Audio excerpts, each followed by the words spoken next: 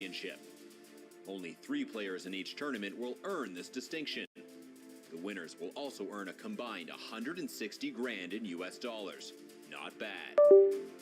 Both of the reigning World Cup winners are back to try and repeat as champion, a feat no one has ever achieved in this grueling tournament.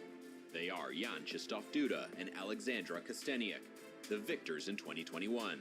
Alexandra Kosteniuk crushing everybody. She is your deserved champion. And Jan Krzysztof Duda wins the 2021 Fide World Cup. What a performance. The top seeds in 2023 are Magnus Carlsen and Zhu Wenjun. Neither of them have won a World Cup before. Yes, even Magnus has yet to make it past the semis. It's that tough of a tournament. Still, Carlsen is the favorite in pretty much any tournament he plays. But don't sleep on the rest of this field. Hikaru Nakamura, Fabiano Caruana, Jan Nepomniachtchi. They are all here to try and win their first World Cup. For its part, the women's field boasts 5 world champions. In addition to Zhu Wenjun and Kosteniuk, that list includes Tan Zhongyi, Maria Muziciuk, and Anna Ushenina. Will one of them take the next step in a return to the throne? In a knockout like this, it is truly anyone's game. Who will come out on top? Who else will qualify for the candidates? What upsets are in store? This is the 2023 Fide World Cup.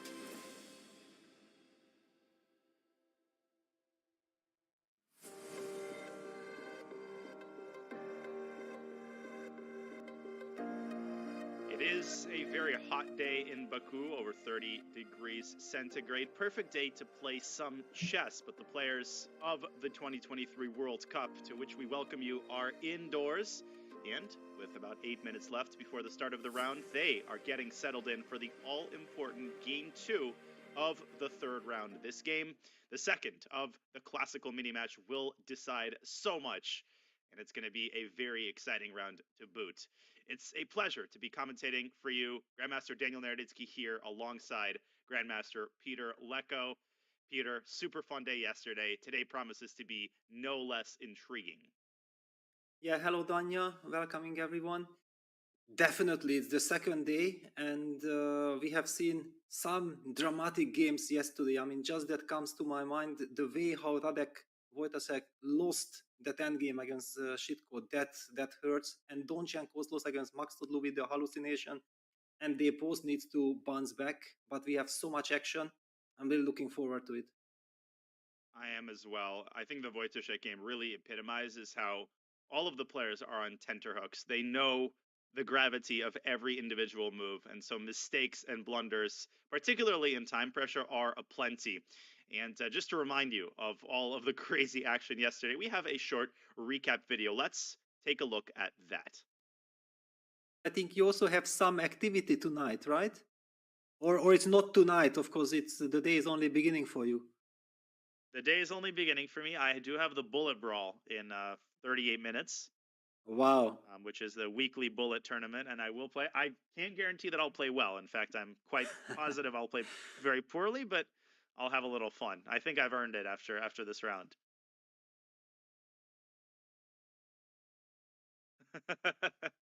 Yes. I managed to play that Bullet Brawl, and then I went straight to the beach. That's where I am. I'm going to reveal my location. But what a fun day yesterday, Peter. I was at my desk for about 10 hours. Yeah, well, congratulations. To be honest, I was lying on the couch and I was thinking about you, that how do you play Bullet right now? I mean, it's just impossible, but you did great. Congratulations once again.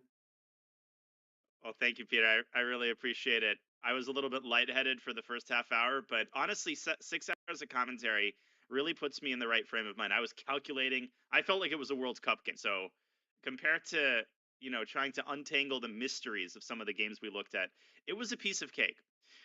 What will not be a piece of cake is, of course, the matchups today, because here we see some of the top players in the World Cup, and the X, it doesn't mark the spot. It marks the players who have already been eliminated. Those include Noterbeck, those include Shakrar, who was eliminated by Tin Jingyao from Singapore. But Peter, obviously the majority of the top players still very much in the tournament, including Magnus, Hikaru, and Fabiano, who suffered a very disappointing result yesterday.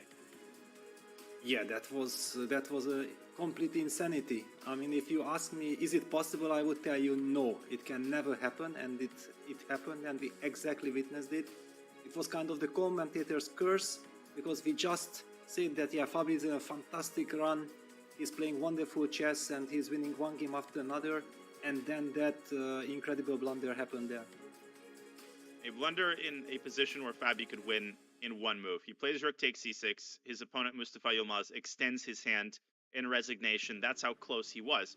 Contrast that with the runs by Magnus Carlsen and Leonard Dominguez, neither of whom have lost a single game in the classical portion. Magnus Carlsen defeats Levon Ponsalaya 2-0 in sparkling fashion, and then in sparkling fashion defeats Aryan Tar yesterday in an excellent positional display. So all of the rumors, Peter, about Magnus Carlsen not being in good form, somehow all of that is in the past. Magnus is in excellent form, and he is a force to be reckoned with, particularly because of the added motivation that comes from him never having won the World Cup before.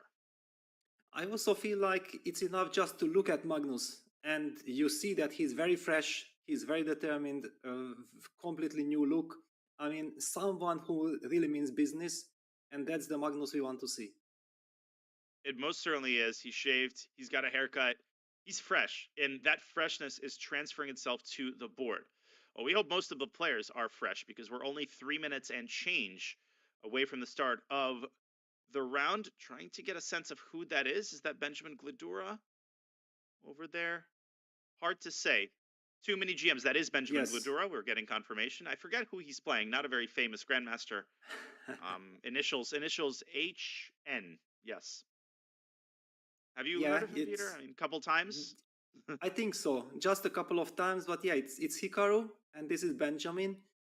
I feel like the Hikaru hasn't yet settled into the tournament yet, yeah, and this is kind of a tricky situation because he uncharacteristically missed a big chance yesterday. Yeah, that move Queen C8, we were very much talking about that. This is so much Hikaru, and we cannot really believe in him not playing that move. But it shows some nerves. On the other hand, the good news is it's a very long tournament. If you keep on qualifying to the next stages, then you should show your A game at the end of the tournament.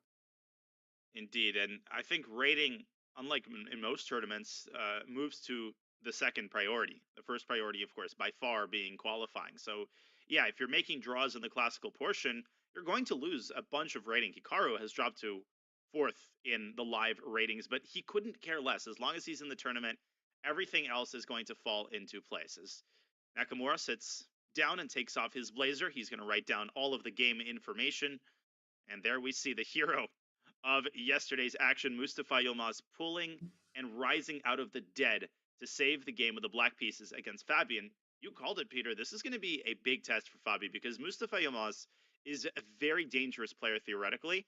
And those are the kinds of players you don't want to face in a 2-game mini match because with black, disaster will strike from time to time, no matter how well prepared you are.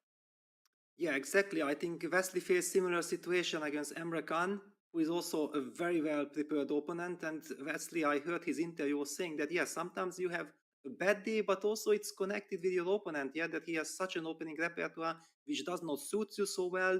You don't exactly know what to do, and all these kind of things can lead to what we witnessed with Wesley, that he needed some incredible miracle to still be alive in the tournament. Is it a relief? Is Fabi feeling relief at finally being able to sit in the board, the interminable waiting period after such an excruciating game? I almost feel like is harder than the second game itself. Do you think he's just feeling happiness at the opportunity to finally start playing chess again and put the events of yesterday behind him? Well, it's a good question. I mean, okay, he has to make up his mind. I believe that especially after what happened yesterday, he needs to be patient. I mean, he shouldn't be the one trying some extravaganza stuff with the black pieces in order to try to create chances, because it will only end up giving his opponent some really good opportunities. I'm expecting him to be super professional, super solid. And if he gets a chance, then of course he will jump on it. And if not, then let's take it to the tiebreaks. I think that's very good insight. Fabi's primary allegiance should be to playing objectively. A handshake occurs, the clocks are started. Mustafa Yilmaz pushes his d-pawn 2 squares up. And game 2 of round 3 of the 2023 World Cup, ladies and gentlemen, is underway. An exciting moment indeed.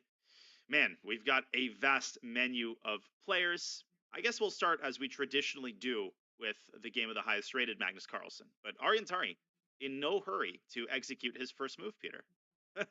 Yeah, it feels like he's doing the same mind game to Magnus that Magnus did to him, right? In this Nimzo Indian, Magnus was spending, I don't know, some 4 or 5 minutes on his fourth move.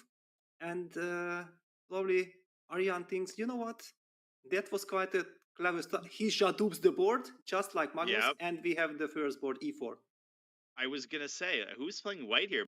I think Magnus had the same exact actions. And here we see Magnus doing the pieces. And for some reason, doing it only after the clocks have started. Usually, this procedure, this sacred ritual is performed before the games begin. But, you know, what the significance is of these early things, as Ariantari casts a furtive glance up at his storied opponent, I do not know.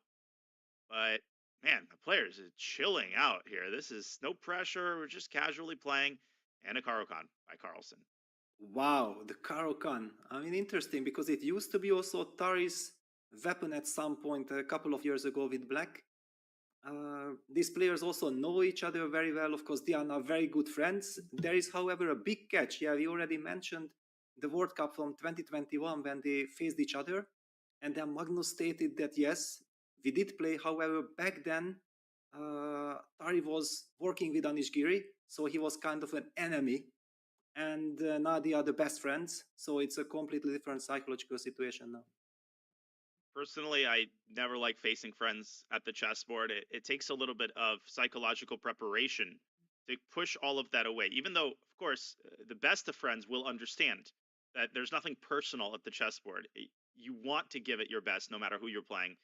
And look at this, G2, G4 against the advanced Caro. To my eyes, a rare guest at the higher levels. Has this line, Peter, seen a resurgence? Because the last thing I remember, Bishop D7 was supposed to be the refutation. G4 was supposed to be radioactive, but I guess not. Yeah, there has been quite some development. Yeah, I remember that at some point, maybe it was the Tbilisi FIDE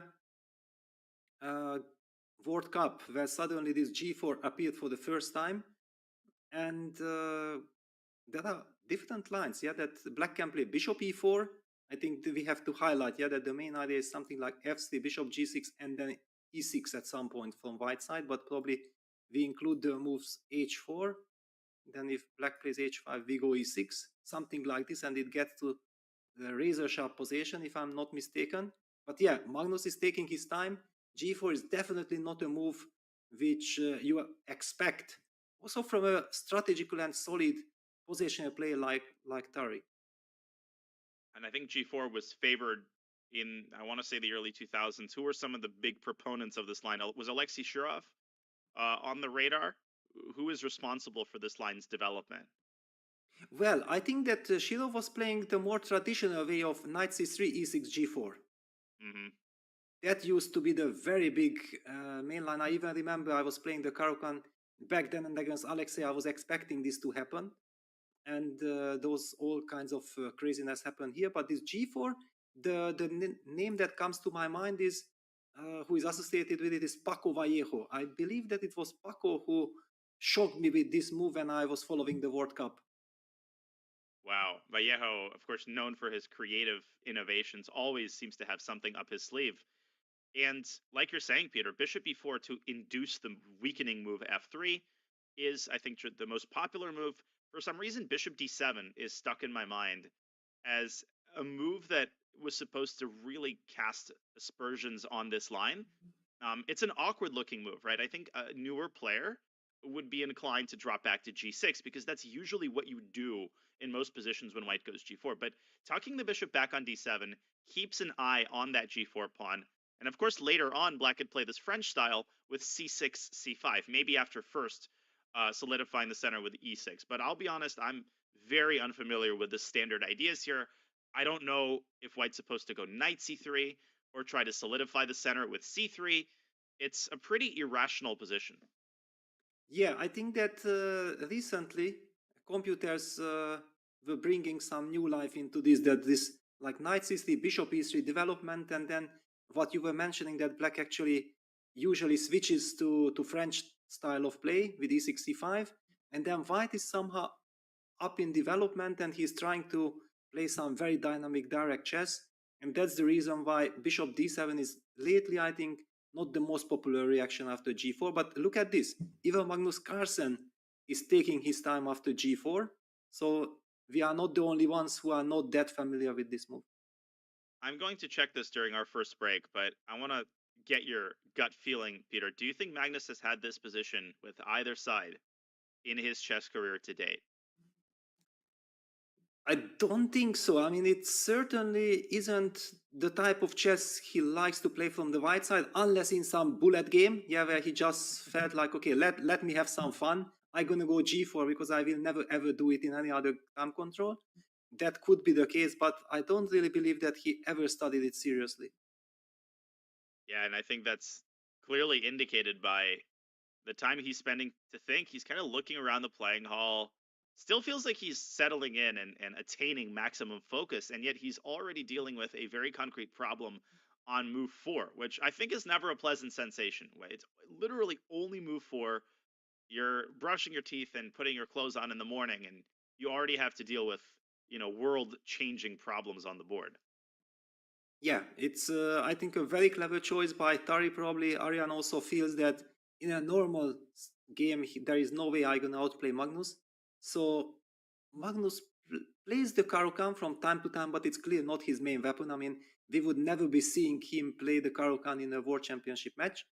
So it's not like he knows every single sideline to perfection. And in this case, I believe that this was a wonderful choice. It's an all-in approach by Tari, and he has nothing to lose. And I looked this line up. First time it was played, 1922, by a relatively unknown player by the name of Levine. And he played g4, bishop g6, e6. So it's really cool when you put yourself in the shoes of an inventor of the line, particularly when it's not a famous player. Man, the 1920s were a good time to be alive. You could make a random move, and now it turns out to be a novelty repeated in the game of Magnus Carlsen. His opponent was Anthony Santasier, who was one of the strongest players in New York, and Black did end up winning that game. Yeah, I think that G4 was there for quite some time, but people were not taking it seriously. I mean, you just don't believe in it. Why should it be so dangerous? But yeah, let's just show. I believe that somehow modern theory was going like this, and then white pushes e6. And usually you don't want to take this pawn because then the structure is bad. The bishop on f8 remains vulnerable. So black was playing something like queen d6. Those are kind of these thoughts that cross my mind when I look at this position.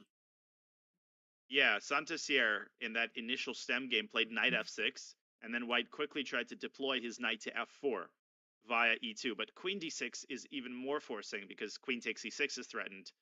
And I personally am terrified of playing positions where I fall behind in development to this extent, because I feel like I bite off more than I can chew. And after ef bishop f7, black is already prepared to open up the center with e7 e5. So I don't know, maybe white has to play f4 and claw his way to prevent the opening of the center. But this is the kind of chess that, like I said yesterday, would probably make someone like Jose Raul Capablanca lose his mind. Yes, that's for sure. I mean, he would never believe that white can play like this. Of course, you can only do it if you are very well prepared. Yeah, you have to know exactly why you can take this risk. For example, here probably the move queen e2 is the main move. Black would play knight d7, then white plays f4. Yeah, it's clear that we cannot let e7 e5 happen in this position, and then it's a very specific structure. Black might be even able to sacrifice a pawn like with g5. That would be also thematic. With fg5, bishop g7, and followed by e5. I mean, all kinds of ideas are possible here. G5 makes so much sense, just accelerating the development and stinging away at white's bind on the e5 square. But a very interesting choice by Arian Tari, trying to transform the position into some sort of an irrational battle that has no rules, and harkens back to Mikhail Tal's famous quote. Arian trying to take his opponent into a forest where 2 + 2 = 5, and there is only the path back for 1, and who will return from the forest? Well, if Arian Tari is to stay in the tournament, then it has to be him. Well, speaking of the forest, let's revisit the forest of our World Cup games and maybe take a look at some of the other openings. Of course, we've got Hikaru's game against Ladura. We have Van Forest Svidler, which is a must-win for the Dutch youngster as well. Don't know if I should call him a youngster. What does that say about myself? In any case, you've pulled up Hikaru Nakamura's game, and a tough task, Peter, holding Hikaru with black. Yeah, I mean, always whenever you prepare against Hikaru and against any of the top players, the problem is that you can never really expect what's going to happen, which means that you have to have a very good general preparation. Yeah, it's not like, my opponent is playing 1 or 2 lines, let me repeat my repertoire, my files, and then I'm comfortable, I have settled into the openings. No, you never know what to expect. Benjamin plays the e4, e5, knight f3, knight c6, bishop b5, a6, the classical Spanish. Basically, you can kind of expect if Hikaru goes e4, then he goes for the Spanish. He is not the Italian type of guy. He likes to play principal chess. And he goes for the modern fashionable 6d3 line, b5, bishop b3, d6, bishop d2, also very fashionable, castles, h3. Yeah, it's a slow maneuvering game. I believe, when I think about your name and how do I associate with it, to me it comes this World Team Championship in Tsarkadzor, Armenia, 2015 to my mind, when you debuted for the US national team and you neutralized my good friend Csaba Balog in a very impressive way with the black pieces, and that featured exactly this 6d3 Spanish. Well, I really appreciate it. That was a very interesting experience, and I feel like this is one of the few openings which I play for both sides. I've played the Rue Lopez with white since birth, and since I was drinking milk out of a sippy cup. And with black, I switched from the Najdorf, which was my main opening, to e4, e5, right around the time that I hit 2550, because I wanted to diversify my repertoire. And it's so cool to see the fashions in the Rue Lopez change. Around the time that Chaba played the d3 line against me in 2015, it was still considered, I think, second fiddle to the rookie one c3 h3 variation. I think now it would be very unfair to say that d3 is a sideline. It's fashionable, and I almost feel like it's no less common at the top level to play the early d3 Rui as opposed to rookie one, which is still, of course, very popular. But this bishop d2 move, Peter, it seems to have caught elite chess by storm. That square used to be reserved exclusively for the knight. Now you put a bishop there, you're stopping knight a5. Are there any other pertinent details that help us understand the rhyme and reason behind putting the bishop on d2? Because it does look, at least to my inexperienced eyes, as a bit of an awkward square. Yes, that's why it's also kind of a surprise. I remember it was Sasha Grishuk who brought it in the candidates tournament in Berlin 2018 right into fashion. He played against Levon Aronyan. Then later on, Fabiano Caruana has used that move 1 or 2 days later, beating Levon Aronyan, and thanks to that win, actually, Fabi went on to win the candidates. So yeah, this bishop d2 move has a lot of history. The idea exactly is to stop black from getting the knight a5, c5 standard way of dealing with these positions. And it's kind of restricting. Yeah, white doesn't really want anything big at the moment. Of course, clearly, we also see that white has taken time for the move h2, h3, making sure that black is not able to activate the bishop with the tempo, because after bishop g4, normally you have to react against the threat of knight d4. And if you follow up bishop d2 with c3, then of course the move bishop d2 is completely pointless. So bishop d2 and h3 fit perfectly. I believe that the next move from the white side will be the move a2, a4, undermining black's queen side on the b5 square. And then the big question is, where does this knight go? Usually this knight, if can't go to a5, would love to somehow reach the g6 square. But for the moment, in order for black to do that, he will need to play rook e8, he'll need to play bishop f8. He might even have to waste the tempo on h6 covering the g5 square, because if you move rook e8 too early, then maybe the pawn on f7 is vulnerable. So there are so many finesses here. Another question I would suppose involves the development of the light squared bishop, which can go out to b7 archangel style, or of course be developed also to e6, or you could leave it alone for the time being. So black can make a lot of the same moves that he makes in the main position of the Ruy Lopez, where you decide between the Chigorin and the Breyer. Okay, you can't really play the Chigorin here. Knight a5 and c5 would result in slightly disastrous consequences, but I would imagine that knight b8 probably is a move here. Bishop b7, rook e8, even bishop e6, which is not a popular move against the c3 h3 variation, probably has a little bit more appeal in this position, since white's queen from d1 can't really come out to b3 that easily. You're leaving the pawn on c2, as you indicated. And Benjamin Gladura has made his choice, and it is indeed to play this Zaitsev style with bishop b7, Peter. And you're expecting a2, a4 now from white. Well, now that black has committed the bishop to b7, I'm not sure if I want to play a4 anymore, yeah? Because usually after the move a4, black has to deal with the threat of a takes b5, and then he has to make up his mind that now that black has played the move bishop b7, I might be even thinking about pushing only the pawn to a3. It could be also a possibility that just to play something like a3, eventually also removing the bishop back to a2, and then developing the knight to c3, making sure that black will never get this knight a5 tempo, and then just to wait and see how black continues his development. So this a3 plan is also one more extra, and we have been talking about that usually white is developing the knight b2, knight f1, knight g3 in the Spanish. Let's not forget that white also has a different route, knight to c3, knight e2, and knight g3, and we get that knight exactly to the same spot by a slightly different route. Yeah, you're flying through London rather than Munich, but ultimately all roads lead to Baku. But Hikaru going Baku to the more standard plan and playing the move rook to e1. Why rook e1? Well, I think he's discouraging the Marshall style treatment of the position. At the very least, I think that much is clear. He's discouraging black from pushing d5.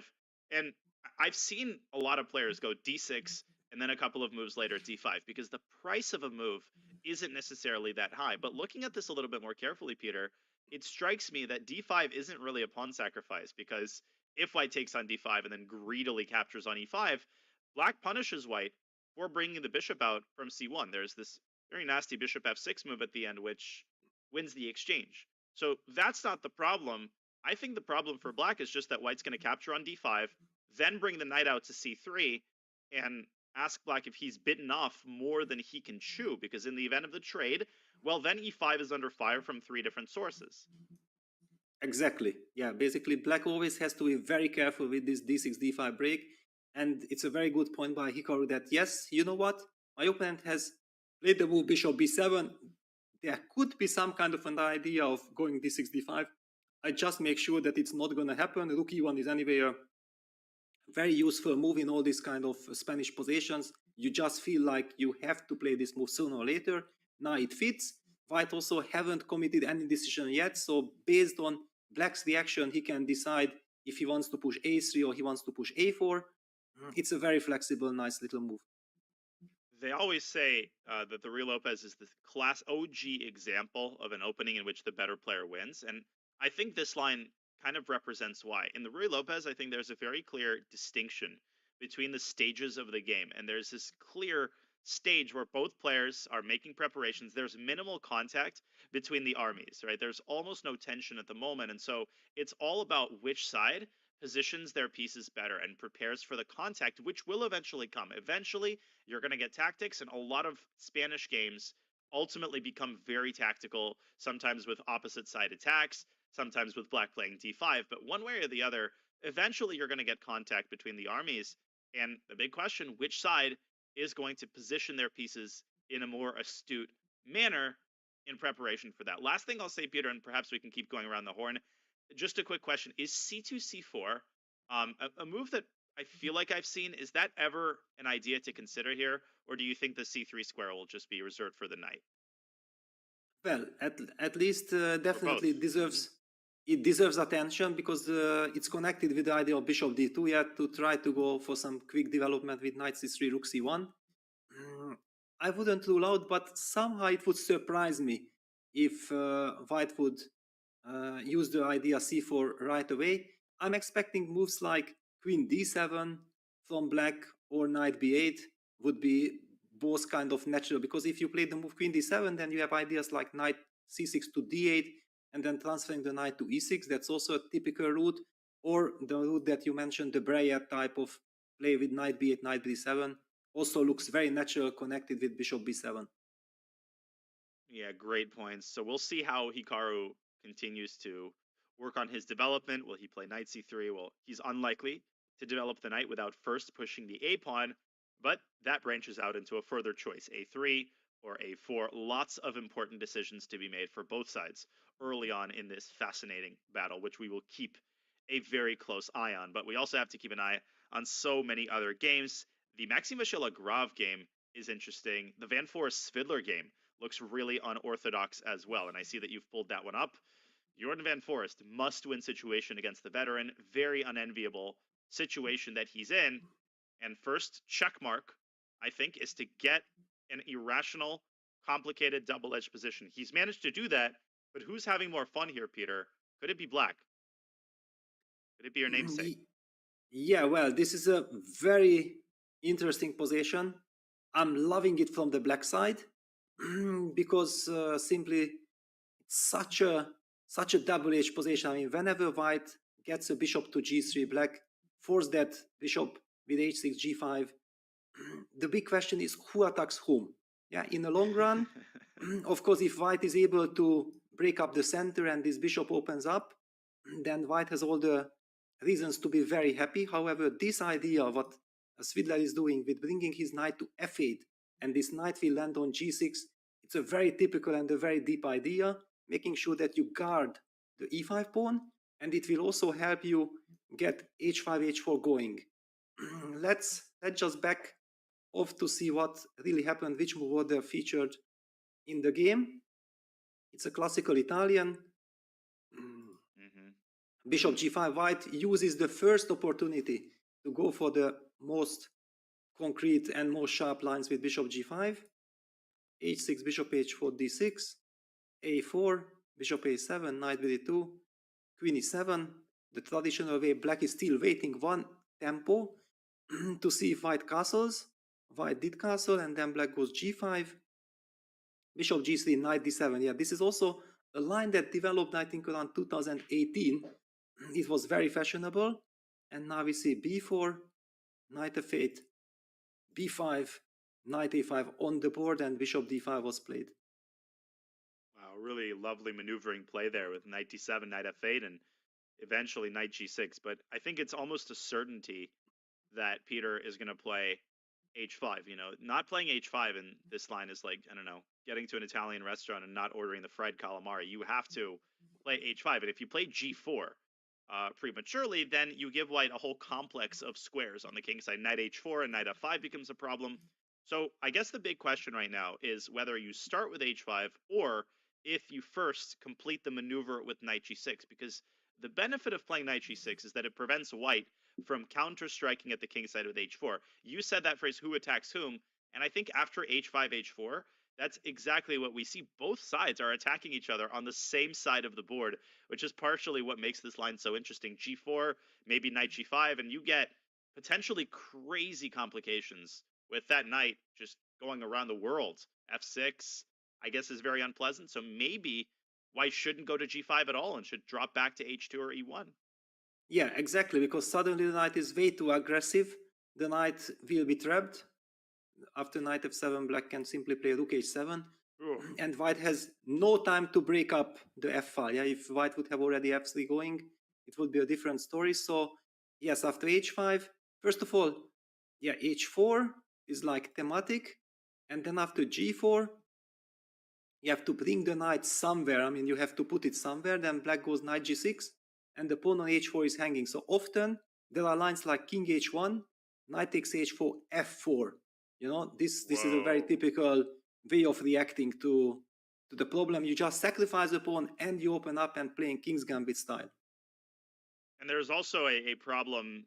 It's not a huge problem, but it can be very annoying. Like b takes a6 could come at an inconvenient moment, particularly if the light squared bishop is developed. White plays ba.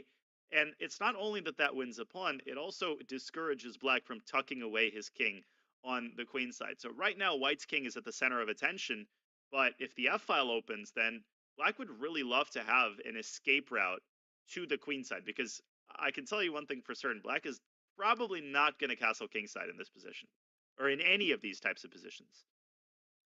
Yeah, well, it's only in some very special occasions. Yeah, and now we talked about this. The reason Svidler is thinking, because I'm not exactly sure. It might be a completely new idea that White simply lets h5 happen and this knight h2.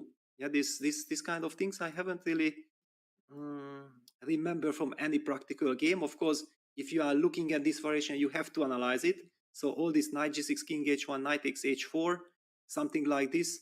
I recall having spent some time at some point. Even the move knight takes g2, which computers suggest as the first move, is a typical move. Yeah, you have to keep on analyzing positions like this. And it's very much Jordan Fan Forest territory to go for all this craziness. Makes a lot of sense, especially in must-win territory. I guess White plays f takes c5 here, and the position just gets more and more complicated. Black recaptures the bishop. White captures on f7 with check. King moves to the side, to the left. Oh my gosh, just, again, the phrase irrational position, which I first read in Dvoretsky's books, really comes to mind as a characterization of what's going on here. We have no idea what's going on here. That is what's going on. You have no idea what's going on.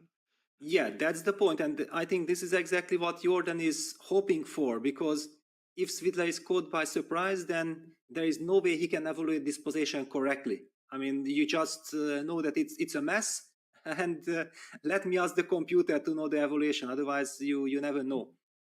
And seeing that this is a kind of force line, yeah, and Svidler is spending his time after bishop d5, which means that he might understand that, okay, after h5, h4, this is going to happen. Yet he comes all the way to this position, and he says that, you know what, but this case I might prefer just the move knight f8 to g6. I don't see what's wrong with it. I make sure, just as you mentioned, that if Black going to play the move h6, h5 after knight g6, White will never be able to play it, counter-strike it with h4.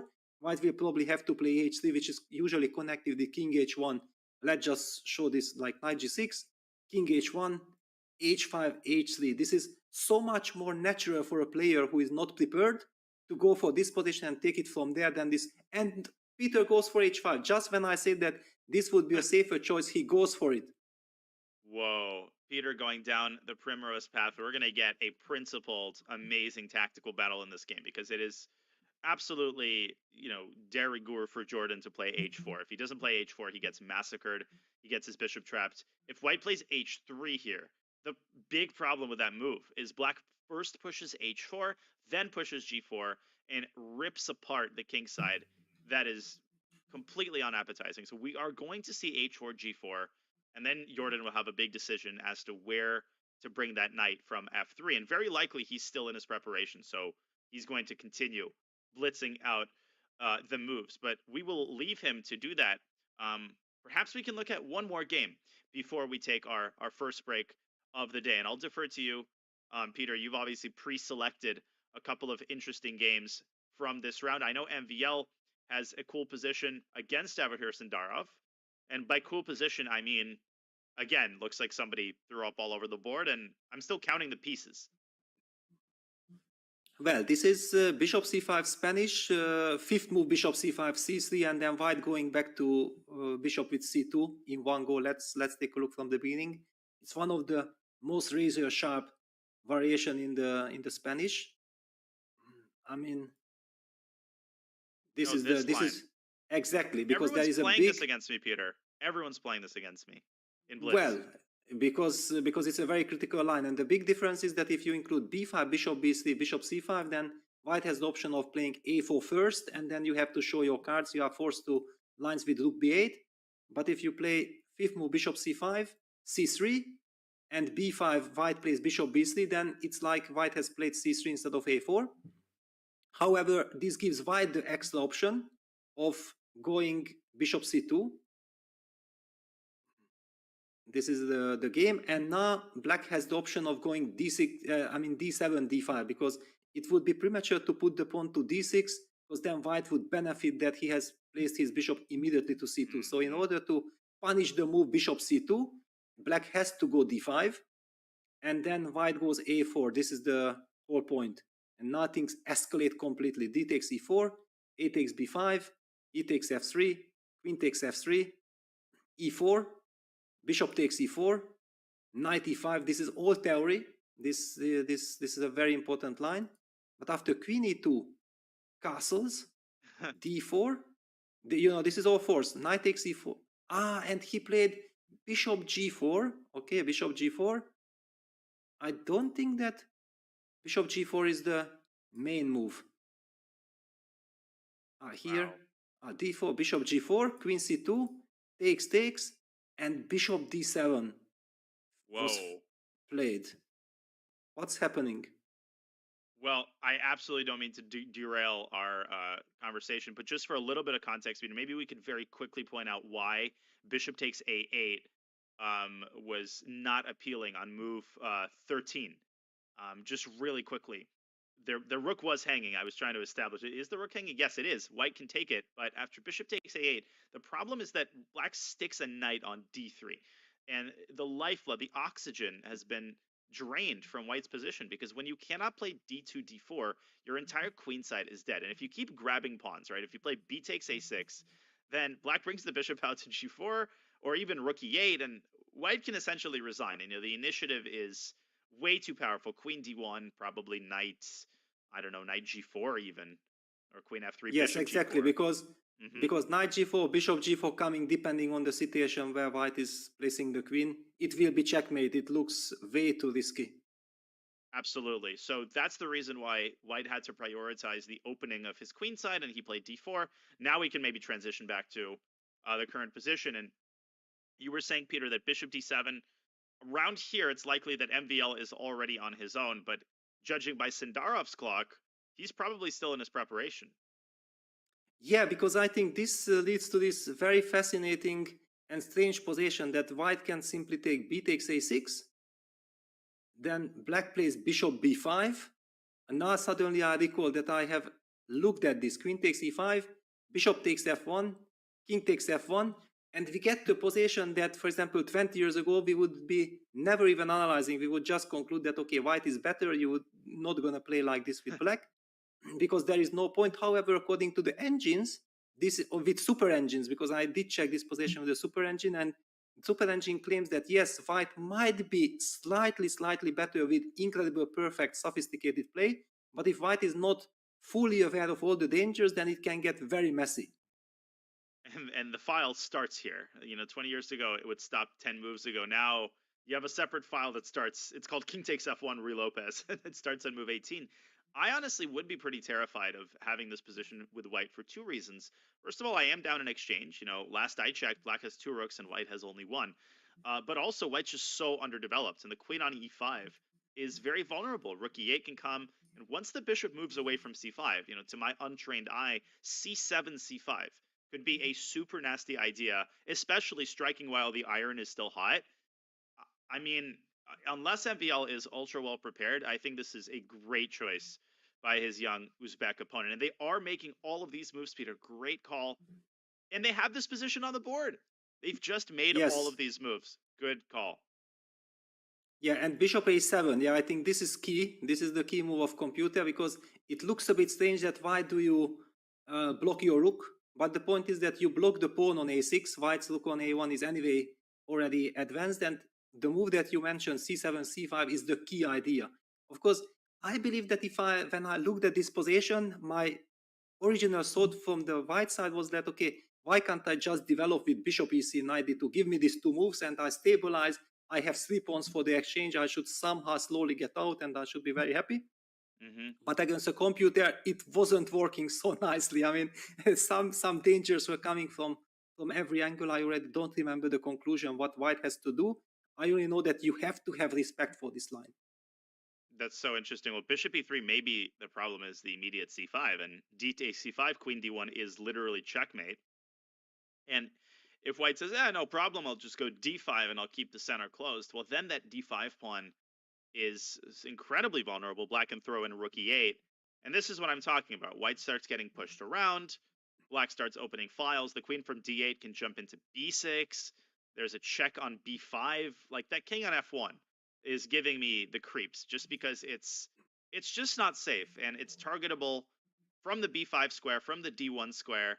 And as long as white hasn't developed his knight, I would be really unsettled if I had this with white and my opponent was playing instantly. So I think it's fair to say, Peter, correct me if I'm wrong, that this isn't just, a two result game. Like, it's not like a pawn down opposite colored bishop position where the engine gives 0.6. This is a different type of 0.6. Maybe white is theoretically slightly better, but if you misplay this, you absolutely are in danger of being worse, correct? Yeah, absolutely. And it's a very, very good practical decision because probably Sindar also felt like, okay, Maxim has so much more experience in traditional positions. Let me try to catch him by surprise with something. And this line, it looks like it worked to perfection. On the other hand, okay, I think the other move I was saying that if black wants to play c5, then white can't I play b4? And I was trying this kind of moves, and whatever I did, I immediately got into trouble. And then I asked, okay, so please tell me how computer plays the position, because human need to navigate. Yeah, it's not this, it's not this, it's not that. Okay, Mr. Stockfish, so what is it?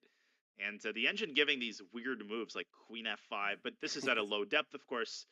This is not the kind of depth with which Javahir and his team are going to be checking a position like this. Well, we will leave MVL to his own devices as he ponders this incredibly complex position. And perhaps we can look at one more game before we refill our coffee cups. And man, just so many great choices here. We have Donchenko, Maksudlu, Shitko, Wojciech, a must-win game for the Poland. Nepo against Mamedov is a match that I had my eyes on beforehand because Rauf Mamedov did dispatch Jan Nepomniachtchi in, I think it was the CCT qualifier a couple of months ago.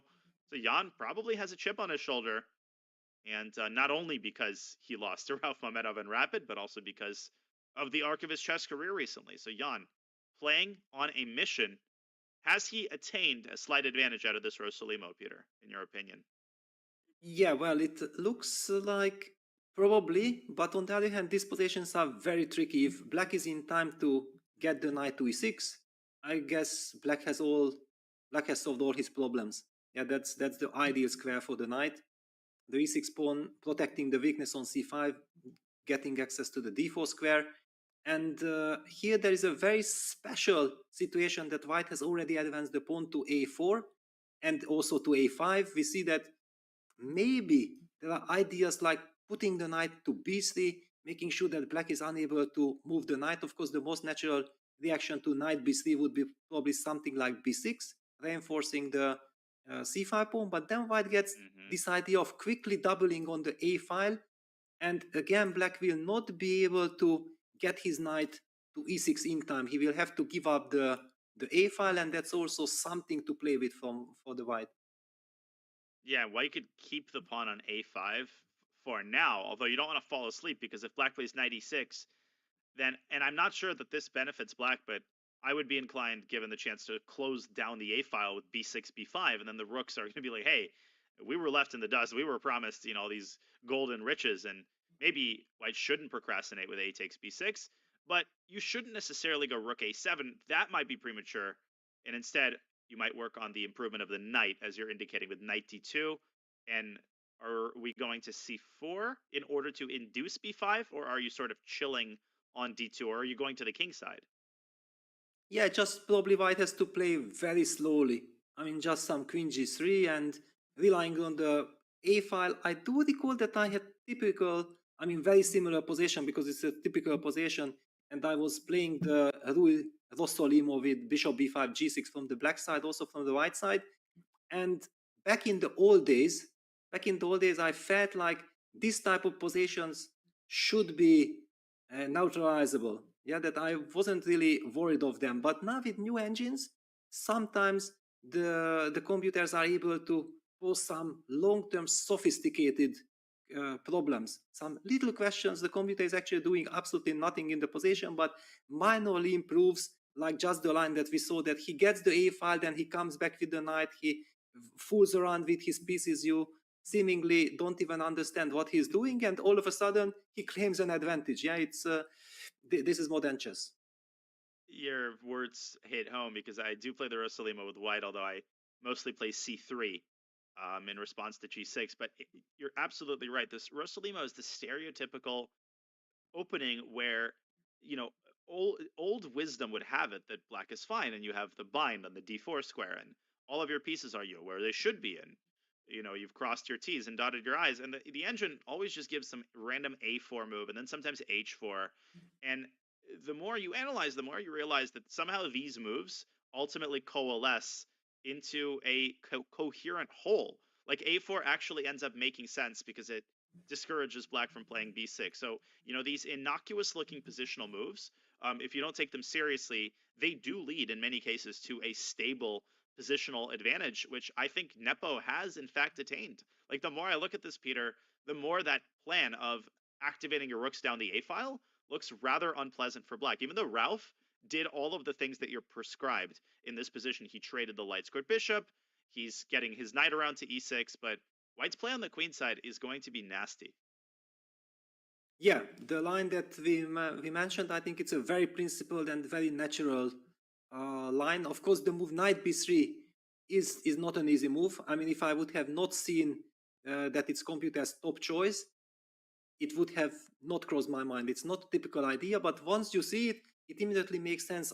Okay, yes, because if you play the more traditional knight c4, seemingly the knight on c4 is beautifully placed, but it doesn't really do that much. First of all, black can play the move b5, which probably leads to something like a takes b6, a takes b6.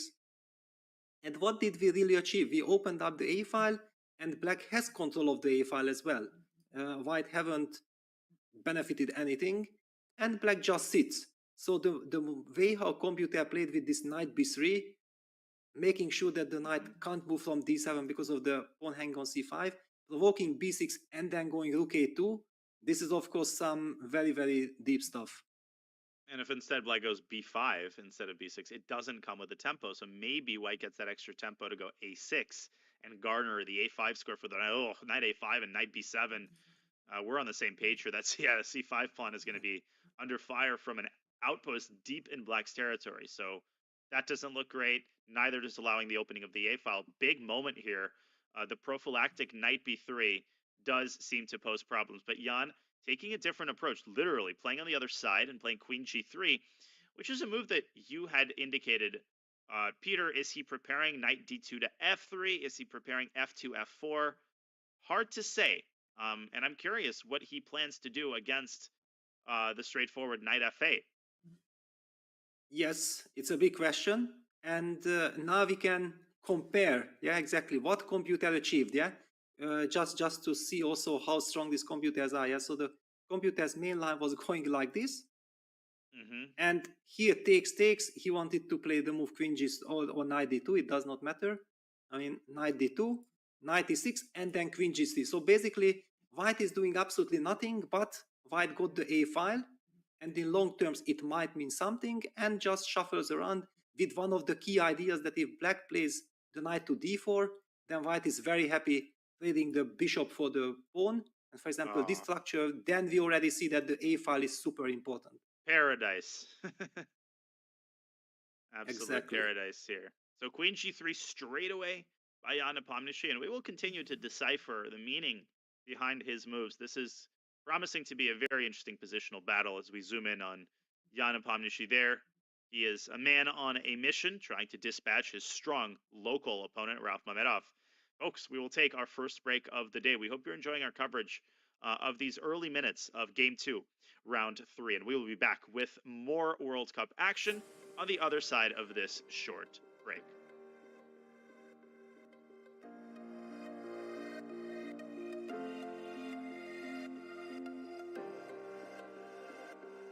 This right here is how I use Chessable and why. I've been using it for a long time. I mean, if you look up here, I actually have my streak. It says 1,231 days, right? You're going to forget a lot of the things that are in the book. Chessable came around. When I got on Chessable, it's literally, I was already doing that. So this is now a game changer because I can do it faster. It's online. It's in front of me. All of my books are here. But there's going to be folders now so I can categorize by white, black, and tactics in game. But I literally have everything in one areas. You see I'm scrolling here. This is why I like this. So they're like, how many chessable books you got? I'm like, all of them. How I use Chessable is actually I do a lot for the opening training. I do tactics on here. I do calculation. I do in-game. I do everything but the database. All my training on here all the time. Chessable is the wave. This is why I like to use Chessable. It's actually helped me. I remember even online, I was only like capping out at 2350, almost 2400 in Blitz and Bullet. My chess comm is 26 with a high of 2774 in Bullet. And I blame all of this, like success, really is just working on Chessable. Just being honest with you. This August, engage in a battle of epic proportions against some of the most bodacious artists history hath ever seen. Behold, Raphael, the prince of painters, doth seek a fresh apprentice. Dost thou possess the prowess to impress him? Michelangelo, a true Renaissance man, painter, sculptor, architect, and poet, doth possess a myriad of artistic talents. Yet one wonders, can his creative genius translate to brilliance upon the board of chess? Prepare thyself for a game as dramatic as the Baroque paintings of Artemisia Gentileschi, one of the most expressive artists of the 1600s. Our renowned sculptor, Donatello, stands tall as one of the most important artists of the early Renaissance. His unique blend of creativity, aesthetics, adaptability, and patience maketh him a challenging foe. Lo, Leonardo da Vinci, known for his artistic talents, scientific curiosity, and innovative ideas, is the very embodiment of the Renaissance. He is not only among the greatest artists to ever live, but also one of the greatest thinkers. May fortune smile upon thee. Create thy masterpiece on chess.com. Cowabunga!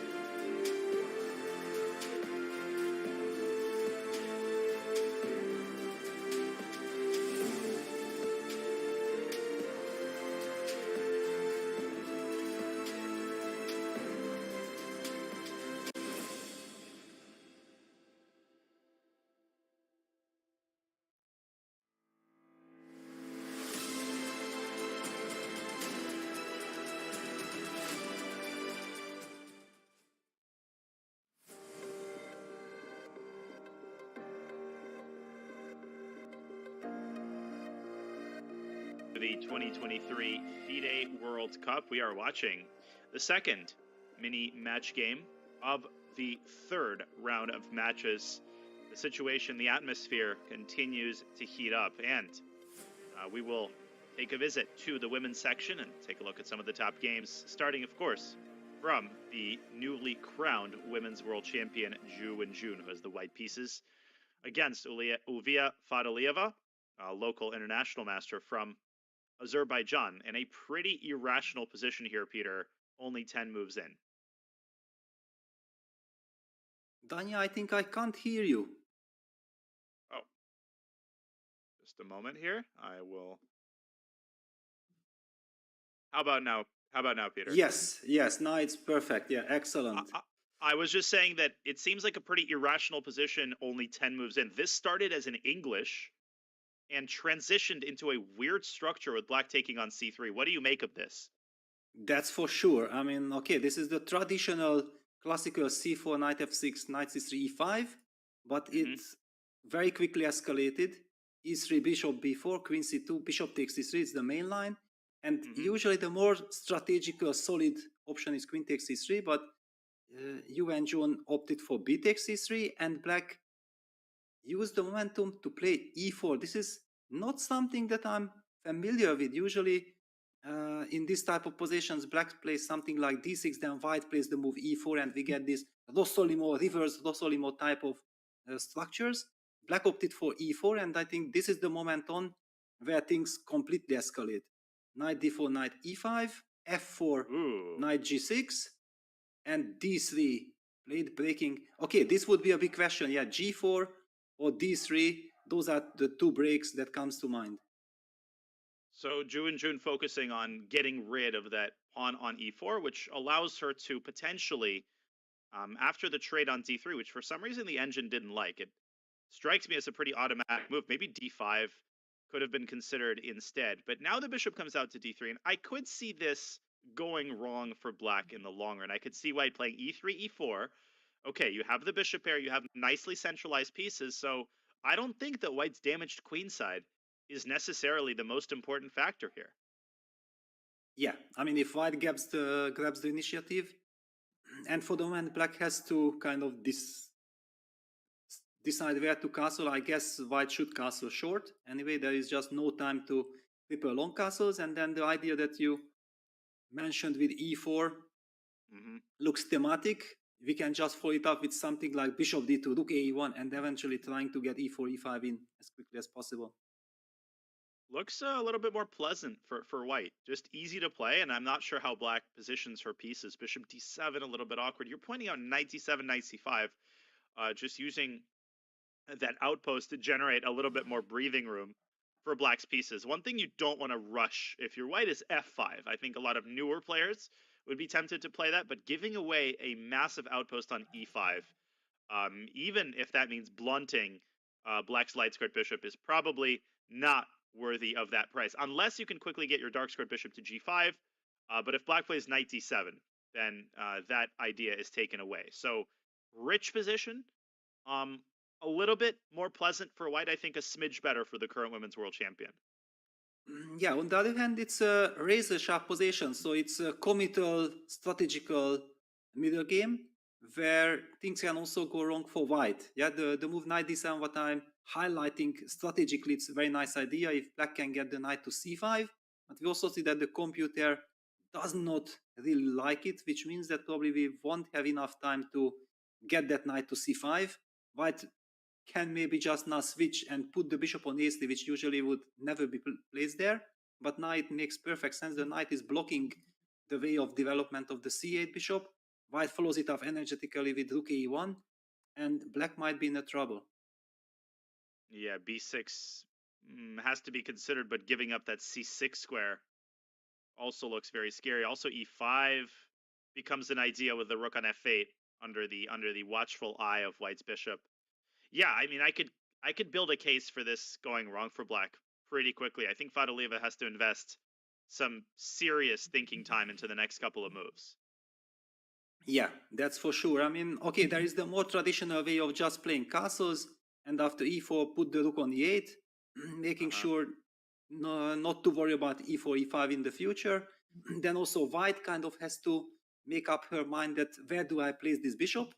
And then based on the fact where white develops this bishop, then black can act accordingly. For example, there is still this very natural b6, bishop b7 at black's disposal as well. Yeah, b6, bishop b7. In certain situations, you can chase away the d4 knight with c7, c5. I think that move would be nicely combined with b6 and bishop b7, and you can start exerting long-term pressure on the e4 pawn, which is, of course, held back by black's pawn on d6. e5 is very difficult to achieve, virtually impossible with black's pieces clustered on the king side. So, you know, double-edged position from a strategic point of view. I think this is going to be a fun game to watch. We're only on move 11, and this is promising to be an unbalanced, rich positional struggle. For sure, yeah, and with mutual chances, because white has to be very energetic. Yeah, black has castled. It's also not the usual Juventus position, because I don't really recall her playing with damaged pawn structure. She usually likes that everything is in perfect harmony, and then out of strength she's building her position stronger and stronger.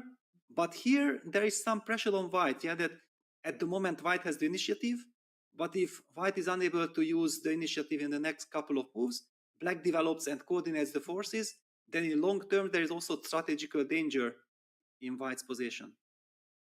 Very true. And black has indeed castled kingside. We're expecting e4 from Ju and June, but by no means is that move strictly forced. She can play bishop d2. She can expand on the queen side with something like a2, a4, and we'll keep a close eye on this game. But we've got some other cool top games in the women's section. Of course, we've got the Muzichuk sisters. We've got some other top players, including the very enterprising player Nurgul Salimova, who defeated Marianne Gomes yesterday. So I'll give you the final say, Peter. Well, for a very quick moment, I want to jump to Anna Muzichuk, Anna Yushenina game, because do you remember, this was this crazy Rook-End game. The Rook-End game which ended in a draw. No. Yes, exactly. No way. Yes. What? And this was drawn? let me just pull the position that we had, or very, very quickly.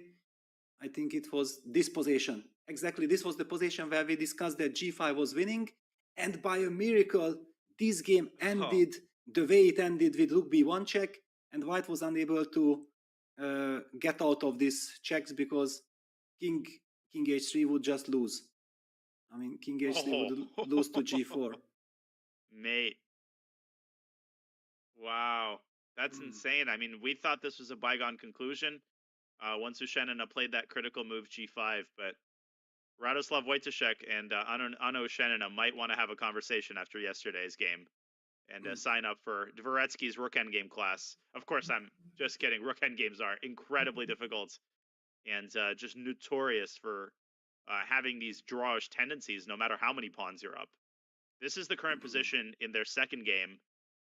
Looks like it came from either a Rook e1 Berlin or a Petrov.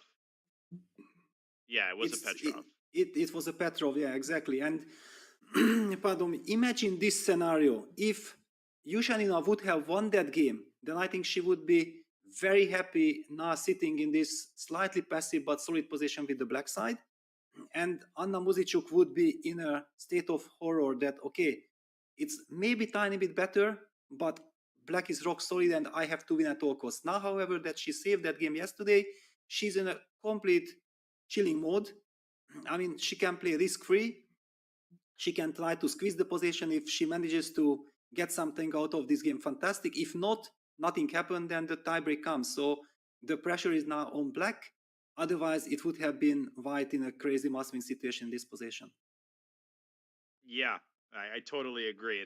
It's really all about how you did on the previous day. And Anna choosing a quieter approach to the Petrov, playing relatively speaking without risk, and advancing that h-pawn. She played h4 2 moves ago, so I think the logical follow-up is to play h5, and often black meets that with h6, but then white gets that slight clamp on the king side, and that pawn on h5 sometimes creates the preconditions for, even an eventual sacrifice on h6, and perhaps white can go knight g3 to f5 and try to shepherd the queen a little bit closer to the king side. Of course, black should be able to hold with accurate play, but I personally would feel rather uncomfortable here with black. Yeah, maybe queen c8 neutralizes the temporary initiative. Yeah, yeah, very important move, because otherwise, if in this position white gets the chance of eventually retreating the queen to g4, then bishop takes h6 ideas appear. The knight can jump to e5, rook e3, rook g3 can also join the battle. Immediately, this solid position can turn out to be very, very dangerous for black. So a timely queen c8, making sure that white is unable to get that kingside attack going, is crucial in this situation. Very instructive point. Interestingly, the engine after white's 16th move, h5, is not insistent on meeting h5 with h6. Instead, the knight from c7 can beef up, the security on the center with knight to e6. And probably white should not give up the dark-scored bishop. I mean, that would be pretty unthinkable to me. Maybe bishop e5. And we actually had this exact type of position. For some reason, my mental association is with the Wesley So Nihal Sarin match from the Chess.com Global Championship final in Toronto, where Wesley was able to squeeze this type of structure consistently with the white pieces. And Nihal was playing f6. He was not resisting the temptation, and he was paying the price for it because f6 is a very weakening move. It's not a disaster, but after takes, also knight h4, knight f5 becomes a problem. And Peter, I think this is exactly what Anna Muzichuk is looking for. Yeah, for sure. I mean, if you can suddenly set up a very nice outpost on f5, you also have ideas like g3, just taking away the f4 square, knight f3 goes to h4. Then again, you can transfer the queen via f3 to g4, you start doubling on the e file. I mean, this type of structures with all this f6 weakness can turn out to be very, very dangerous for black, or even simply bad.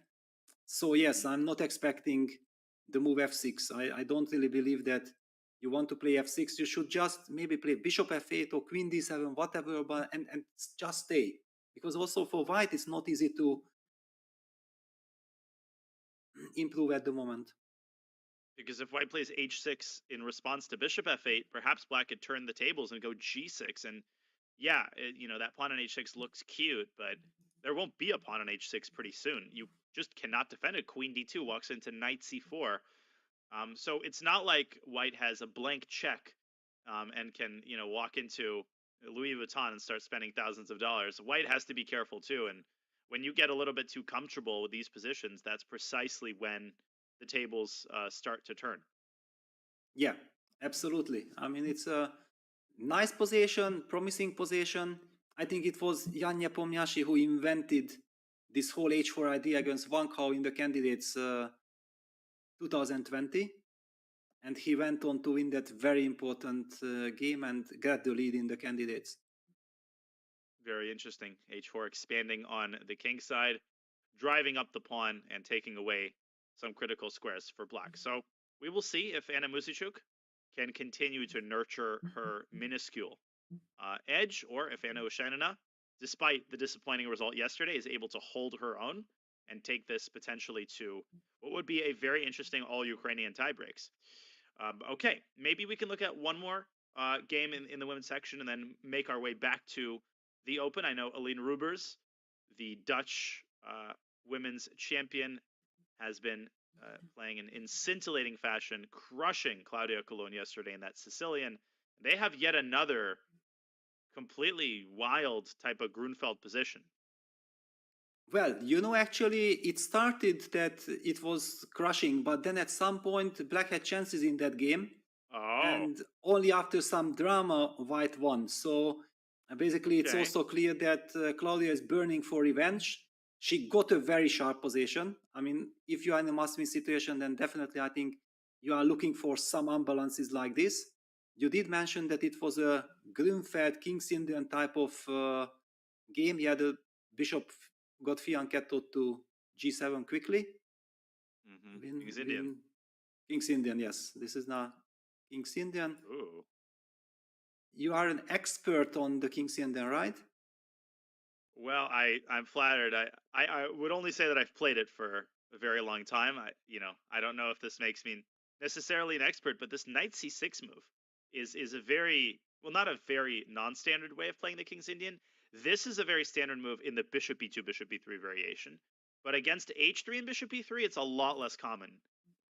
Yes. And the reason is because after d5, knight e5, if you get the same position with the bishop on e2 and white plays f4, black has the move knight e to g4. And then the knight swings back to h6 and you get this crazy line. Here, white plays f4 and the knight is pushed back to d7, which means that this line loses a little bit of appeal, but I'm positive that this is still well within Aline Rubers' prep. You think so, right? But look at the time situation. It doesn't Maybe look that not. she's so... Yes. Maybe not. But it's a weird move to play if you're on your own. I guess I don't know what Rubers' repertoire is. Like if she's a King's Indian player by nature, then I would be very surprised if she was in unfamiliar territory. If she's not, and she was surprised by Coulon's choice of line, then this starts to make a little bit more sense. When we first had the position after move 17 here after knight g3, and you mentioned that it's Grunfeld, King's Indian, my first initial thought was that it was an f3 Grunfeld, Same. And black played knight c6. Yeah, that was the first impression. And why I'm bringing this up, because exactly in this moment after g4, the computer suggests the move b7, b5, which Magnus Carlsen has been playing in that FC knight c6 line himself, I think against Levon, in very similar type of positions. And all these positions with the pawn on e6, without the f7 pawn and without the d pawn, they are very unbalanced. It was an interesting way of going b5. Of course, it's a completely different game. Just I wanted to highlight this momentum. b5 is a lovely idea, and it's got two sort of sub-ideas. The first is to quickly get the bishop to b7, but also by warding off the pawn from c4. It's not so much... I mean, you have the Banco Gambit style a6, but you're also, in some cases, playing d6, d5, and you're loosening white's grip on the center. And oftentimes when d5 is played, it's just total pandemonium in the center. But I'm biased. I'm a King's Indian player. Still, I feel like black is often having a little bit more fun than white. And when white castles queenside, then the move a6 becomes, in many cases, very appealing because it opens up files that can enable black to develop long-term chances against white's king. Yes, exactly. So this b5 was a very interesting momentum. In the game, however, we see b6, bishop g2, bishop b7, and like this, then white was able to, wow, rook h2, nice little prophylactic, defending the bishop on g2. I don't know exactly why this was so necessary, but it's a cute move. Queen c8, long castles, knight c5, queen c2, a5, knight e2, a4, knight g3, knight fd7, and this is the current position. A very typical double-edged position. What is your take on this position? I'm not enthralled to the way that Elina is handling this, because obviously I think a3 is a move that black is likely to throw in at some point. And there is this idea of black plays a3 and then goes knight c5 to a6 to b4. And maybe Elena's preparing to bring the other knight to c5, so some sort of reshuffling like this. But it takes two to party. You know, white is not exactly going to stand idly by. And Cologne, I think, should just throw, start the fire on the king side with h4. Now, it should be pointed out that even if you give white a couple of moves, this is what I love about the King's Indian, it's actually very hard to deliver checkmate. h4, h5, h takes g6. But at that point, you know, the move e4, e5 is going to be a massive threat, as is the more straightforward concept of doubling on the h-file and infiltrating h7. But there we're in territory of like 5 moves, and black only needs, I think, 2 moves to generate her own counterplay on the queen side. So I'll say, objectively, I think white is better. I agree with the engine, but the King's Indian often just has magical powers of being able to complicate the scenario in any position. Yeah, for sure. And also the reason why I think Elina is getting so much love and so much fans, because she is playing these very sharp positions from the white side, from the black side. Now in a situation when she only needs a draw, she is burning for a fight with the black pieces. This, of course, plays also in the hands of her opponent, yeah, because Claudia should be also very happy that instead of some solid cards but structure, we get some wild kings and then mutual long castle, short castle situation, and both sides having chances to attack. This usually helps the one who needs to win, because the person who needs to win has nothing to lose. But of course, if Elina gets her counterplay, and you mentioned this a3, b3, knight a6, knight b4 would come with a tempo, and white even has to react to that, because something like queen d2, then bishop takes c3, queen takes c3, knight takes a2 check would be a fork on the king on c1 and the queen on c3. So some little sidestepping king b1, then that's also one tempo that takes away from the attack. Very, very sharp position. See, Peter, that's why I'm joking, but that's why Claudia played rook h2, so she could move the bishop from g2, and then the rook from h2 would defend the a2 pawn. Probably not why she played it, but I'm only half joking. Maybe we'll see something like that. But Cologne is going to contemplate this ultra complicated position, and we will keep a close eye on this game. Let's go back to the open section and see how some of our top games are progressing. We started our investigation with Magnus Carlsen's game. We see the bird's eye view there. We can return to that game briefly, perhaps, Peter. Just quickly pointing out, bottom left, Anish Giri and Abbasov will draw their game. We already see several results. Bakro and Yu Yangyi will go to tie breaks, and Giri and Abasov will very likely go to tie breaks as well. A riveting position, really fascinating, imbalanced. Yeah, maybe we should spend a couple hours analyzing Giri Abasov. Yes. Well, I think we will get the chance tomorrow in the tiebreaks, and this is what happens. Yeah, if as a favorite you don't make good use of your white color, it's not like your opponent will play for a draw. No, not at all. It's simply that Anish Giri is so well prepared that how do you pose problems? Just very quickly to see what opening was it. Understand? Okay, so it was a classical Queen's Gambit.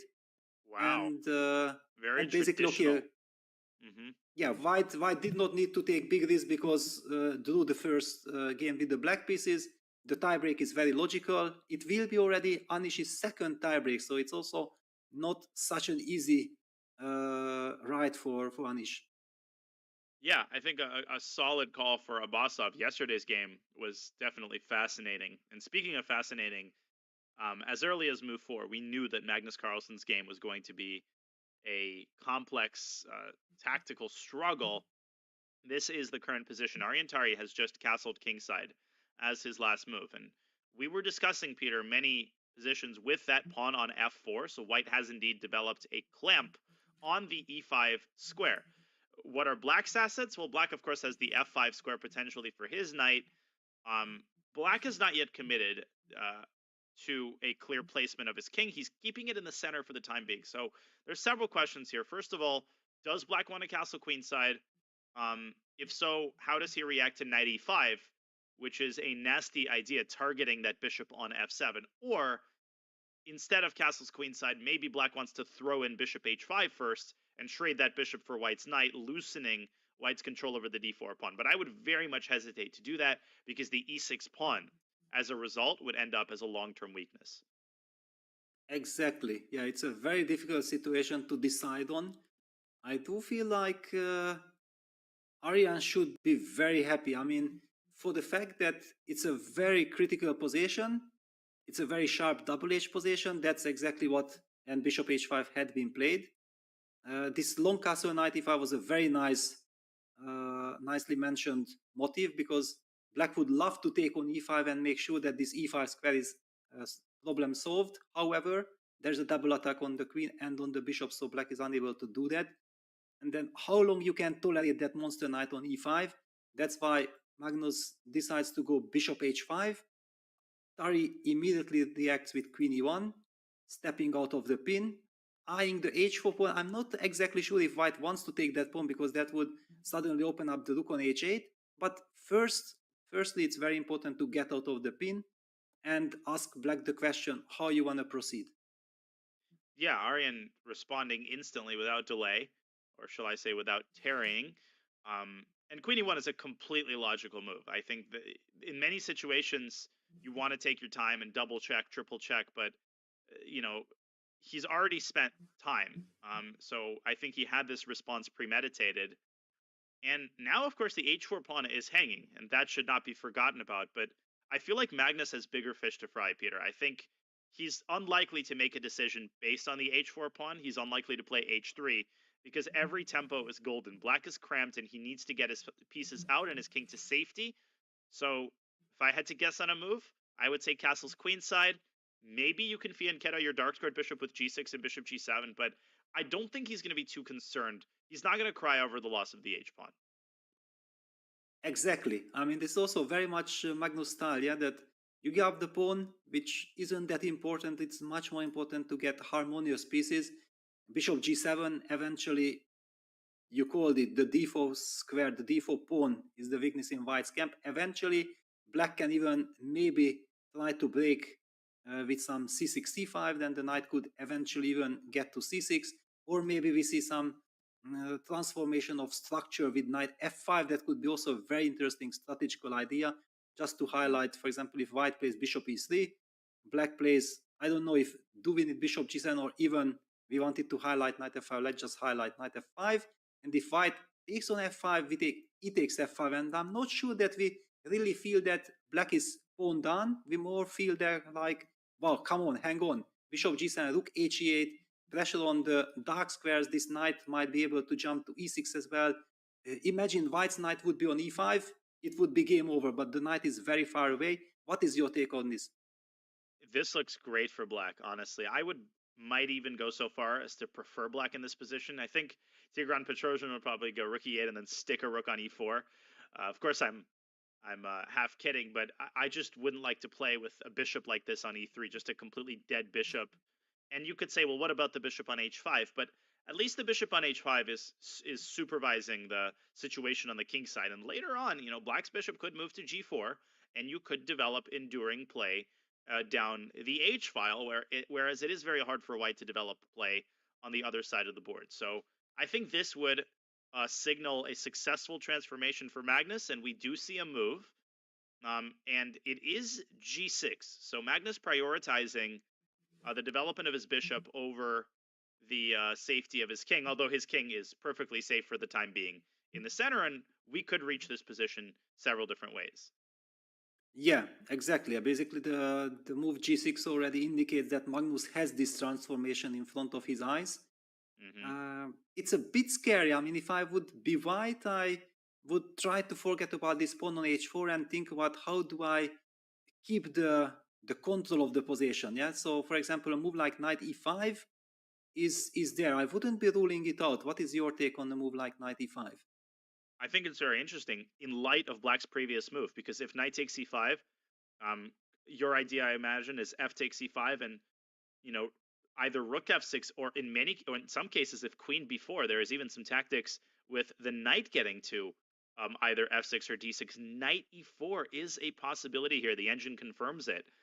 Wow, knight e4, queen takes d4, bishop e3 is not the path that black wants to go on. And if you, as you're showing, trade queens, then white makes the intermezzo knight f6 check. And with a knight like that, and with a knife like that, life is really worth living here for white.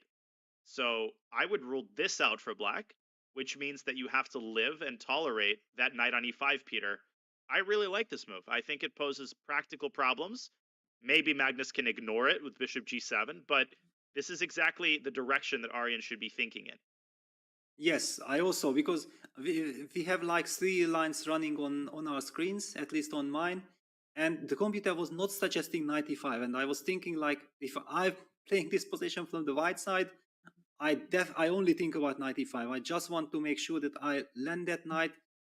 The bishop on g7 will not be so impressive anymore. And also, whenever black plays this knight f5 idea, of course not yet at this moment, or just to highlight that if in this moment, then, for example, black is faced with the problem that he can't capture back with the e-pawn because his king on e8 is pinned, so then white just wins with knight take g6, and it's game over. So there are so many reasons for knight e5.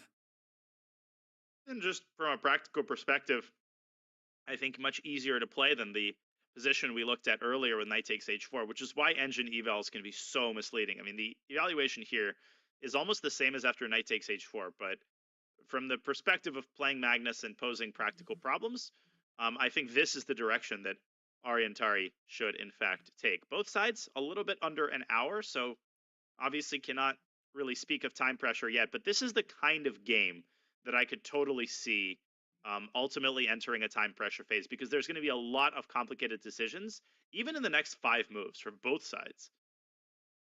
Yes, and actually now that we have been looking at this 95, I feel like I might have preferred the move or the long castles, just like inviting, please take on h4, and then we're gonna go g6 and we get our team situation. And now, of course, after 95, black has so many other options. It was very valuable for black to have castled first. So I'm a little bit surprised by Magnus's choice of going g6 first, giving white the option of jumping in with the knight to e5. Yeah, white's got 95. Of course, knight takes h4 will be on Ariantari's radar, and there are other ways of transforming the position. You can think, well, how do I maximize the potential of my bishop on c1? And given the placement of white's queen on e1, I'm looking at that b4 square, which could ultimately be garnered. You could play bishop d2, knight e2, as you're indicating, which is a good positional move, and then bishop b4. But Aryan, following the commentator's advice, never a great idea, but if you follow someone's advice, I'd rather it be yours, Peter, than mine. So knight e5 is on the board, and I think he's doing a good job of posing problems to the former world champion. Yes, I also think so, and I feel like he knows Magnus very well. Yeah, he knows that no, Magnus is willing to give up this h4 pawn. He shouldn't be looking at it, keeping the pressure on, making sure that Magnus will not have an easy time, because after knight takes h4, bishop g7, and then going long castle, knight f5, Magnus basically can play the whole game in the bullet mode. Yeah, everything is so natural after knight e5. He will have to make some very tough decisions. He will indeed, and we will await his choice of moves. I think bishop g7 is probably the likeliest.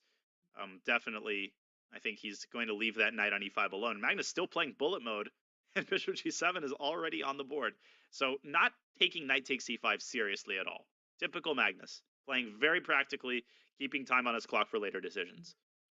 Yeah, but okay, what I like in White's position that we can now play the move bishop e3.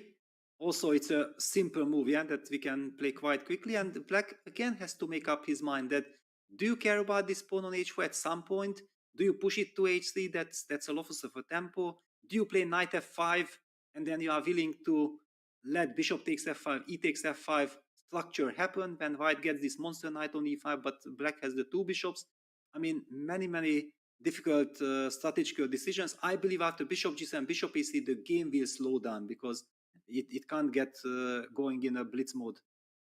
Yeah, otherwise you're going to castle queenside here and walk into knight f7. That's probably what would happen in one of my bullet games. So rook f8 comes to mind as a candidate move, but then you've moved the rook away from the h file, and it increases the appeal, perhaps, of playing queen takes h4. So definitely on the same page here, Peter. I think the game is going to slow down, and White is very likely to play bishop b3 because it's the most non-committal and clearly improving move. You have to complete your development and toss the ball back into Black's court. Yeah, and I think now so we have a chance to move to another game. Let's get a update on Hikaru's game on that slow Spanish, which can heat up. And we have your look at Black's c4. clock. Yes, look at Black's clock and look at that pawn on c4, which you asked me that what do I think about the idea of going c2, c4. Yep, and he's played it. And I like Hikaru's position, I want to say, but I am also influenced a little bit by the clock situation. Black has gotten his knight to e6, so obviously there is a weakness on d4, and that is the main drawback of pushing that pawn to c4. But the knight on f3 is a steward, safely guarding that square. And is White intending c4, c5? Probably not. I'm trying to figure out what White's next move is. Hikaru's last move is rook b1.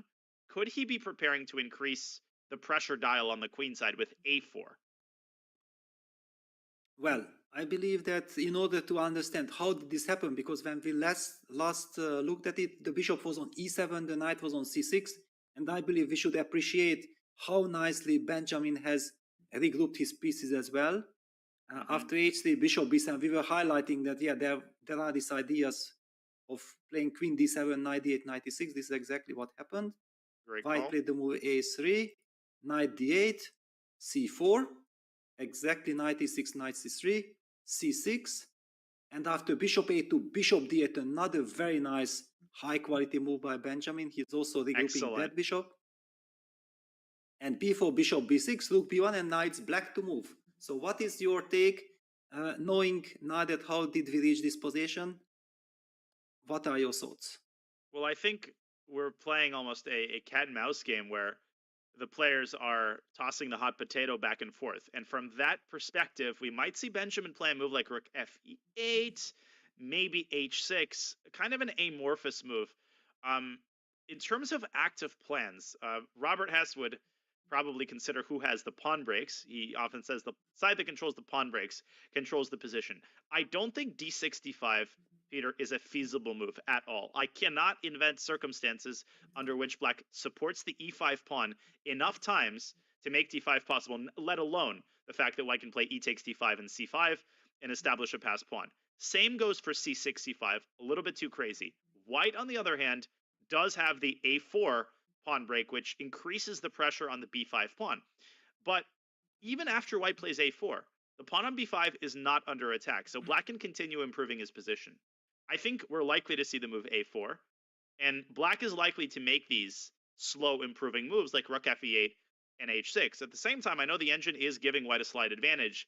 Peter, why do you think that might be? And do you think my assessment was halfway accurate? Yeah, I think so. That also what you mentioned about our good friend Robert. I mean, that's a very good call. Yeah, that white actually has this c4, c5 idea, and black has to constantly think about how to react to it, how dangerous it is. For example, okay, the most natural move to my eyes here is from the black side h6.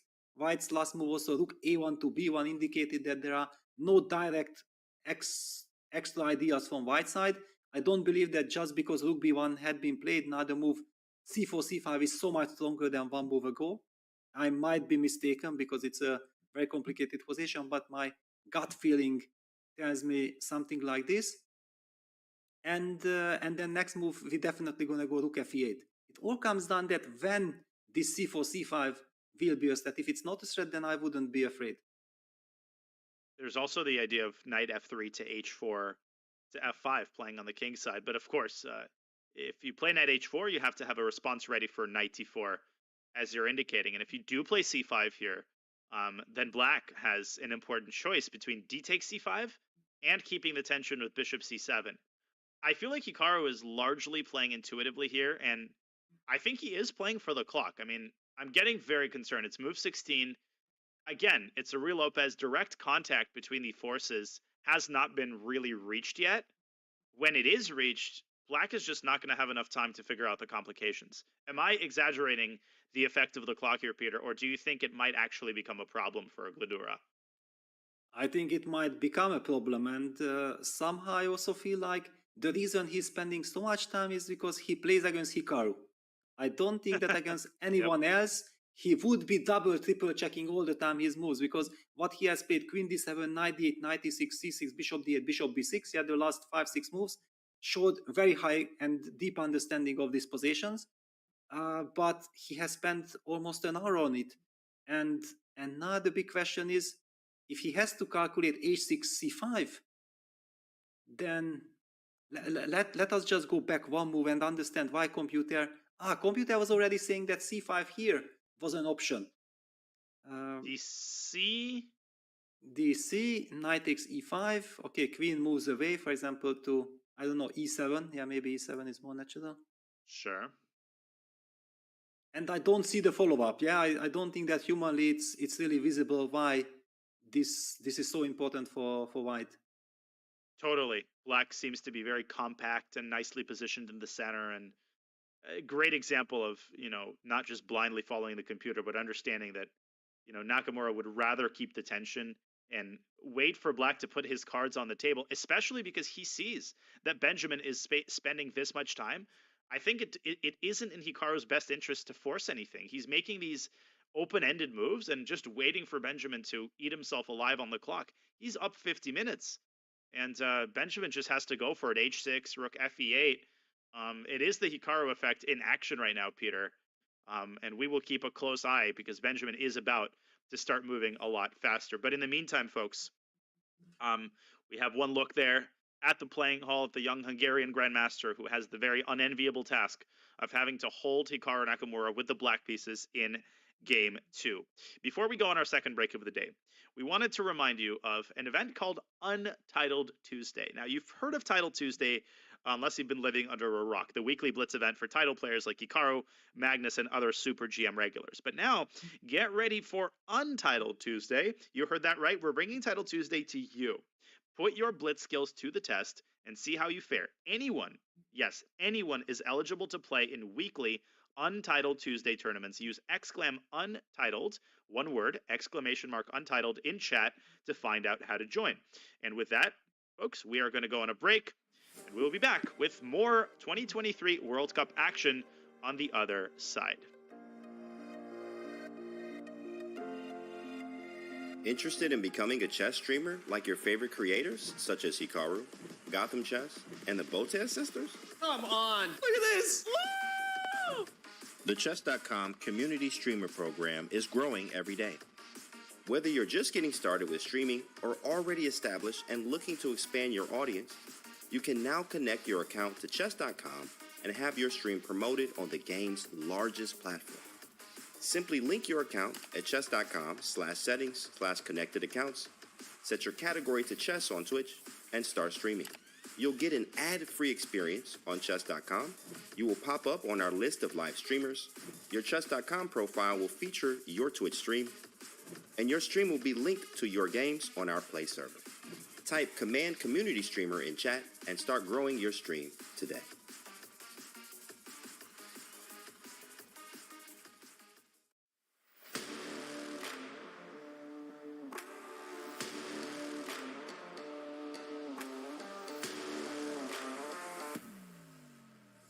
And Fausti Wow. beats the two pieces with the rook. Aaron made a huge investment, giving up his queen for two rooks. Black pawns are still quite fast. I literally have no idea what's going on. Oh no, he's about to lose on time. Will you resign now? Oh, Patrick still doesn't resign. Patrick, please.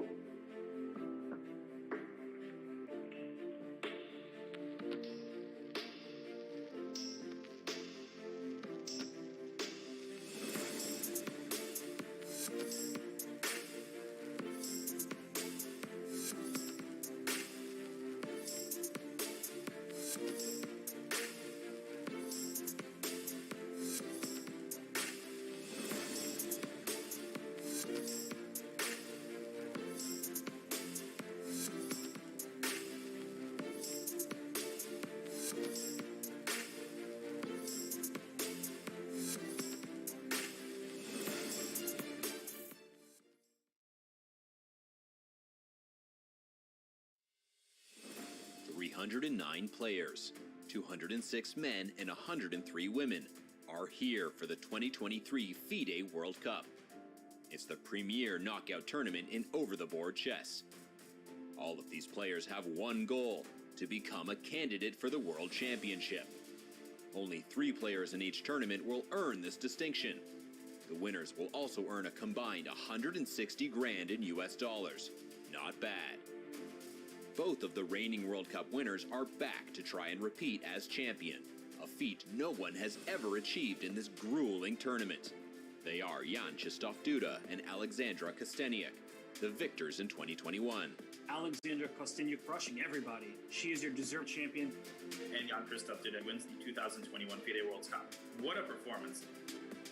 The top seeds in 2023 are Magnus Carlsen and Zhu Wenjun. Neither of them have won a World Cup before. Yes, even Magnus has yet to make it past the semis. It's that tough of a tournament. Still, Carlsen is the favorite in pretty much any tournament he plays. But don't sleep on the rest of this field. Hikaru Nakamura, Fabiano Caruana, Jan Nepomniachtchi. They are all here to try and win their first World Cup.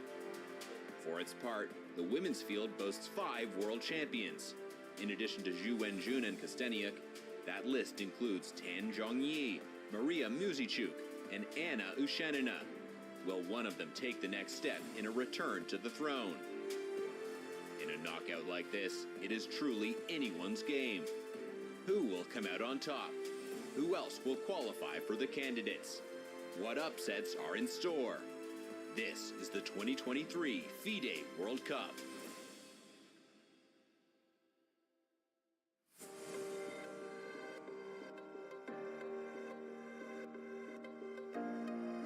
Okay, here we are back at the 2023 Fide World Cup, live from Baku, Azerbaijan. You can see the playing hall there, and the players milling about the very spacious playing hall. Plenty of space for each board, always good to see.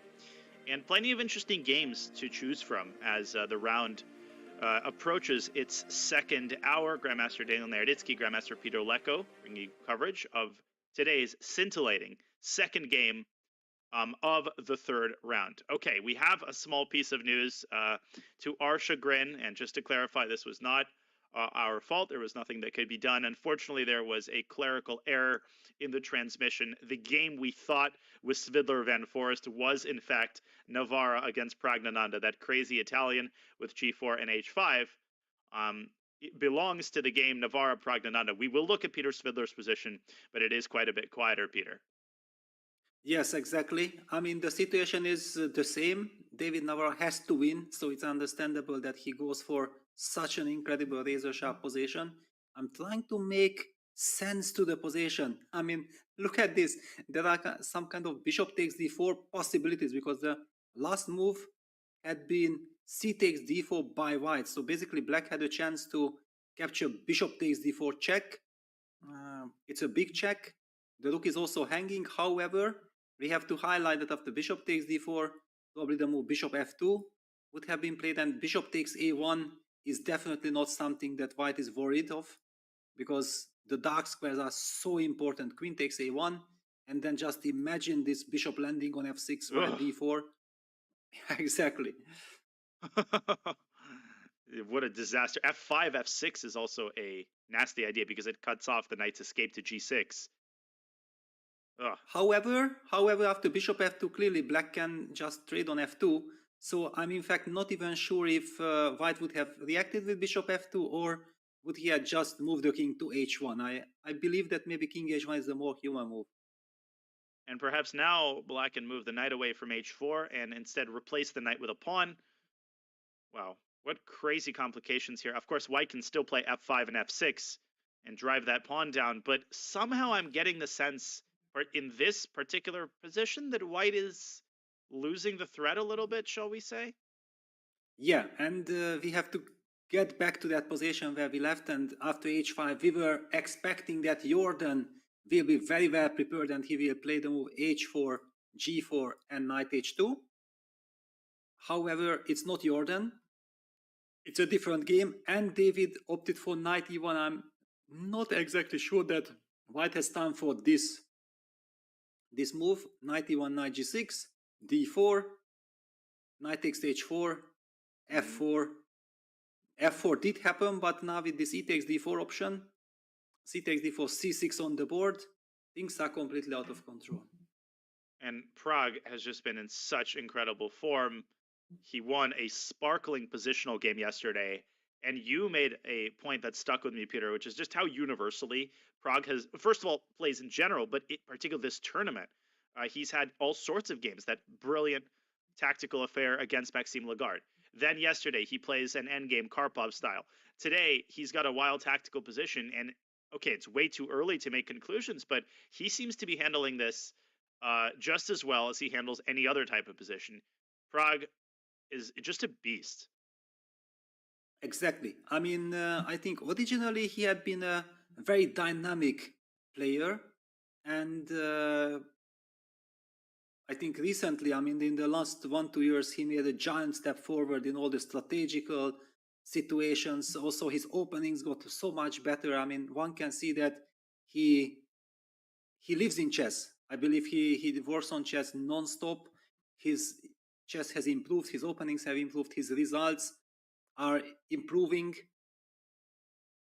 And I already mentioned when we discussed with Tanya about all the young prodigies in India that the Gukesh effect, that Gukesh reached the top 10 and he entered and he is over 2750, will give all the energy and all the motivation to the other youngsters like Prag to also climbing. If Gukesh has done it, then I can do it as well. I see them getting a lot of strength from Gukesh's results as well. You're absolutely right. There's a symbiotic component to the growth of the Indian prodigies. Yes, they are competing with each other, of course, but the rivalry is not bitter. And I agree, they're taking inspiration from each other, they're training together, and I can confirm that. They are friends, they are training partners, and they are cheering each other on. And that is exactly what you want out of the new crop of generational young talent. Okay, c6, the last move in the game. Perhaps we could leave David Navarra to contemplate where to move his bishop and whether or not to take on c6 before departing from d5. Another game I was curious about is Fabiano Caruana's black game against Mustafa Yilmaz, to see how he has been recovering from yesterday's devastating result. Okay, we have some sort of a, hard to say exactly which opening this came from. It was apparently a Queen's Indian. What do we make of this? There's a nice knight on e5, but white's king side is damaged. Yes, it is double-edged pawn structure. I do remember that Fabi has opted for the same opening against Gabriel Sargsyan in the Olympiad. And actually, that ended with a bitter defeat for Fabi. So it's interesting to see that in such an important game, he's ready to bring this opening back despite the negative experience there. However, it's also kind of giving option for black to fight. Yeah, and this, I think, the will to get some chances is the reason why Fabi actually opted for this. Just very quickly, I want to understand what we are talking about. Yeah, this is a very fashionable Queen's Indian line leading to complex middle game structures. I have been playing this as well with black. Knight b7, knight e5, bishop b7.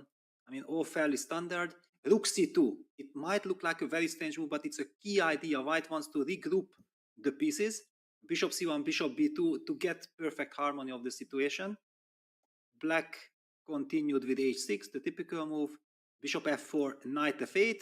The knight is first getting to e6. White anyway gets back to his main idea, bishop c1, knight e6, and this is how we were reaching this position. Ooh.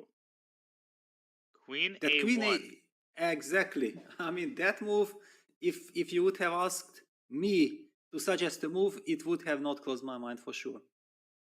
I mean, to me, it seems like a very straightforward provocation is what this move is, right? He's moving away from a1, kind of setting the mousetrap and increasing the appeal of knight takes f4. And you know, it's like the old story about Tigran Petrosian. You know, his second comes up with him and said, Tigran, you know, I've got bad news. Your next opponent is playing the King's Indian. And Petrosian says, he's playing the King's Indian. I'm not going to disturb him from that. Let him play the King's Indian. So Fabi says, listen, you want me to take on f4? I'll take on f4. How about that? White's burned 2 tempi, shuttling the queen from a1 to d1. And in those 2 tempi, black has gained control of some very important light squares, Peter. Not only the c8, h3 diagonal with queen f5 as a possibility, but also the possibility of bishop a6. We're on the same page. And I feel like that light square control is going to make it a little bit difficult for white to operate. Black is kind of playing around the knight on e5. It's like an iceberg in the middle of the ocean, but black is using the light squares as kind of an alternate language of communication between his pieces. Yeah, exactly. And also we see what a lovely multi-purpose move Queen c8 have been, the last move of Fabi, because it takes control of this very important diagonal. The queen can be activated to f5. Also, it protects the c6 pawn, which can be very handy if black is interested in activating the bishop with bishop a6. Wow, it's a sharp, complex position. Probably this is exactly what Fabi was looking forward by opting and going for the Queen's Indian. Nothing better than a position like this to help you forget the pain of what you went through yesterday. He doesn't want this to go into a rapid tiebreak because that's more time that he will spend mulling over how this match, in fact, could have ended had he captured on c6 yesterday. But I like Black's position. If I had to pick a side here, because of this Queen f5 idea, I definitely think that Fabi's got the easier play. Is c6, c5 ever an idea here, or does Black want to keep this pawn strictly on c6? I mean, it's always hanging in the air, but you never know when do you want to push it, yeah? Because once you play c6, c5, you determine the structure, and it will be also easier for the opponent to react. At the moment, the position is slightly mysterious. The reason why I'm also liking the move Queen f5, that usually against Queen f5, I think that Queen f3, Bishop h3 would be a very thematic reaction. However, at this moment, the awkward place Rook on c2 is hanging. So after Queen f5, White isn't able to react with the natural Queen f3 due to the hanging Rook on c2. And this, this was a mouse slip. Queen f5, we have to highlight that a thematic queen trade with Queen d3 runs into Rook takes e5 tactics. Very important. That's a great point. And Fabi is taking his time. Obviously, Queen f5, not the only move, but I definitely think it's the most flexible. And it's also one of the least committal because you know that the Queen on f5 is going to be excellently placed, aiming at the Rook on c2 and creating more strain on White's position. So looks pretty good here in the early going for Fabiano Caruana, both on the board and also on the clock. Mustafa with 34 minutes, and the position is definitely not getting any less complex. Yeah, I think at the moment Fabi should be very happy with the situation, but of course it's just the beginning. It's a complex middle game. Black has solved all his problems, got some interesting options, but still all to play for. Absolutely.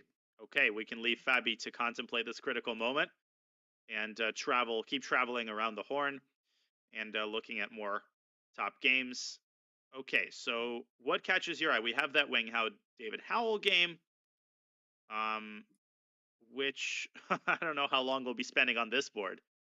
Yes, I think they made our choice easy because, okay, we have to say that White is maybe tiny bit better, but Black is rock solid. I'm expecting a draw here and a big tiebreak. We will be covering this match, I believe, tomorrow. Yeah. All the way to the Blitz. That's my guess. I totally can see how this match could just... I don't think they're going to keep alternating wins, but I can totally see how they could keep alternating draws. These are two of the most solid players in the entire World Cup. Yeah, that's for sure. I want to bring up the Farm Forest Vidler game just because... the actual one. Yeah, the correct one. And this is a completely different position. It's a very solid affair. Maybe that was kind of... No. Here is the catch. Here is the big surprise. I'm already on move 1. After d4, Peter Svidler said, no Grunfeld today, not against Jordan. I'm going to play something solid. Would you have believed that this could happen? Peter Svidler in a critical game does not play the Grunfeld. Pretty hard to believe. But, man, after yesterday's game, I feel like Peter Svidler is just a new man. He is something else, and he plays the Chebanenko Slav instead. Whoa. Jordan with a 4th rank pawn expansion. Okay, the side's developing their pieces. Peter fianchettoing the bishop on g7. I know Gadakomsky really likes to play the Slav with the fianchettoed bishop. So there is a bit of Grunfeld influence, but it should be noted, I think, that this is a very, very different position than what you would get in a standard Grunfeld. This is a lot more a Slav than a Grunfeld. Yes, actually, it reminds me of anti-Grunfeld. So, for example, if White plays d4, knight f6, knight f3. Oops, this is a mouse slip. My mouse is too active. I mean, this is just unbelievable. Yes, knight f3, g6, knight bd2. It's a typical way of provoking d5 from a Grunfeld player and then going b4 and bishop g7, bishop b2, followed by e3. We could be getting very much the similar position. And And now they got the same position from, similar position from a completely different move order. But this was the first guess. If I see this position and you tell me this is Jordan versus Svidler, I would have almost bet the house on it that it featured that exact move order. Yeah, you'd say it's Pragnananda against Navarra, but in fact, I would say the Italian position is a lot more likely than this one. And yet, this is what we have. So the knights get traded on e4. Okay, it feels like white should be slightly better here, but Peter really clarifying the structure, taking on c4 and playing e5, which I think is a very positive transformation for black. Rook e1, keeping the tension, and rather than playing pawn e4, he sticks a bishop on e4, which I think he wants to play bishop d5 and neutralize white's most active piece.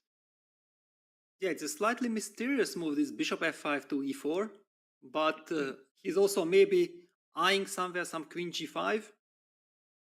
That could also be the idea behind bishop e4, or maybe just continuing rook e8 and passing the move to white that please show me what you got. Whenever white plays the move f3, then black will happily fall back with the bishop to d5. That should be absolutely nice. It's hard for white to figure out a clear plan of improving his position. Of course, d5 here is impossible on account of knight d7 to b6, hitting the bishop, hitting the d5 pawn. I don't know, knight c5 comes to mind, but also nothing special. Black just takes and can go queen g5 and quickly bring the rook to d8. I'm really optimistic here about Peter's chances of holding this position, because all he needs is a draw, of course. Exactly. I have exactly the same thoughts. Like, this is first of all not Jordan's position. He doesn't have much experience with all these structures. Svidler is very much in his Grunfeld type of position. This is not a Slav at all, with bishop g7 and with the break e7, e5 in. I don't really see Jordan equalizing the scores in this situation, but you never know. It's still too early to call, but Peter is clearly the favorite. Yeah, it's not a good sign when the engine's second suggestion is queen g4, knight f6, and then queen back to d1.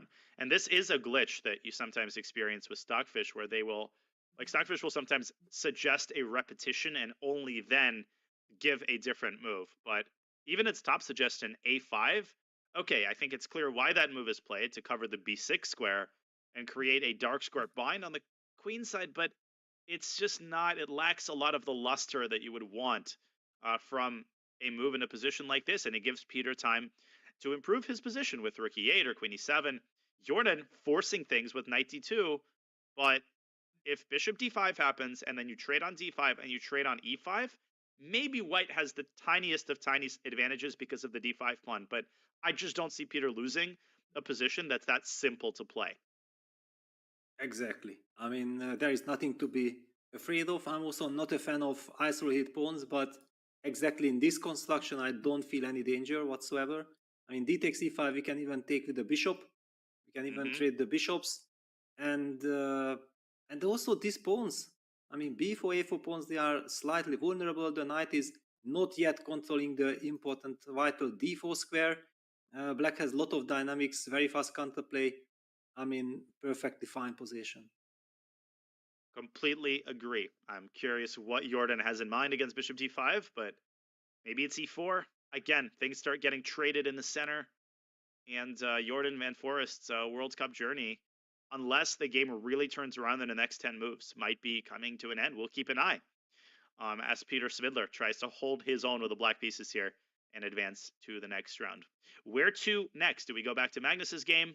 We've got a couple of developments in that game. We just had bishop takes e5, and that knight has finally been eliminated from the center. Yeah, that got eliminated, and in a nice fashion, actually. This is an untypical idea of giving up the dark square bishop for a knight, but it's a deep idea. I believe it's a very deep concept. We just have to understand what happened here. Only 2 moves happened since we left. So the players really slowed down knight e5, bishop g7. And we spoke about that somehow bishop e3 would be more natural, and against knight f5 to capture with the bishop on f5. I believe that this was somehow the soul of the position. It more demanded this kind of reaction than the one that we saw in the game, because bishop d2 knight f5, and now after knight a4, Magnus takes on e5, f takes e5, falls back with the queen to e7, and says that, you know what, you would love to play bishop b4, but the g5 pawn is hanging. Now the d4 pawn is hanging. I have no bad pieces at all. This bishop on h5 is a monster as well. I'm liking Magnus' position. It's like Magnus had his cake and now eats it too. It's like he's gotten rid of his dark squared bishop. He hasn't even lost the h4 pawn. Somehow White's not activating his bishop. So it's almost like in the last 3 moves, Magnus has checked 3 or 4 items off his to-do list, and White has just kind of not done a lot. Also, it should be pointed out that d4 is hanging, and if White plays c3, then the knight on a4 is stranded, and Black will play b5 and force White to give away a very important pawn with knight to c5. So is it an exaggeration to say that the tide is quickly turning in Black's favor, and let alone the fact that White has to win this game? If White has to play the move bishop takes f5, I don't really see Magnus losing that position. I just don't see it happening. Yeah, not at all. I mean, basically, if someone, then only Black can be better. It's a very sad choice. However, it might be forced. Yeah, this c3 b5 is a huge problem. We can't give up the d4 pawn. The g5 pawn is unfortunately weak, so we don't have this bishop b4 move, which would be the thematic move. If White could play the move bishop b4 and force that queen away somewhere, then all of White's play would have made a lot of sense. But this is impossible at the moment. And yeah, bishop takes f5. Oops. Bishop takes f5. G takes f5. I'm also eventually seeing some break with b6, c5. Also, the knight could potentially land on g6 after knight f8, knight g6 maneuver. I mean, Black is playing on all instruments here. Very nice. And of course, queen takes h4. I wouldn't even calculate this. If I was Tari, you're going to get massacred down the h-file, castle's queen side, or even your idea, knight f8, knight g6 looks really pretty because it chases away the queen and protects the rook on h8, which means the queen will have to leave the h-file, and bishop g4, rook h3. Man, those light squares are just sizzling on the king side. Magnus, just doing Magnus things here. Exactly. I mean, just in 2-3 moves, he completely outplayed Tari, who was also faced with the critical situation. He needs to win the game, yeah? So he's trying to look for chances, but Magnus very nicely somehow managed to neutralize all of White's ideas. Very true. And Aryan Tari, I think it's, given the match situation, not an exaggeration to say that he is in serious trouble here. He needs to find some way to breathe new life into the position, unbalance things. Maybe queen f2 is what he needs, but that puts the queen on an open f-file, and Black is only 2 moves away from bringing the queen's rook onto f8 and creating devastating threats against the queen and against the d4 pawn. So Aryan Tari, he's a great player, but when you face an on-form Magnus Carlsen in the World Cup, sometimes things just don't go your way. Yeah, it's... I mean, for example, after queen f2, the move short castle comes to mind, because we are again very happy to sacrifice this pawn. Rook f5, queen takes h4. We don't feel like we are pawn down. We feel like we are a piece up, because the bishop on h5 is so much superior to the colleague on d2. Rook af8, and you know you're never going to break down that blockade on the light squares. It's going to survive a nuclear blast. Yeah, it's wonderful. I mean, okay, are in a very difficult spot. He will be spending a lot of time because he understands that bishop takes d5 is basically a no-go for him, but what to do? I mean, he has to look for some desperate measures, but I don't see them. I don't see them either, and we're going to leave him to look for those desperate measures. I was also really curious to check into the MVL game, but I'll give you the final say, Peter. I feel like I've been imposing with my game choices, but I saw that queen f5 was disapproved of by the computer. That was MVL's last move. This is, of course, the Rui Lopez game, in which we had the crazy theoretical line where White gives up the exchange for several pawns. And what do we make of the current position? Bishop takes d4 has just been played by Sindarov. Yeah, he takes the pawn. I mean, basically, after bishop a7 was the big question how White reacts, and MVL opted for the solid way of bringing the knight into play. Knight d2 c5, knight f3 played, cd4, cd4, rook e8, and okay, computer is criticizing some choices, but okay, of course, the players can't play so precisely like a computer in such a crazy position. Queen f5, bishop takes d4, and knight g5, h6 on the board. Whoa. Wow. Whoa, whoa, whoa, whoa, whoa. Fearless. Wow. So queen takes f7 looks very unappealing. King h8, and you're stuck with just the move knight f3, which is a clear sign the white's initiative is fizzled out. The juicier check is on h7, queen h7, king h f8. If only you had a pawn on b3, maybe you can furtively shift it from b2 to b3, pretending that nothing has happened. Yeah, just shadowing. Yeah, shadowing the pawn. Yes. Whoops. Yeah, Yes. but you can play bishop d2, Peter. Bishop d2 probably is the only way to keep the attack going. With idea bishop b4 check, so it would be thematic to go some queen b6. I guess queen b6. Oh my gosh. Knight f3, because at this point, you do not want to give the check on h8. I think a lot of newer players forget about this. You're helping the king get into the center where it's a lot safer than it is on f8. Yeah, king d7 and the attack fizzles out, you lose all of your pieces. Yes. I mean, this bishop on d4 keeps everything guarded, the key g7 pawn. So, wow, actually, knight g5, h6, I'm even getting a bit worried for MVL because probably he has to give this queen h7 check. But after king f8, bishop d2, queen b6, it looks like if white needs to retreat with the knight to f3, then isn't black slowly taking over?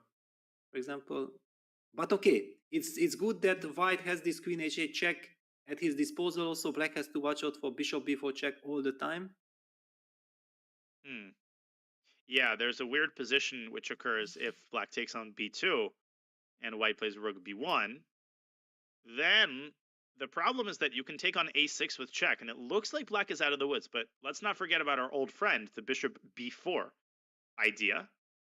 And if black plays bishop a3, which seemed reasonable to me, it leaves the g7 pawn unsupervised. So white can check on h8 and take on g7, and then suddenly it feels like white is the one who's not risking. So apparently, the only way to preserve an initiative is this very difficult move, f5. Hinges on the fact that the bishop on b2 is untouchable, but that's just such a hard move to come. Once it's played, I think it makes a lot of sense. You're opening up real estate for the king. You're taking the sting out of queen h8, and you're saying, come, queen, get out of h7 after queen f5, bishop f6. Finally, it seems like black is stabilized, but man, is this move hard to come up with from a distance. Yes, it's so difficult to find. Yeah, computers are brutally strong. They don't fear anything. Well, but now after h6, the current position, MVL is thinking the clock situation is more or less even. I mean, one thing we have to mention about Sindarov, that I think he's famous for being very strong in double H crazy positions. This is very much his style. He likes to get the initiative. I believe he was the one who in the Sochi World Cup shocked Alireza Firuza. And back then Sindarov was just like 15 or 16 years old, knocking out Alireza. So yes, he has quite some record in the World Cups already. Great point, and I think he was put on a lot of chess fans' radar, as were the other Uzbek prodigies in the Olympiad when he was part of that, at this point, storied winning team alongside Noterbek Abdusatorov and Noterbek Yakuboyev and also Jahongir Vakhidov. So Sindarov was a key cog in that machine. Such an enterprising player and part of this scintillating crop of Uzbek talent, Peter, that has taken the chess world by storm. Yeah, that performance at the Olympiad was just sensational. I mean, it was unbelievable to witness day after day. We were commentating with Peter Svidler at the Olympiad, and we were, I mean, I don't know if we, but I was kind of expecting that it's just impossible, you know, that they can keep on this level for like 11 rounds. It looked impossible, but they did it. So very big congratulations for them. Congratulations indeed. And Sindarov with more fantastic opening preparation, really putting MVL under the gun. And it's such an unsettling feeling that you might lose with white. That just never enters into your plans as the higher rated player. But we've seen it in this tournament already. The biggest example, Shakira Mamedyarov, who got a little bit too casual with the white pieces against Tin Jinyao and lost in the previous round with the white pieces. MVL has to tread very carefully, and he's doing just that. Knight f3 is already on the board. Yeah, we were praising Sindel in crazy positions. We also have to say, but I think it's not a surprise. Yeah, everybody knows that MVL is an incredible tactician, a fantastic player in sharp positions. That's why I was highlighting it from Sindelov's side, because that's probably kind of a new information. Absolutely. And this is a critical moment. We will see if Sindarov plays queen b6. It's not the only move. Queen d6 is also possible, maybe even safer, to keep that diagonal under control. Really, really interesting game, and we'll keep a close eye on it. I think we will go on a break, but first, I think we should look at one more game. Perhaps Hikaru's game, perhaps a game we haven't looked at yet. We, of course, were pretty terrified of the clock situation faced by Hikaru's opponent, Benjamin Gladura. Let's see if he's been able to negotiate that clock situation successfully. And the knights are off the board. So there was a trade that happened on d4. But this is looking really pleasant for Hikaru, isn't it? Yeah, just at the moment when we went on break, the move knight d4 was played, and I felt like, no, this is a mistake. First of all, the reason is that black has played knight c6, knight d8, knight e6. So basically already 3 moves with the knight, and then makes another 4th move to trade the knight, which has just developed on f3. And besides, not only this, but the knight on e6 is a lovely piece. Why do you trade that? And not only this, but after knight takes d4, bishop d4, Hikaru finally gets a clear plan of bringing his knight to g3, the desired square, which gives them tremendous attacking possibilities for white. Knight is landing on g3, so any kind of queen f3, knight f5, and we can already imagine some storm against black's king. I think it's very unsettling when you have that knight on g3 and the queen has a pathway to g4. So Gladura trying to complicate the game on the other side of the board to take Hikaru's attention away from the king side. But my question would be, can Hikaru go knight f5 anyway and stir up some crazy complications? Because on demand, he can play the move c takes b5 and open up his light squared bishop, which should not be forgotten about. So for instance, a takes b4, you by no means have to recapture on b4. You can take on b5. And what's going on here? I think your guess is as good as mine, but Gladura will have only 21 minutes to make that guess. BC. Yeah, okay. Let me take on a3. Yeah, BC. Okay, I have to recapture. I have to move my bishop from a2, probably to c4, with the threat of bishop takes b4. This is unpleasant. And this knight on very unpleasant, I mean, because white combines the play against the king and also targets the misfortuned placed pieces on the queen side. No, this whenever the knight lands on f5 and you can't kick it away with g6, and with the bishop on b6 you can't, then this is getting completely out of control. There's a cute line, if we could just continue the line really quickly. Bishop c5, taking the sting out of bishop takes b4, and after the trade on b4, if I understand this correctly, black has the move d5, but white has this really sick maneuver, queen c1. And out of nowhere, the queen travels. It hits a3, it travels to g5, and there you go. That is the benefit of having the knight on f5. I think queen c1 is a crucial resource here for white. Yes, this is a lovely move. It's a dream to play such move and to calculate it already, because definitely it's a force and very principled line. You have to spot it, and then you are very happy. Indeed you are.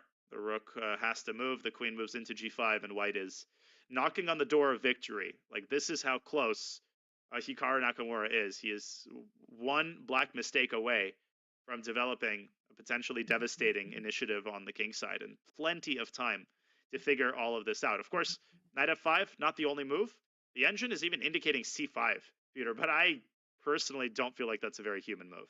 Yeah, I think that nobody will even consider the move c5, because the knight from f3 was traded. Yeah, there is no point on hitting on e5 for a human brain. This brings absolutely no benefit. The knight should land on f5, of course. Sorry, the pawn is on a5 already. And I'm somehow not understanding the situation, because rook b1 happened. Benjamin was way behind on the clock. White threatens absolutely nothing, so it would be so natural just to make a move like h6, rook f8, and then let's wait what Hikaru gonna play and then take it from there. But he did spend a lot of time and invited trouble for himself with the move knight d4. Yeah, invited trouble is a great phrase because it literally lets the knight from c3 travel with tempo to g3. And Hikaru has just played the move bishop g5, which is a totally sensible alternative to what we were looking at, hitting the knight on f6 and maybe forcing the passive bishop d8. Well, we will keep an eye on this game and we will return to it. But first, we are going to go on another short break. Folks, you are watching round 3, game 2 of the 2023 World Cup. And we will let Benjamin Gludura contemplate his difficult position, and we will return with more World Cup action in just a couple of minutes.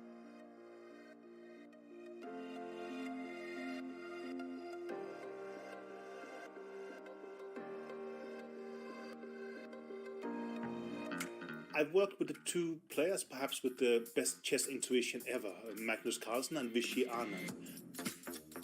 This course is generally about examples like this, common knowledge that's used on the highest level. Good intuition comes from knowing a lot of examples, from having seen examples, thought about them, and perhaps tried to implement the principles, but under different circumstances. Having thought about it, having tried to implement it in a way, and having debated it. So that's more or less what I try to do at this course.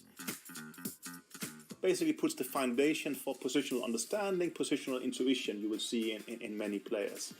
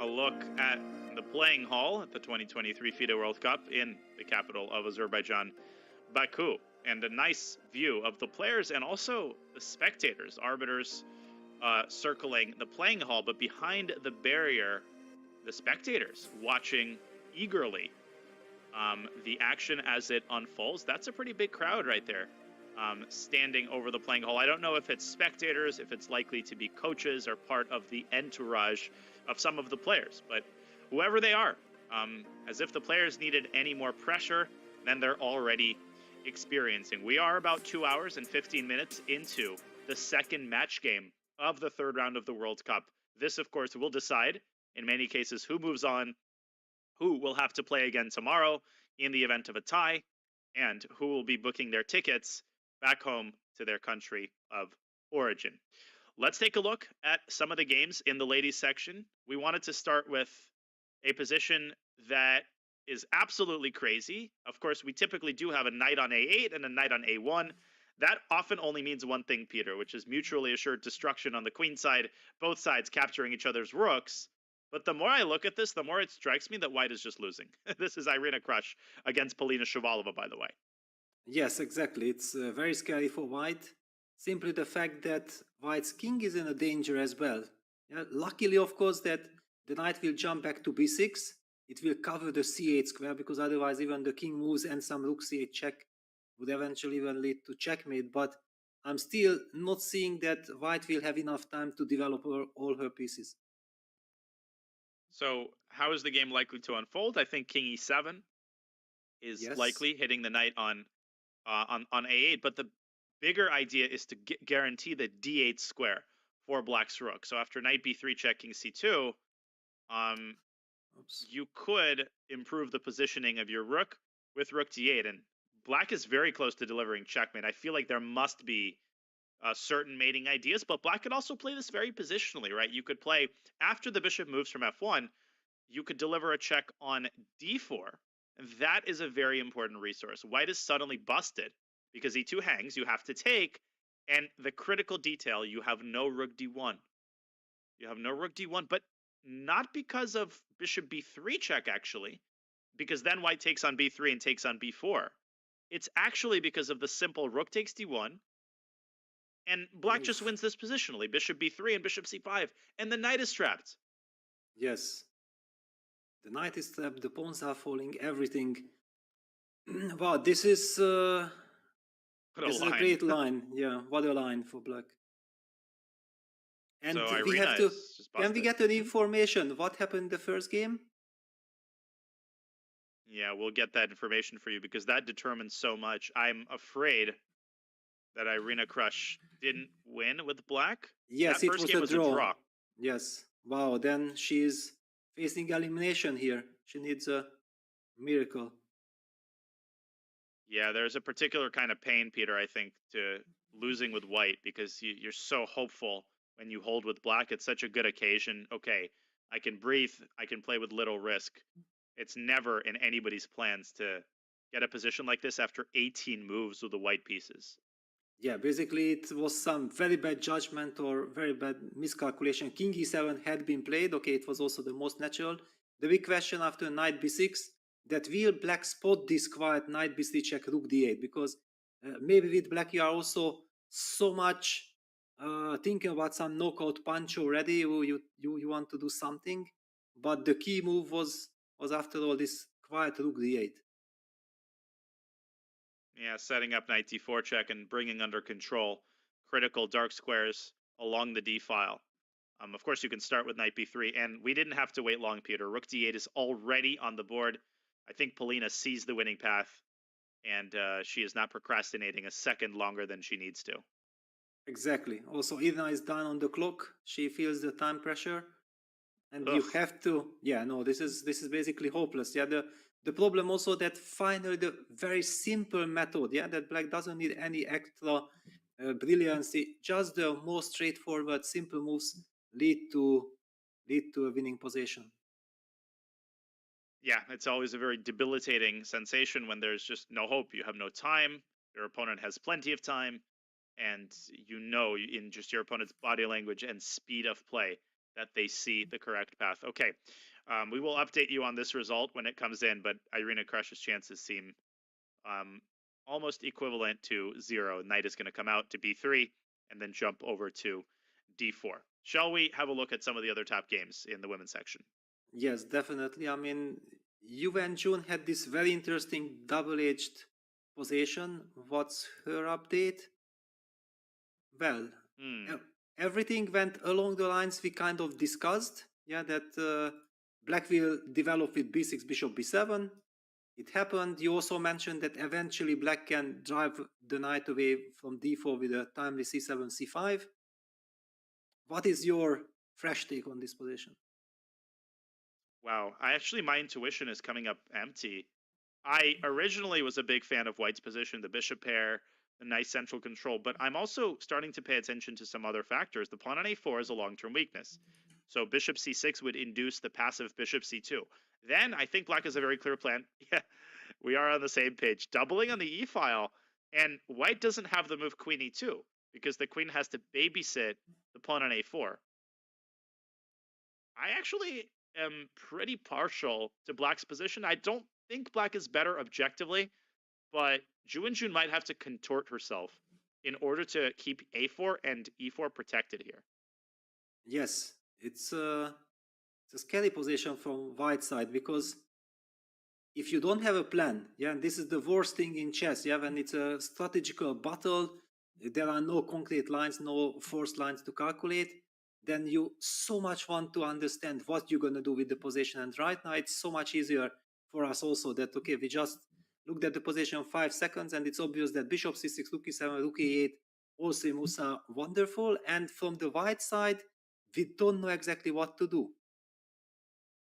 Yeah, and Black has a lot of exciting ideas on top of, these obvious moves. There's queen d7 to g4, which, when the moment is right, could force the queens off the board and make it even more difficult for White to defend the many weaknesses in her position. But I fully expect bishop c6. That's a pretty non-committal move. So it's the kind of move that, you would want to throw in and then think, right? You kick the can down the road, but for the time being, you pick the low-hanging fruit. And then, once all the improvements are made, then you make the more substantive decisions. Yeah, I mean, and this is the second game. If something goes badly for White, that would mean that Ju Wenjun is eliminated. So yes, she has to be very focused. I mean, I don't think that she's enjoying her situation right now. At the beginning, it looked like, wow, White has the initiative, everything is promising and so on. And finally, what do we get here? Black stopped all White's ideas, nothing concrete is happening, and the strategical problems that we highlighted at the beginning, that in long terms, it can be a tricky position for White.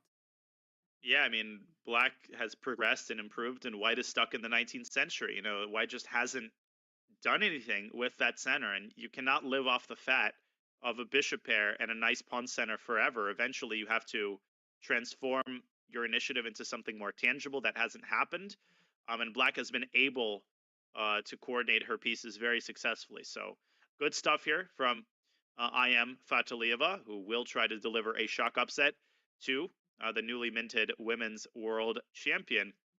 Now, another game that I wanted to look at, if possible, before we move back to the open section, is that Eline Ruber's Claudia Colon slugfest, which is turning into even more of a slugfest after Eline Ruber's sacrifices.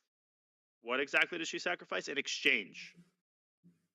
Yeah, well, I think that such exchanges we are happy to sacrifice. We are getting access to the b2 square. That's the most important. Also, the e4 pawn is vulnerable. The big question is, will White be able to block the long diagonal with a timely bishop d4 or not?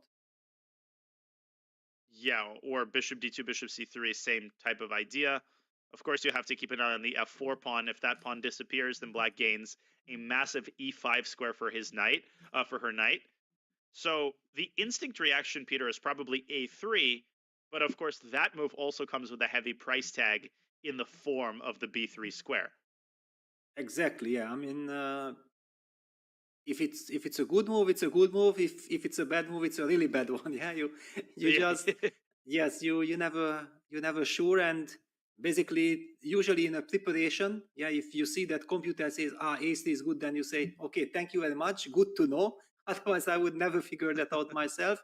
And this is already a game, it's not preparation. So I believe it will be very difficult for white. Also, black's last move, what was black's last move? Queen b4, so basically provoking the move a3, yeah, please weaken your b3 square. But on the other hand, if we take the devil's advocate position, by not provoking a3, black would have made possible the move a3 herself. So if she had played queen b7 immediately, then black has the additional idea of a4, a3.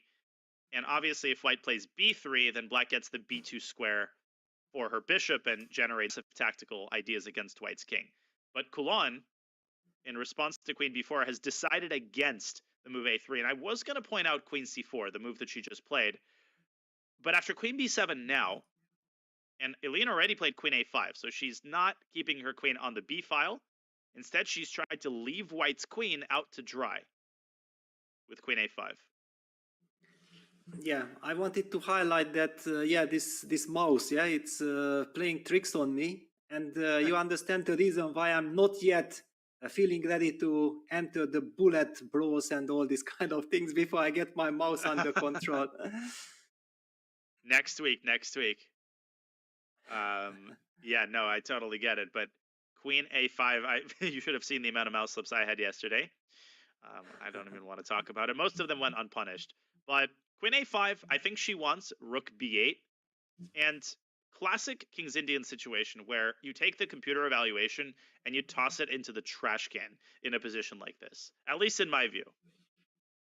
I agree. I mean, if I look at this position, I feel like white is in some kind of a danger. Yeah, my human eye only means that if white gets bishop d4 in at some point and it works, then it's good. Otherwise, it will always very big danger. Big danger indeed, as Claudio Colon ponders how to neutralize and douse the flames of black's queenside initiative. I think we have to go back to the open section and to the MVL game because we've had a big development and not a positive one for the Frenchman with 3 names who was struggling against a very well-prepared Sindarov. And it appears, I checked this very briefly on my phone, if my initial ideas are correct, MVL has just made a very serious error by capturing black's bishop on d4, Peter. Wow, so the last move was queen b6. Yeah, the move that we expected. We kind of discussed that computer was saying that bishop d2 is a good idea. It wasn't so obvious for us. But it's also tempting to get rid of this monster bishop on d4 if it gets unpunished. The problem is probably that, wow, look at this. Oh my gosh. There is this stunning move, but it's so easy to miss. But the fact that Sindarov is thinking, and that is a terrifying sensation, if in fact MVL assume that queen takes d4 is forced, there is nothing more unsettling than thinking a move is forced, and then your opponent starts thinking, what are they thinking about? And then you start looking, and rook takes a6, which looks impossible out of hand, perhaps even due to queen h8 and knight f5. But Peter, the king runs away to d7, and in that case, black wins on the spot. Yeah, unbelievable. Yeah, rook takes a6. What a shocker, because okay, you just don't expect that this knight can stay alive. The problem is that knight f5, which looks like white will give checkmate on the next move. Black is the one who delivers checkmate first. Queen b5 check, king g1, and the back rank is weak. Rook e1 check comes in and it gives a checkmate. So that's the big problem. After rook takes a6, if queen h8 happens, then the black king runs away. King e7, knight f5 check, king d7. Again, we see the same narrative. The queen is hanging, queen b5 check is coming. So in fact, what is the move after rook a6? There is no move. I think queen b1. Oh my gosh, that's the engine top move. And black doesn't even have to play rook takes a1. It gets worse. Well, I guess black should play rook takes a1. But black can even play queen takes d4 straight away. And you're going to get queen, bishop, and 3 versus queen, rook, and 3 with one pawn on the other side, Peter. But I don't think white can hold on to that pawn for a long time. This is a technically winning position after rook takes a6. Incredible. Yeah, and okay, now I believe that MVL is, his heart is like, ooh, I don't know. It's electrifying because it can mean the end of the road. if he loses this game. Yeah, the second games are very tricky. People are talking about that. Is it better to have the black pieces first because then you have white in the second game? Well, believe me, it doesn't matter. Every match has its own dynamic, and you are never safe and you are never guaranteed anything. As we see here, this has been excellent preparation for Javahir Sindarov. And I'm about 99% sure he's going to see rook takes a6, right? Again, if you tell me that he thinks for longer than a minute on this move, that already means and he's he played identified it. an intermezzo. He has done it. And g3 by Maxim Vachilagrov. What a move. Oh my gosh, he wants rook takes a1, knight f5. What an unbelievable defensive idea. Wow, and basically it was blitzed out just to show to his opponent that Maxim might have blundered rook a6, but while Sindarov was thinking about rook takes a6, probably Maxim spotted that this g3 move is there, and this is the hope. But hang on, Queen B. Okay, let's just show first that. Oops, let's just show that rook takes a1 is impossible. No, this is crazy. When this mouse starts playing with me, I'm done. If you'd like, I can throw in that move. Rook yes, please, because a1. somehow this move is. Oh, it's all good. Relatable. This move is. The mouse says no. I don't want to go to a1, and here white plays knight f5, and this is amazing. But after rook takes c1, king g2, the king escapes the checks, and black has to give the queen up for the knight on f5. Yeah, I mean it's incredible resource by MVL. In fact, you can't. White's winning here. White is winning here at this point because you cannot sack the queen for the knight. Instead, in order to make the draw after knight f5, black would have to go queen b5 check and give up the queen on f5. But all of this is a moot point because after g3, black can make the intermezzo. After g3, black can make the intermezzo queen b7. I'm having a hard time. There we go.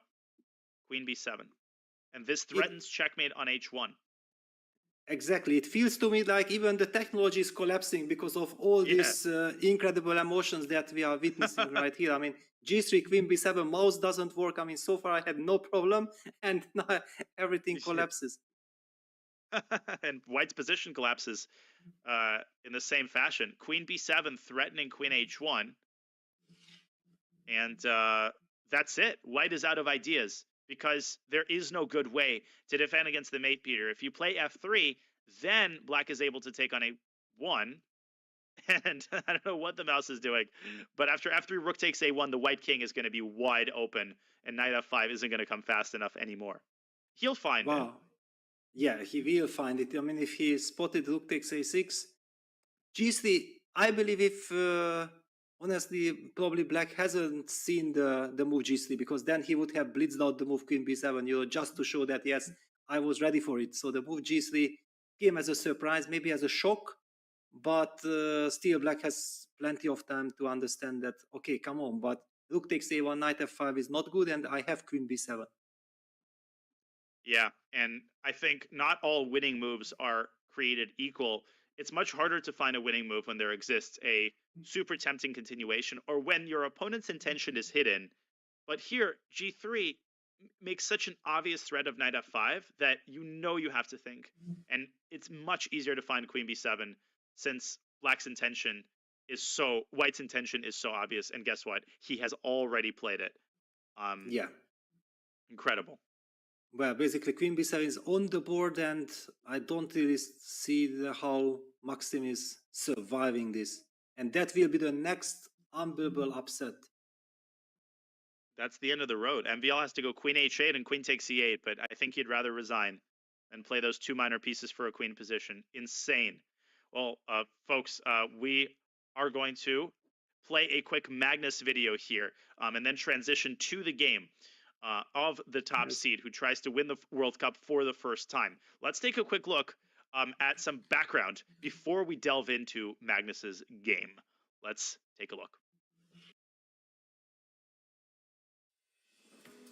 Magnus Carlsen has already won almost every tournament imaginable, most of them several times. Norway chess 5 times, Tata Steel chess 8 times, the World Rapid and Blitz a combined 10 times, and of course, the World Championship 5 times. Wait a second, we have history. Magnus Carlsen is now the 5-time world chess champion. Most players are at the World Cup because it is part of the World Championship system. Magnus is not here for that. So why is he here? This one event has eluded his otherwise ironclad grip on the chess scene. Despite the hits he's taken in this tournament, it's a format he enjoys. Personally, for me, the World Cup is such a prestigious and interesting event, so I'm very happy to take part. So he keeps coming back. 2023 will be Carlsen's 5th shot at the World Cup since 2005. To this point, he's only gotten as far as the semi-finals. To be fair to Magnus, his first try came when he was 13 years old and seeded 97th. The prodigy announced his arrival with a 10th place finish. By 2007, he was a semi-finalist. After that, other events took over as Magnus worked his way to the World Championship. He skipped the World Cup for a decade. In 2017, Magnus surprised everyone. He decided he wanted another chance at the Cup. Unfortunately, it ended up as his most disappointing try to date.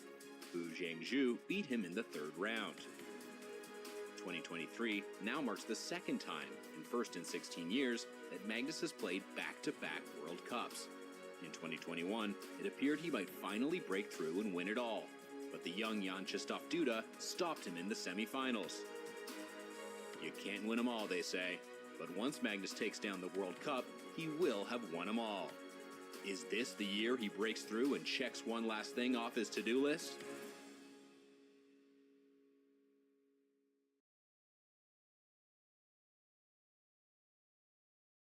Okay, only one item, you heard it there, on Magnus's to-do list to win the World Cup, one of the most elusive and difficult tournaments on the chess tournament circuit, and he has been on the road to doing that so far. We thought that he had everything under control in his second match against Ariantari. He wins the game yesterday in sparkling strategic fashion. He plays a great opening, and apparently just now a huge moment, Peter. Breaking news alert. In this position, Magnus Carlsen has just played the move c4, which is very heavily censured by the computer. But I think that doesn't tell the whole story if you see the computer stop suggestion. Yeah, well, I mean, knight f4 had been played. The computer was saying g6 check was very interesting, but I wanted to say that humanly, if you're in a must-win situation, then the line knight f4, knight g6, knight takes d5, e d5, rook takes f5 can also be very tempting. Ooh, knight g6, and now the knight sack on d5. Yes. He takes d5, rook takes f5. Exactly, and I can even include bishop b4, which basically protects then the f8 square, takes away the f8 square from you, and then I put the rook on f6. How are you going to survive this attack? So let's say I go king g7. Bishop b4. Bishop b4, as you pointed out, activating the bishop.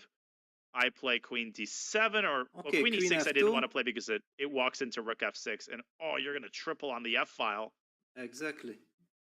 Oh my gosh, the engine idea here is insane. It reminds me of, for some reason, Gadir Guseinov's defense against Dominguez yesterday. Rook b8, rook b7, you know what I mean? Like the 7th ranked defense from the other side. But hey, try finding that 4 moves before this position is reached.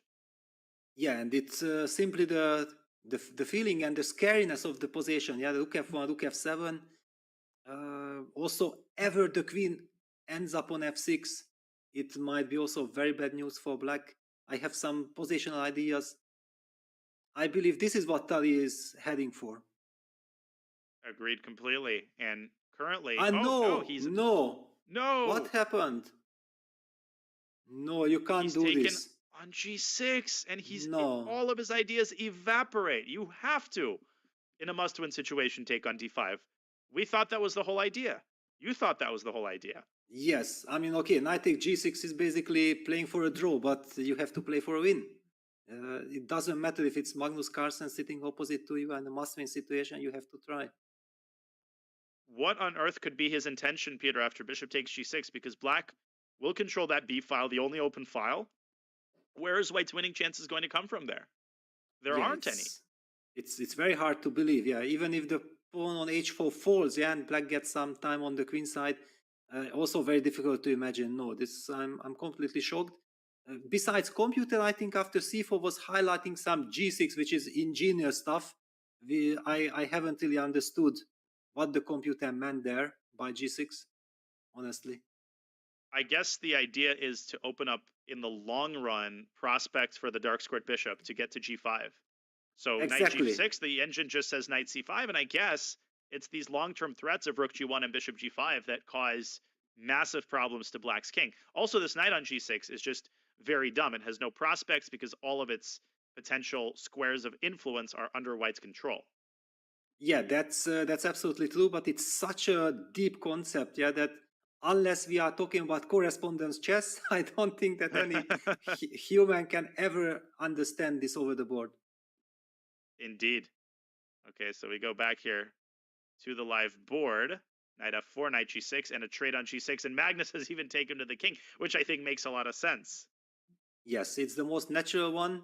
The bishop on h5 is a wonderful piece.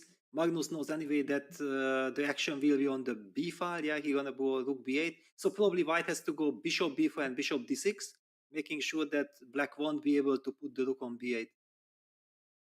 Yeah, you have to try that.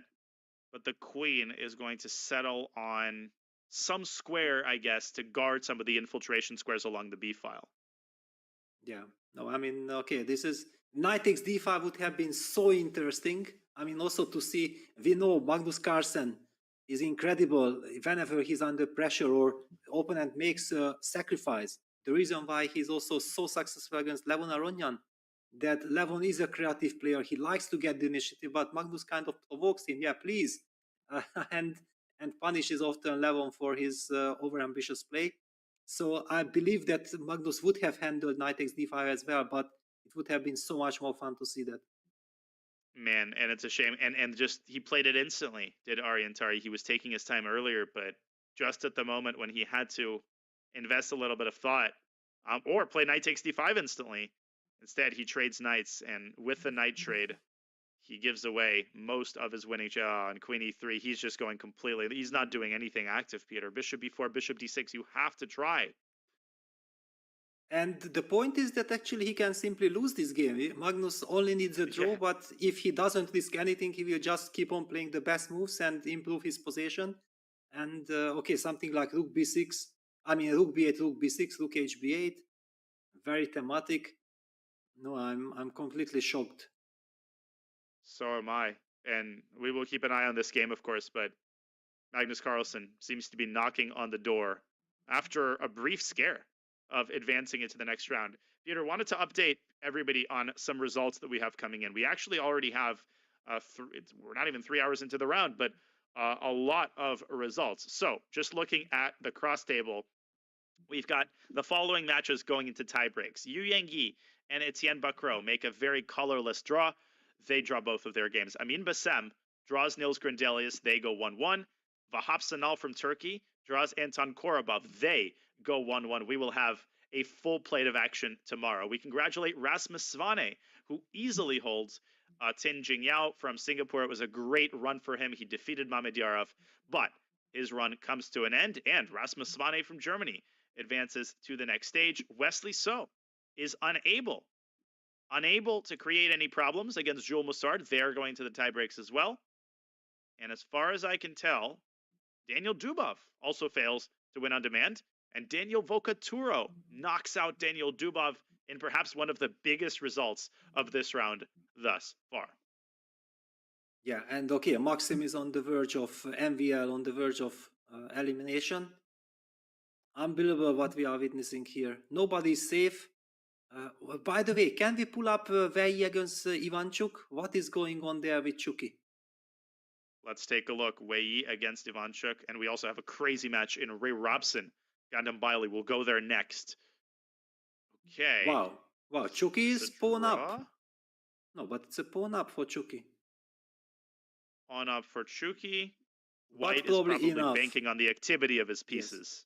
Yes. Yeah, should be enough. Yeah, the knight on e4 protects the g3 pawn. The rook on a6 is active. Bishop d4 check can be met by king f4, king g5. So yes, white should escape. Mm-hmm. How would you go about stabilizing the position with black? Would you play bishop d4 and rook d7? And is there any worry that black could end up worse if the king gets to g5? Actually, yes. My first intention was like, okay, black might win with this bishop d4, rook f8, but then the white gets with his king to g5, and all the pawns are falling. So maybe it's time to be professional and just play rook d7. Or I mean, okay, should be. And Chucky has so much time on the clock. He's played so confidently in this game. I mean, the last game he survived a major scare. He was worse out of the opening with white. This game, it's night and day how much faster he's playing. Bishop c1 and rook d4 also comes to my mind. Just eliminating the c4 pawn and generating more activity for black's pieces. One way or the other, I think we're very likely to see a peaceful result, which would mean another tiebreak. Yes, another tiebreak. I'm also seeing that Jan Krzysztof Duda against Ivan Chepanov end in a draw, which also leads to a tiebreak. We already mentioned that the match between Anish Giri and Abbasov also ended 1-1. Lot of action to look forward to tomorrow. Vitsugov Berkish ends 1-1, and David Howell and Howell, yes, and Wang Hao will also very likely draw their game. They are repeating moves, and that means another tiebreak. Another game I wanted to check into was Fabiano Caruana's game and also Jan Nepomniachtchi's game, because it's been a while since we've revisited that Rosolimo. So let's see how the world champion contender is squeezing the position with white. Or is he squeezing, or maybe black is the one squeezing now? Yeah, it's tricky because, okay, c6, c5 break is in the air. The pawn on f6 is also vulnerable, but it feels like black is absolutely fine. I mean, nothing to worry about. Oh, Peter, I think this may have been a tactical oversight. There is the crazy bishop takes b4 in this position. Wow. Because the rooks are attached to each other. You can't leave the first rank, and that's a deflection. Bishop takes b4 is possible here. And can white play bishop takes f6 in return? Let me just show that you can't take on b4 because you drop the rook. If you take with the pawn, black recaptures the bishop with a healthy extra pawn. And so, can white play bishop takes f6 here is the question. Yeah, and then the question, can you collect the pawn on a5? Do you have time, or this bishop on f6 will come to hunt you? Yeah, white goes e4, e5, and some kingside attack with queen g5, rook f4 might appear. Yeah, this is very much a Jan-style position, but black can just continue gobbling up pawns with bishop takes c3. And with 3 passed pawns on the queen side, you better create some chances. Maybe with rook f4, rook h4. Rook f4. There is this queen takes g6 idea. Oh. Yeah, but you have tempo with queen a2. That's a problem. Hitting the rook. And if I move the rook to the wrong square, let's say I move it to f1. Wow, the engine is so fearless. b4. But what about rook h4?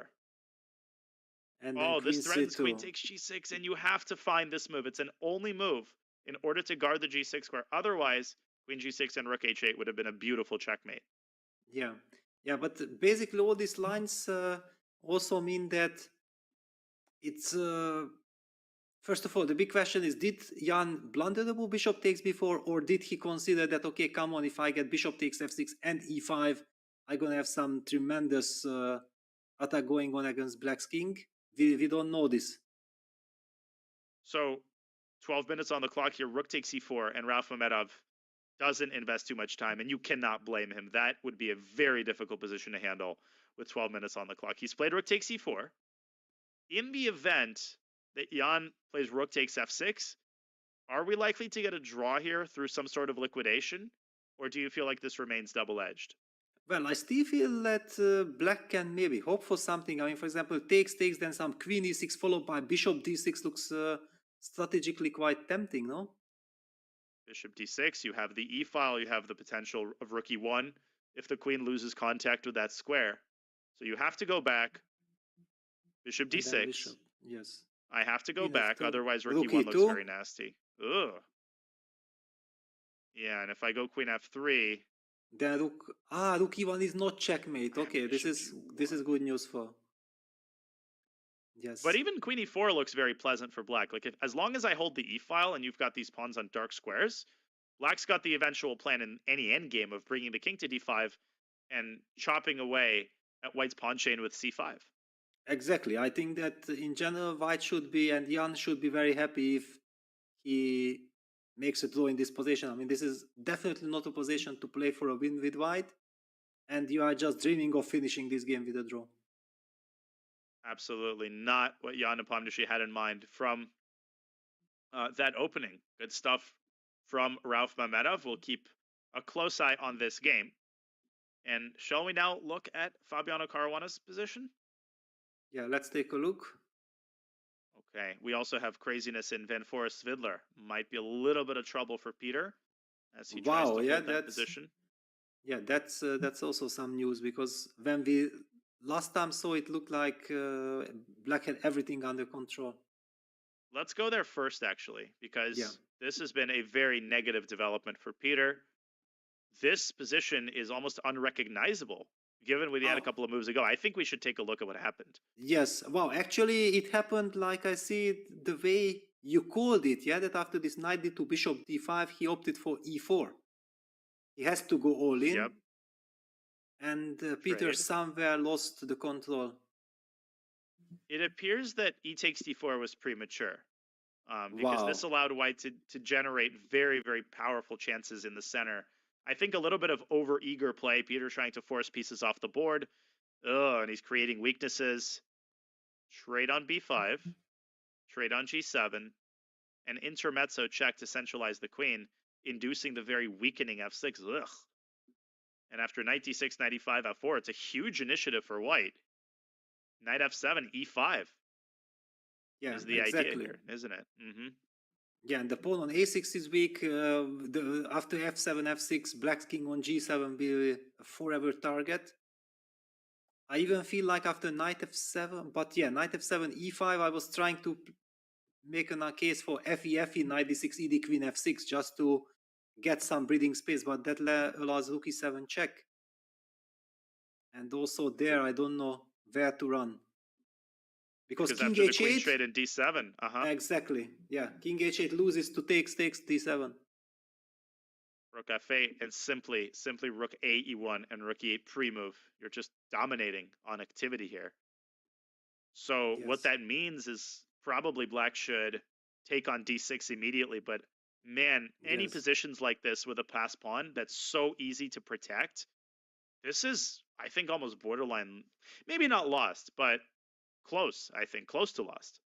Yeah, exactly. I mean, before we were super confident that Peter's in total control, no way he gonna lose, and now it looks much more likely that he will lose than Jordan not winning this. And we have another piece of news. MVL has just extended his hand in resignation to his young Uzbek opponent. Javohir Sindarov wins with Black, and apart from the Shakir Mamedyarov match and the Daniel Dubov match, definitely one of the bigger upsets in the World Cup. MVL gets out-prepared, out-calculated, outplayed, and now he is going back to France. Yeah, unbelievable. Yeah, it goes so quickly. Yeah, it's just one move, one bad decision, and it's all over in the World Cup. Yeah. Wow. Okay, well, Peter Svidler is also suffering and struggling. Now, perhaps we can look at Fabiano Caruana's position against Mustafa Yilmaz. Things haven't changed all that much in this game, but we have had an important transformation of the pawn structure. Fabi has indeed pushed c5 and attained the hanging pawns. Yeah, and white pawn got to f3. He voluntarily played f2, f3, so he wanted to avoid any kind of knight f6, knight e4 ideas. But I mean, the bishop on g2 is an ugly piece. On the other hand, white is hoping for something like bishop f1, rook d2 to g2, and then target the g7 pawn. It might be very clever, because also after f3 we closed the long diagonal, and against any d5, d4 we'll have e3, e4 blocking the bishop on b7. Wow, I really like the move f3. You could also consider something like queen f1 and bishop h3. And the point is twofold. You're activating the bishop, yes, but you're also obviously moving the bishop away from the g file. Man, I'll be honest. I liked Fabi's position a couple moves ago, but now it feels like from a practical perspective, Yilmaz has the easier plan. Like, it's not exactly clear what Fabi does here. Maybe knight d7, but that looks a little bit awkward. I don't know. I really don't know. Yeah, well, the thematic d5, d4 move is always in the air, so that we have to evaluate, because after e4, if I have knight h5 and I can target the f4 pawn, that would be good news, but because knight d3, I have Very bishop nice. a6. This is very important. And you hit the knight, by extension hitting the pawn on f4. I might have to go like bishop c1 here, but this feels like black's going in the right direction. Also, queen h4, knight g3. Exactly. I mean, so d5, d4 might be the critical move. Does white have... No, I don't think white has an alternative to e4. Otherwise, knight d5 is absolutely devastating. So this position will likely be reached. Again, knight d3 is 4. So if Fabi plays d4, we will get this position. Yeah, and I think he will. Yeah, he understands that this is the momentum, because if you just give one tempo to your opponent, queen f1, bishop h3 that you mentioned, that tempo could be critical, because then white creates his chances. Indeed. Okay, so current position, Mustafa Yilmaz has just played f3. So important not to procrastinate, right? You give white 2 moves, and d4 loses a lot of its luster if the bishop is able to jump out to h3. So Fabiano Caruana. And also, if the queen on e6 gets hit before the knight moves from f6, then actually this queen does not have a good square. Yeah, that's why the timing is so important. If you get d4, e4, knight h5 in, then you can always sidestep with the queen to this lovely f6 square.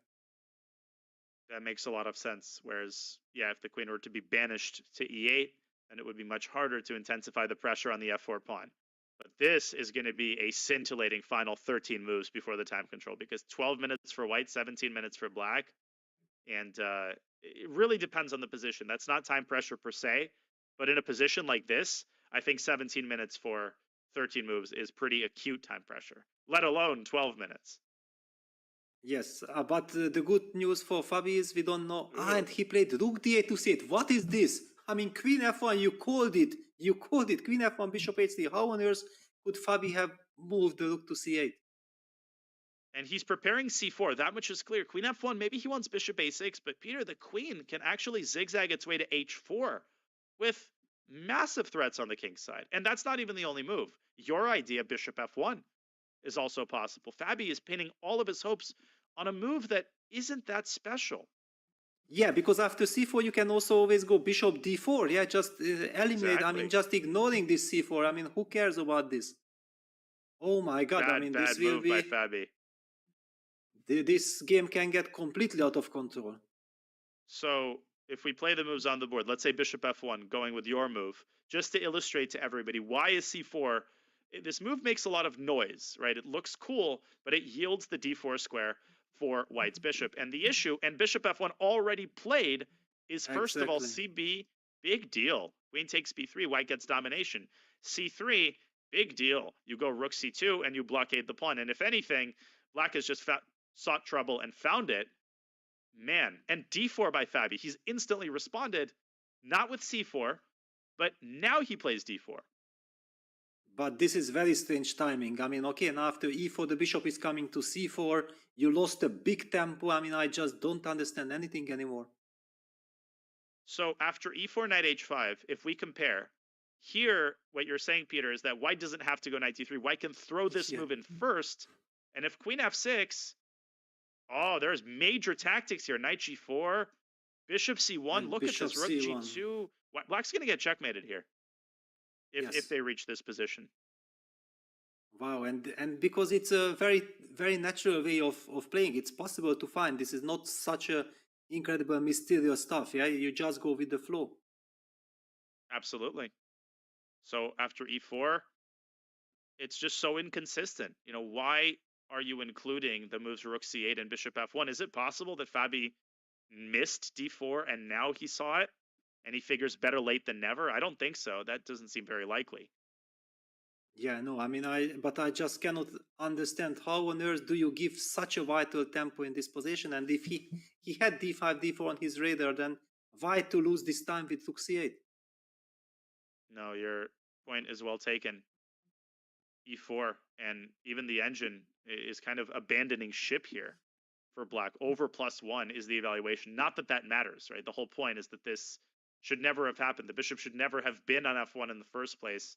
Black's rooks are just dumbly kind of staring at the pawn on c5. What are they doing?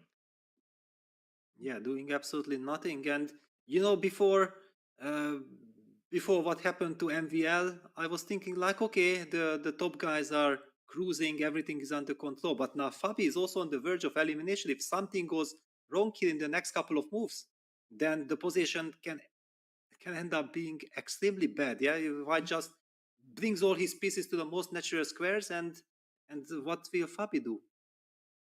Incredible. And this is one to keep an eye on. I think he's also hoping that White's clock is going to play into the equation.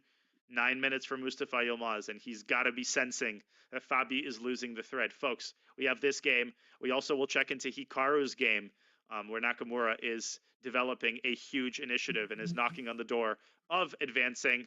We'll have so many games for you and so much more action. But first, a short break here at the 2023 World Cup.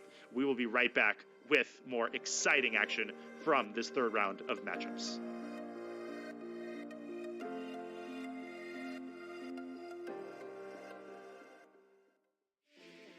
Looking for a new way to learn chess? Meet Dr. Wolf, the ideal chess coach and companion. Play against Dr. Wolf as he explains everything step by step, points out strategic ideas, and alerts you to your mistakes. Train with him and go over your past mistakes until you master them. Choose from over 35 lessons created for all skill levels. No matter your level, everyone could use a coach. Download Learn Chess with Dr. Wolf for Android or iOS devices today. Did you know you can add emoji to your online games and analysis boards? Simply click on the emoji palette icon, select your emoji, and left-click on the board. You can choose from a host of notations, animations, emoticons, and even your favorite chess personalities. Emoticons will fade away after a few seconds. However, notations and special animations remain on the board until they are cleared. To clear them, simply left-click on the emoji or hit the Clear All button at the bottom of the palette. Have fun. Try them all on chess.com.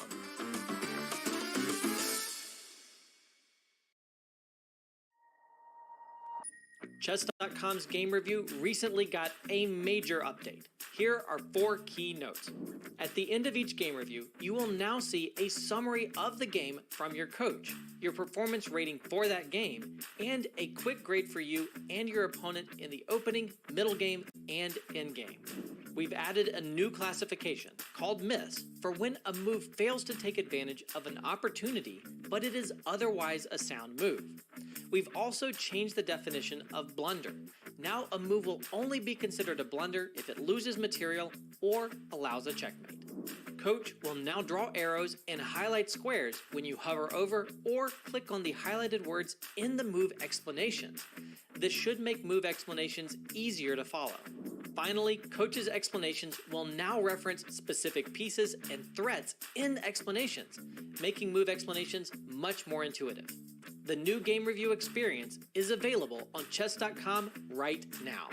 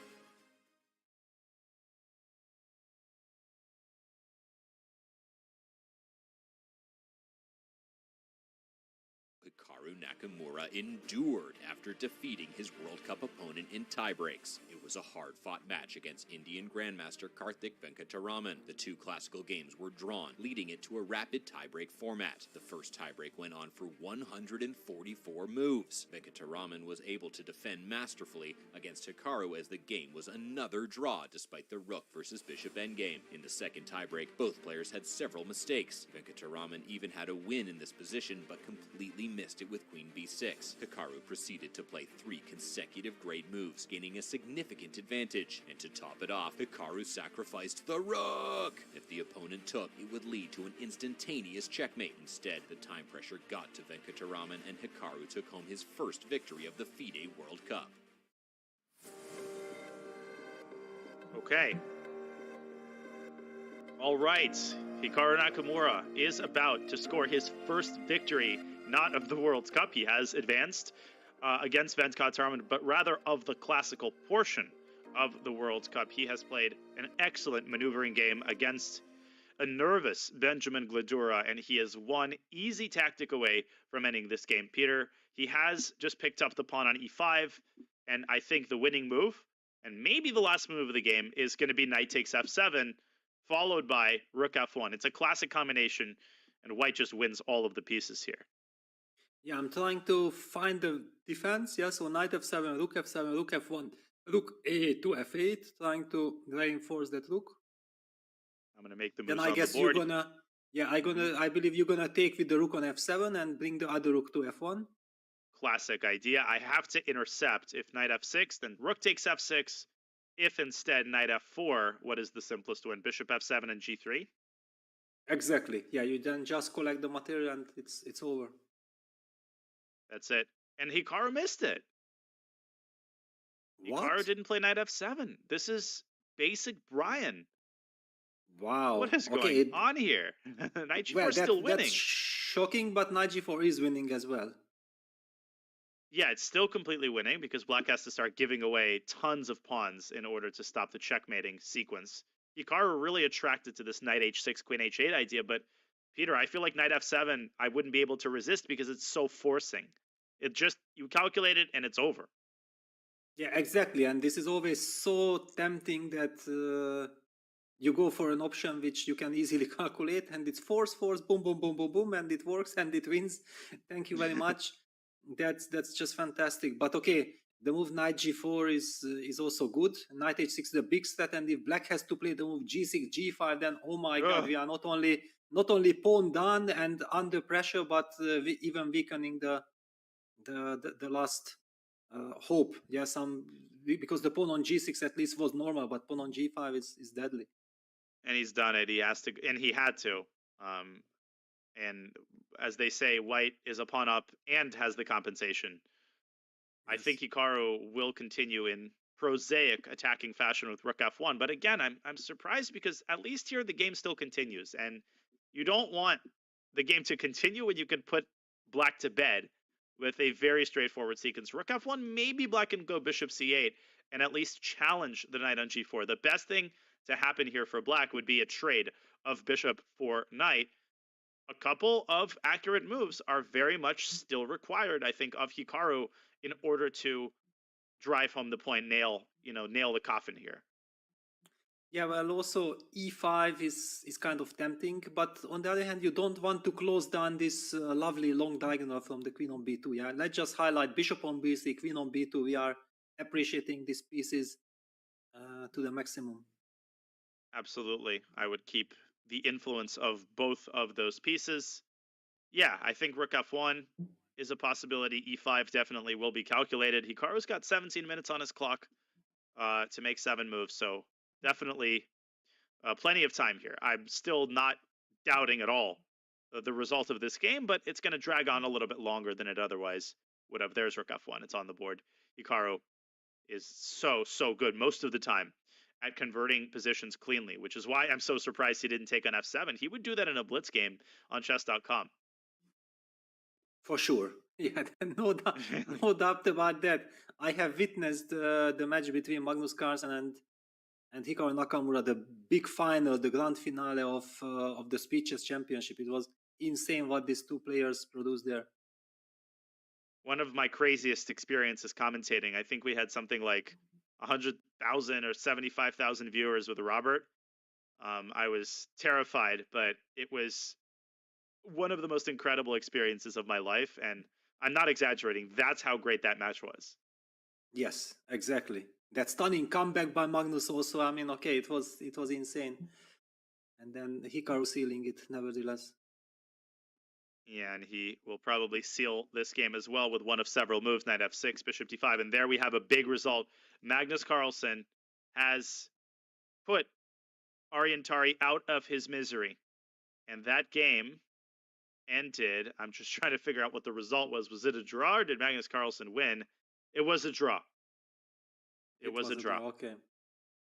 At least something for Tari, yeah, because it's of course very unpleasant to be knocked out by your friend, and we see also Magnus not feeling that happy, not really celebrating, knowing that it's about his friend. Yeah, good point. Definitely, Carlsen will not gloat as you see them discussing the game there, and Ariantari had his chances today. It was not a wire-to-wire victory by Carlsen. As late as knight takes d5, he had serious chances to stir the pot, let alone that computer move g6. But were the circumstances different, Peter, I don't think Magnus Carlsen is going to be too happy with the chances that he gave to Ariantari in this game. Yeah, in general not, but it all came down because of this daring g4 choice by Tari. I think that after that, both players were completely out of their comfort zone. It was a wild game. It was like a street fight, yeah, not like the usual classical chess that we are used to in classical format. And finally, it ended in a draw, and Magnus advances. Yep, and we warmly congratulate Magnus Carlsen. A couple of other results. Alexei Sarana, this was a while ago. He defeated Kirill Shevchenko, and he moves on. Vidit and Bluebaum drew their game. And then we have a couple of results coming in right now. Ivanchuk and Wei Yi will draw any second. It's a dead draw. Nothing to talk about there. Rajabov and Santos Latasa go 1-1. And Ralph Mamedov has drawn that game against Jan Nepomniachtchi. You called it Jan's best move of the game. He was already in some danger, and Jan making a wise decision to offer that draw and take things into the tiebreaker. Yeah, I think that it's also, when you are not feeling so comfortable, it's very important, to make that draw if the rule allows it, just to understand what is the mindset of your opponent. If your opponent wants to continue, then at least you can remove all those thoughts, yeah, then you know that, okay, total focus on the game. But if you are non-stop thinking that should I offer draw or not, that keeps on your mind, it can distract you and it can cost you the game. It was a wise choice. Ralph probably was happy with the black pieces to make a draw and get it to the tiebreak. It's going to be an epic battle tomorrow. For sure. And I guess for the lower rated players, rating is a consideration. They know that they don't have realistic chances to win the tournament. So I know it doesn't sound like a lot, but every one of these draws is a couple of points. And I have forgotten about the Fabi game. We have to go right to the Fabi game. I was just going to point out that Radoslav Wojtaszek is going to win his game with black and tie the match against Ivan Shitko. But forget all of that. Let's go right to the Fabi game because there is a rook chilling on g6. And the monster bishop on c4. I mean, if this is not checkmate, then nothing. Oh my gosh. How did all of this happen? None of these pieces should have been where they are. Not a single one of them should have been on the square where it is. Well, it all started with this terrible move, rook d8 to c8, yeah, and then bishop fall back to f1, and then Fabi pushed d5, d4, which was a good move one move before, but not then. And after that, White just played e4, bishop c4, what we were talking about, what we were afraid of, that all the natural moves are coming, and how will Fabi survive this incredible attack? Okay, here's one proposal. What if you try queen h4 with the idea rook takes h6, knight g3? Well, even that is terrible, yeah? I mean, even if I that's just... the problem. Yes. Rook h6, and of course the discovered attack on the rook. Mm-hmm. Yeah, and then we just even trade the queens, and we are just super happy with white. And if queen takes h6, you can take the queen first. Yeah, well, also the computer was thinking after queen takes g3, white has rook h8, apparently extremely strong. I was just very happy of 8g and pushing, but rook h8 is apparently... wow, and then 8g, what an rook h2, idea. check, knight g6. G6. Let me just show this in light of a random move like bishop e7 or what. There is this beautiful mating construct. Oh, there goes my mouse. Rook h2, king g8. You're not alone here. Knight g6, and just look at the harmony, how white's pieces harmonize together, a symphony of threats, and rook h8 is the unstoppable one, with the bishop pinning the pawn on f7. And queen h4 has been played, just as we're talking about it. Yeah, wow. I mean, okay, queen h4, practically speaking, was the only move. It had to be played. So does it mean that after rook takes h6, knight g3, queen g3, black has to take back on h6, which looks very dangerous because white gets all these attacking ideas there? Yeah, that was losing. Let me just make the moves again. What we're talking about, folks, is rook takes h6, knight g3, discovered attack, queen g3, queen h6, and now I think the winning move is knight g4 with massive threats of a discovered attack.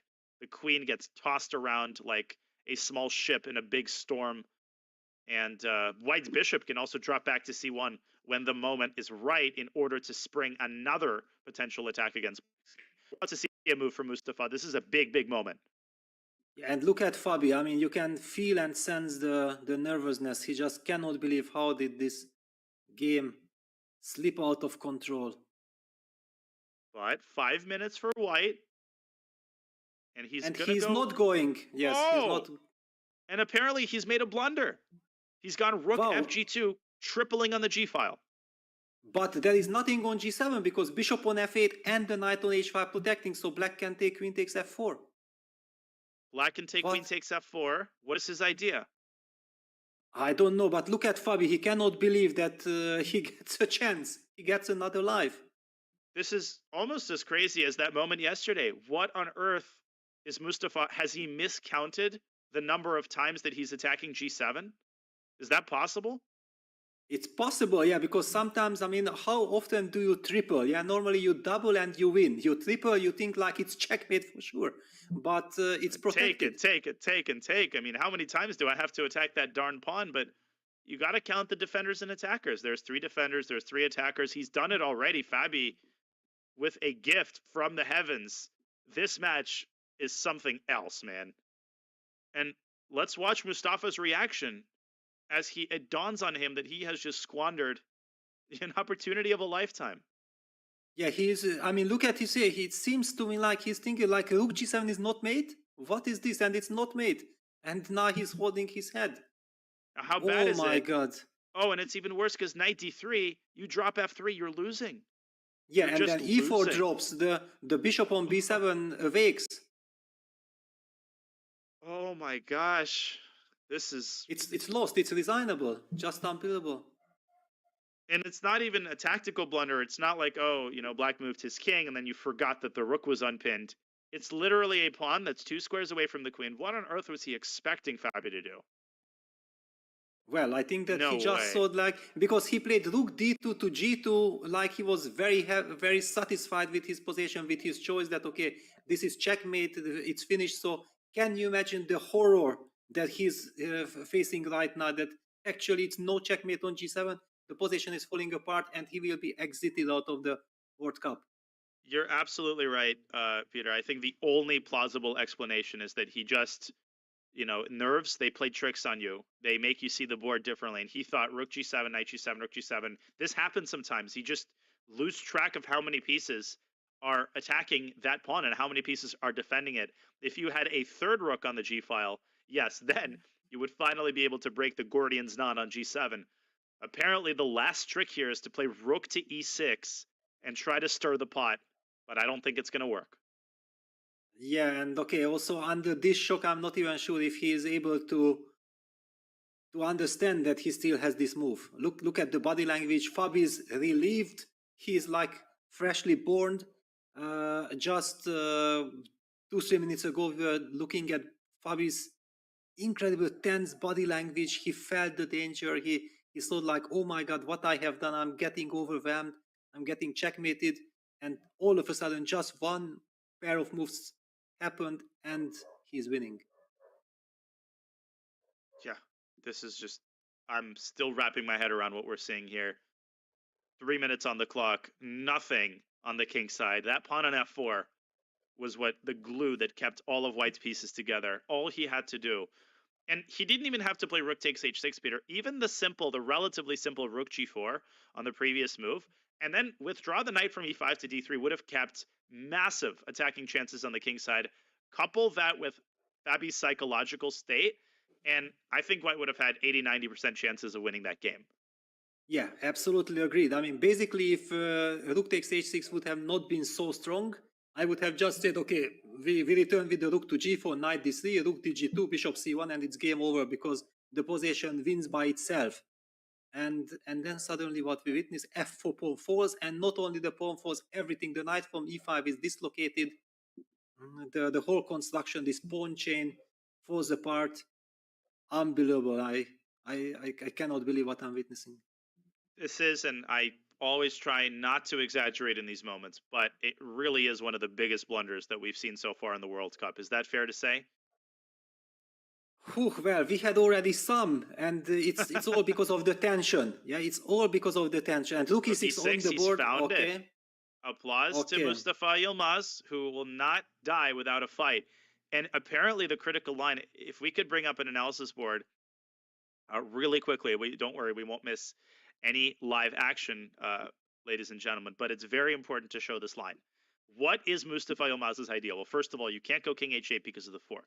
So you have to go to h7, and he is trying to deliver perpetual check with his bishop, but there is the relatively prosaic queen sacrifice, queen takes f5, and I think it's pretty easy to see that after rook e7 or rook e8, I'm not sure what the difference is, black's monster bishop on b7 affords potentially overwhelming compensation. Yeah. Apparently exactly. This is the move. And look at this, Fab is about to move. I think he's calculating all these lines. Again, this g7 pawn is so well protected. Exactly, and the bishop on b7, that's the key bishop that comes to life. The bishop on b2 is completely dead, it's shut down by the c5, d4 pawns. Well, you'd have to go knight g6 here. And then rook e3. I mean, you just enter. And And again, the knight on h5 protecting the g7. Yeah, so even after knight takes f8, rook f8, it's game over. Great point. Neutralizing white's queen and rook. The one question I had is what the difference is. Why not start with rook e8? But the difference here is that there is this potential for queen g6 check, and the rook is undefended. If you compare this to the rook on e7, if white goes rook e2 here, then there is a check on g6 later on, but it doesn't come with a fork against the rook. So Fabi would have to notice this and preferably put the rook on e7 rather than e8. As we go back to the live board, are there other moves here? No, he has to find this. According to the engine, he has to find fe. Because rook g4 is a threat, trapping the queen. I mean, or basically, touching the queen. Hikaru Nakamura has won his game, by the way, as we expected. But you know what we're missing in this game is drama. I think some more drama. Maybe Fabi not playing f takes c6 is exactly what we needed in this game. We haven't had enough turnarounds. I think we need something interesting to happen. No, but he will take, because first of all, after fe, bishop e6, king h7, bishop f5, white is trying to give perpetual, yeah? So basically, even if you are not yet sure about all this queen f5, e5, you might feel that this could be interesting. Of course, he is not backed by computer. He cannot think that this is winning, but it definitely looks promising.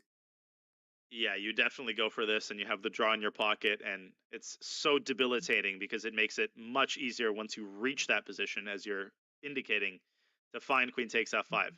But Fabi is taking his time. The clock situation is not inspiring for either side. Fabi down to 5.5 minutes. Of course, they make time control at move 40, at which time 30 more minutes are added to each player's clock. But there is 1, 2, 3, 4, 5, 6 moves to be made here until that time control is reached. And that is an eternity in a position that is this complex. Yeah, luckily they have the 30 seconds bonus. I mean, imagine this situation without the bonus. It would be completely out of control. Oh my gosh. And black actually has to make 7 moves, including this one. Man, now we've sunk time into this game. Let's wait to see if Fabi does play f takes c6. How shocked would you be if he refrains from taking the rook? I mean, I will fall from the chair, honestly. So will I. I mean, yes, it's just impossible. I mean, the tension is also so big. Yeah, we are seeing all these upsets. It looked like 10 minutes ago that maybe Fabi will be the next victim.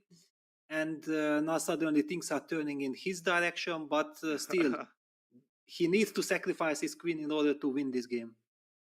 Another quick update. Vincent Keimer played a very smooth game to knock Amin Tabatabai out of the World Cup on the strength of that awesome endgame that we were watching yesterday.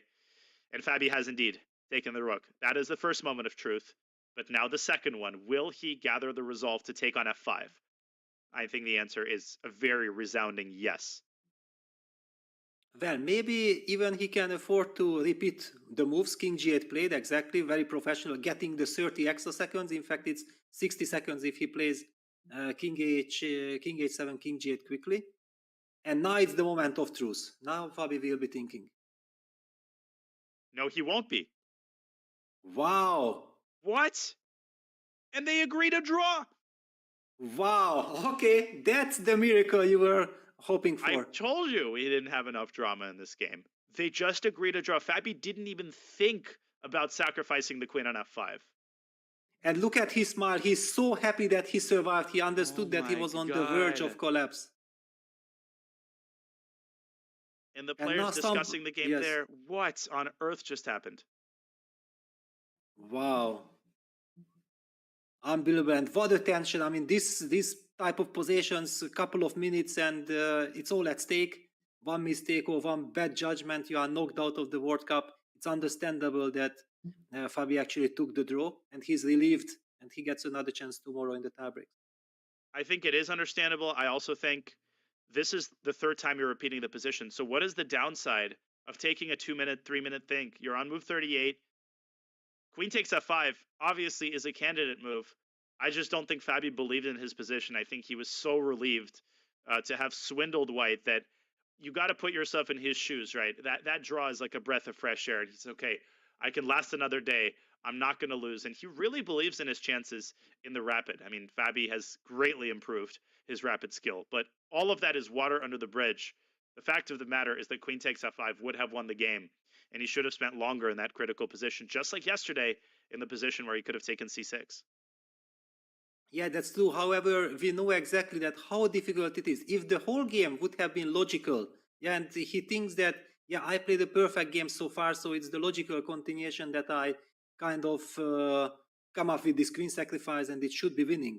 But the fact that it was a roller coaster ride and he felt like he might be eliminated, then Mustafa finding rook e6, yes, so maybe also Fabi felt like, if my opponent does not play rook e6, I win. If he goes rook e6, okay, then it's a draw. And if already you have all these emotions inside you, then it's very difficult to, just refrain from all of it and take a look at the current position with a completely fresh eyes. Very well said. And this match is going to tie breaks. So many matches are going into tie breaks. I'm kind of looking around the horn. A lot of results. I wanted to look at the Lenier Dominguez game really briefly. First, we see the bird's eye view there. A lot of draws. Nepomniachtchi Mamedov, Santos against Rajabov is going to tie breaks, as is Wesley So against Jules Moussard. But Gukesh will not go into tie breaks as he crushes his compatriot SL Narayanan with the white pieces. That game wasn't even close, and he will be moving on to the next round. Wow, yeah, that's very important victory for Gukesh. Actually, yesterday he was under a lot of pressure. So, yeah, surviving that game and today making the most of his chances. And what do we see here? Dominguez gonna win. Only a... Wow. Wow, Yeah. but okay, it's far from obvious. Yeah, it's opposite colored bishops. Opposite colored bishops. White needs to create a second passed pawn, which would reach trousers, which we talked about yesterday. 2 passed pawns on either side of the board. Black has insufficient resources to stop them. So you have to find b takes a5. And what is the follow-up to bishop takes a5? Is it c5? I think so, yeah, c5, but then b5 will be played. Let's make the moves. Takes, c5, b5. c5, okay, b5, and now the let's question... say d5. Yeah, and you get 2 pass pawns. Okay, 2 pass pawns like this should win. Yeah, they are just too far away from each other, so the black king is unable to defend both of them. But then how do we react after c5? Not b5, but what else? Well, I would just Because point out before that b4 has to be met with a4. You have to keep this pawn alive, otherwise the h-pawn has the wrong color promotion square. But yes, go ahead, exactly. Peter. You're saying instead of b5. Yeah, but I was very afraid that if white's next move is king d3 to c4, and then the white king might just march through king b5, then push d5, and then we'll be forced to take bc, and then white will have the a passer. And once white has the a passer, black cannot give the bishop away for that pawn. Essentially, black is unable to get rid of 2 out of the 3 pawns on the queen side. That is the draw condition for black. If you can get rid of like the c and d pawns, then you'll be able to give your bishop away for the final queenside pawn. But amazingly, it's not possible to do that. Yeah, it's completely crazy. Look at this. It's also move 36. Gusainov still has time. He's already thinking for quite some time. It's not an easy, psychologically, it's not an easy choice to take b takes a5, because usually b takes a5 in such positions is a mistake. It's a very special position that exactly this seemingly dubious choice is the right move. Yeah, you really have to think outside the box. You have to think concretely, because the general consideration move is b5, and apparently that squanders the win because the bishop can park itself on f2, and you will just never be able to play c5 and create a second passed pawn. So I think process of elimination is what will really help Gusainov find the right move here. How crazy of a result this would be. Lenier Dominguez, just such a solid player, and Gusainov would win on demand to force yet another tiebreaker match. Is there a single match other than Hikaru's that has ended today? I feel like everything's going to tie breaks. And b5 on the board. What the relief for Lenier. No way. But what does he want after bishop f2? What is even his idea? Probably c5, bc, d5, but then bishop g3. Yeah, you're going to switch the bishop back to d6 and blockade from there. That's and then very maybe important. You can try b6? Yeah, probably. But okay, then black will get tons of pawns. Yeah, finally the c pawn will win the race, actually. Let's just show this line because it's very important. Bishop f2. Bishop f2. I'll wait for Lenier to make the move. He's already made it. c5. Yeah, he has made it.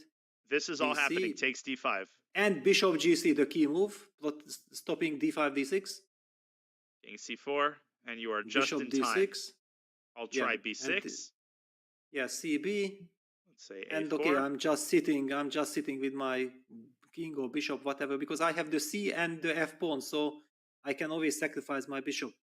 You should probably play f4. I think this is an important move because this opens up the possibility of c4 and black actually wins the game. So here black has a complete fortress. White literally cannot make progress. Yes. Yeah, so, and c5 of course was tried. Yes, b5, bishop f2, c5 on the board, but luckily to Lenier he will have this bishop g3. Okay, and it's the 39th move. He's got 2 more critical moves to make, bishop g3 and bishop d6, but he will find it. He will not allow b6 or d6. Exactly, everything else loses on the spot. So this is a dream come true for a player, yeah, that you know that you have only move. Man, will Gusainov be kicking himself. Another missed opportunity with b takes a5, winning the game on the spot. A move that he would have found if the circumstances were right, if he didn't feel that pressure of how close he is to winning on demand, and Lenier is going to go through to the next round. But hang on, look at the clock situation, 31 seconds, which means that Lenier played bishop g3 with 1 second on the clock. Wow. Oh my god. How many nerve-wracking moments have we had today? Yes, and you know, I think I understood the reason why he was thinking, because instead of bishop g3 there was the human c5, c4 check, and then trying to set up a blockade like with bishop b6, and he was thinking between these 2 options, but there white has d6, cd, king d5, king c6. That was the, yeah. Exactly, and again, white is able to keep one of his passed pawns alive for a rainy day. So this will be a draw. So many results coming in. I feel like we might not have any games left pretty soon. David Howell and Wang Hao have, in fact, drawn their game. One other crazy game is Navarra against Pragnananda. If we could go there, what let's get in there. The world is happening in this board? Well, total chaos. I mean, it's time trouble. Few seconds. Okay, if Prague has some time, this is very important for him because otherwise he would not be able to understand anything. And he has to find Queen G5. By the way, Jordan Van Forest has defeated Peter Svidler on demand in order to force yet another tiebreak. Unbelievable. What a comeback. Incredible. And Queen G5, what is White's follow-up to Queen G5? Yeah, yeah, it's on the board. Yeah. 36 seconds now to make the last move before time control. But these 30 minutes are not going to help him. He's got no moves. Yeah, the d7 pawn is falling. White's king on h1 is also not safe. That's a plan. No tricks with rook e8 check work. 2-0 is going to be the score of this match when Prague makes the very prosaic 40th move. There is no way to even pose a single problem here, I think. Yeah, I don't see any because the knight from g3 can't move because of rook f1 check. Anyway, it has nowhere to move. Yeah, rook e5 was played, but okay. Queen h4 check, rook takes d7, and then queen d4 check. Yes. Ends the game. Rook d1 also a threat in that position. Yeah. Wow. Wow. I mean, Prague is amazing, really amazing. It's knocking out David Navarra like this 2-0. It's unbelievable. David Navarro, of course, has dropped a little bit, but the guy is a former, 2750 player. Just an incredibly difficult match opponent, well prepared. Doesn't matter. Prague, he hasn't just hit 2700. He has blasted through the gates of 2700. His live rating must be something like 2720. I mean, when did that happen?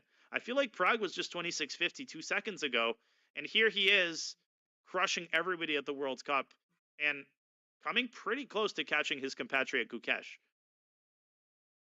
Yeah, he's incredible. I mean, I have witnessed. I have been the main commentator on this Champions Chess Tour in the 2022 season, and what he was producing there. I mean, he was basically almost playing on complete equal terms with Magnus in a rapid time control. I mean, who has done that?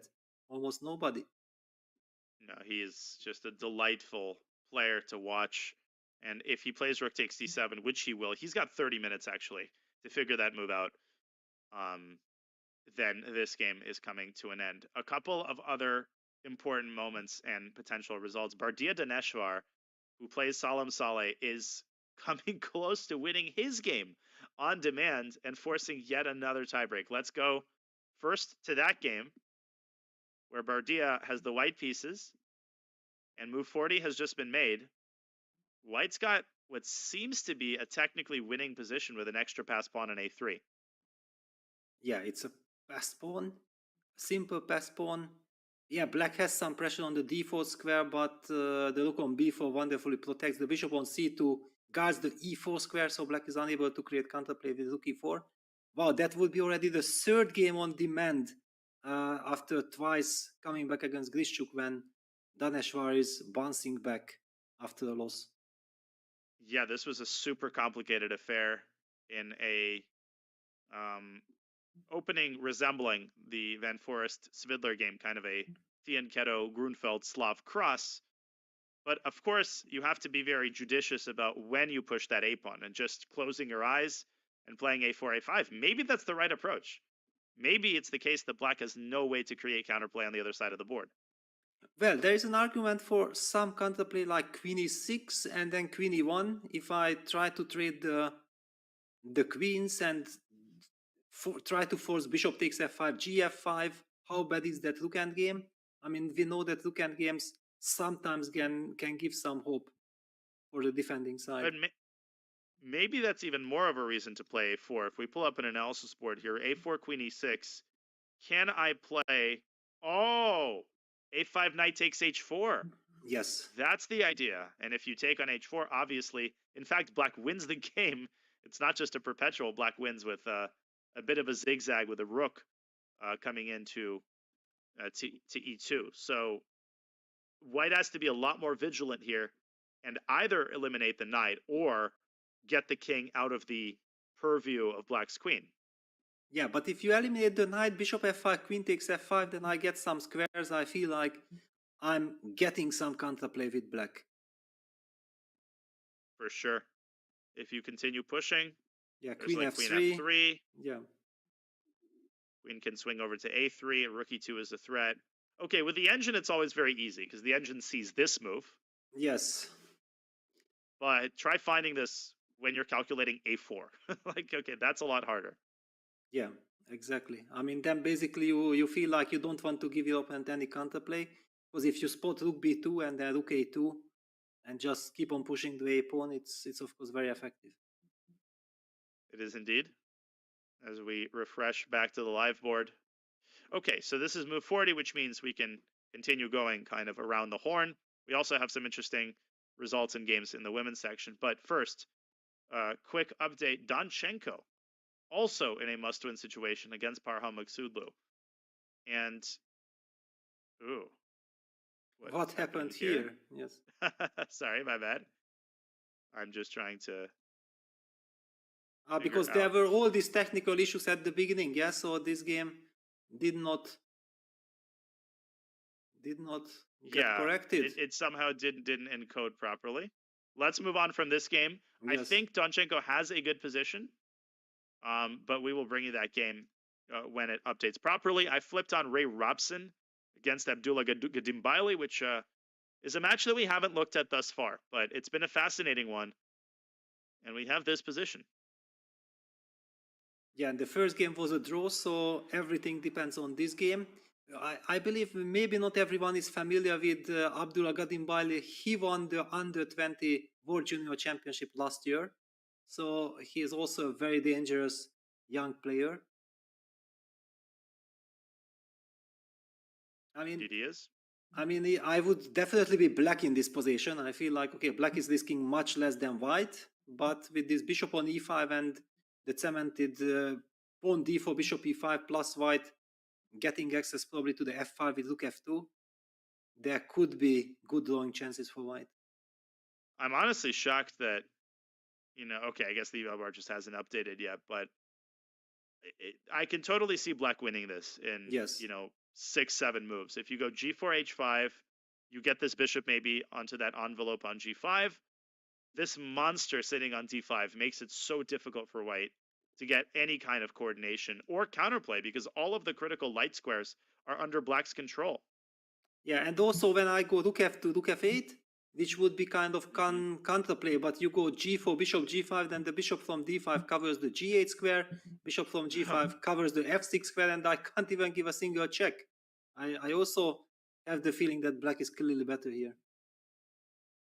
Agreed completely. Gadimbaili just kind of staring down the barrel of a very difficult position. I just want to rewind for a second and show everybody how crazy this game was. They had this position, and then things got even crazier. Bishop g4, rook takes f2. White throws in the check, and the rook covers on f7. Then there were some mutual mistakes and time pressure. Rook g5, bishop e4. And then finally, the smoke cleared with bishop f7 and queen h5. So this is how we reached that endgame. Of course, the rook was forced to leave. Bishop took d5. And Gadimbaili had the chance to trade bishops, and I think he should have taken that chance. But instead, he got very fancy. He went bishop e5, and eventually, Robson said, listen, you don't want to trade bishops? Okay, I'm going to keep my bishop pair with bishop e4. A very mature decision. It also threatened bishop e1, and g5 shut down the rooks. Gadimbaili just kind of moving back and forth. Yeah. And now with the hidden bishop on d8, and then getting ready for g4, bishop g5. Yeah, black just wins this. Okay, so that would mean Ray Robson would advance to the next round. And I'm kind of looking around the horn. We don't have many games left. We have almost none. Okay, Wei Yi and Vasily Ivanchuk will have a rook, knight, and pawn versus rook and bishop. So that should be a draw. And that leaves us with like 3 or 4 games. Let's flip on Fedoseev against Aragaisi, which I also think is not going to last too long. But maybe it will. But hang on. Yeah, black has the pair of bishops. I mean, white has good drawing. Yes, white has good drawing chances because this bishop on h6 construction is a little bit strange, and knight c3, for example, is a tempo move. But knight c3, knight d4. But okay, knight c3, bishop c6, b5, bishop b7.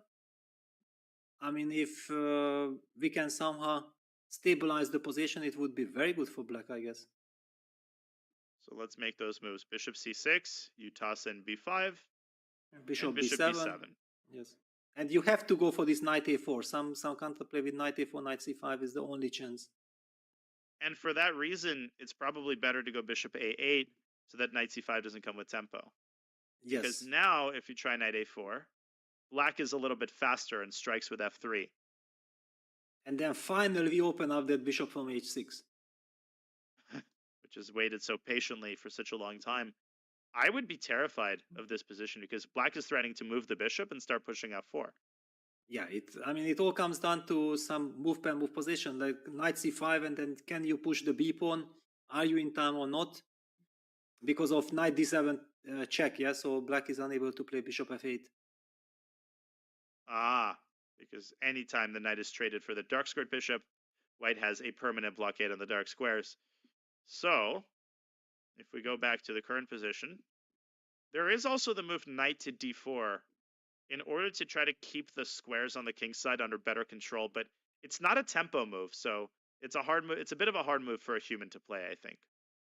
Yeah, on the other hand, the players have reached the time control, so it could be possible to spot knight d4 if this is so important, yeah, because this knight c3, bishop c6, b5, bishop a8, and then knight a4, it's not such a human way, yeah, you feel like something might happen on the king side, and knight d4 played by Fedoseev.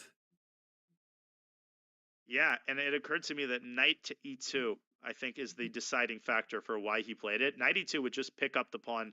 This actually might force a draw immediately.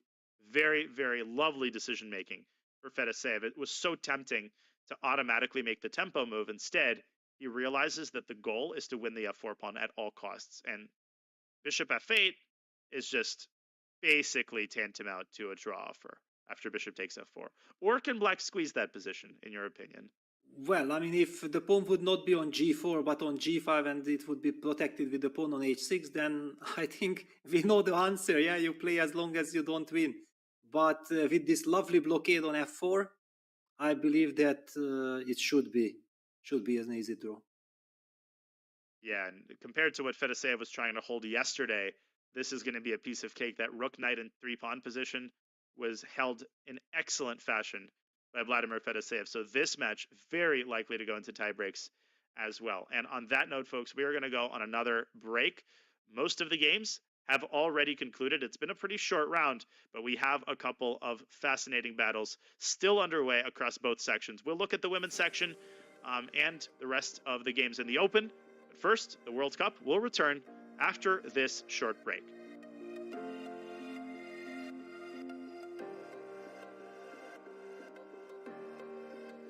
Today we're going to go down into the New York City subway, set up a table on the subway platform, and see if we can get some strangers waiting for their trains to play chess with us. All right, now I'm going to see if I can get anybody. Hey. I'll be white. White. Yeah, because I really don't do magic yet. Sounds like he knows what he's doing a little bit. Don't worry, I'm not that good. Yeah? You're just out here playing chess, not that good? Got the chess.com app. You ever play on your phone? Oh, yeah. He said he barely played.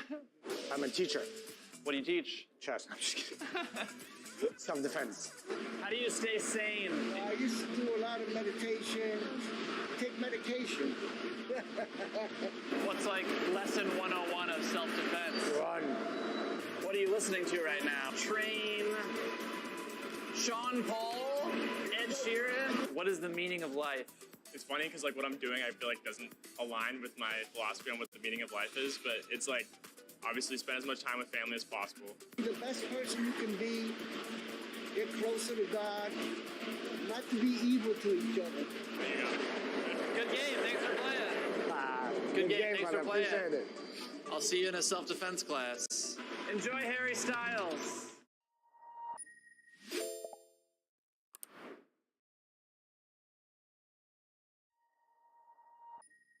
Where does that come from, that kind of even keel, like kind of level-headedness? I mean, a lot of people get really big-headed and very, very confident when they like get on a roll, and you're just like, I didn't play well, gotta be better next time. I mean, you can never relax. I mean, I do that, so I don't relax. I keep the same amount of energy and concentration during the tournament.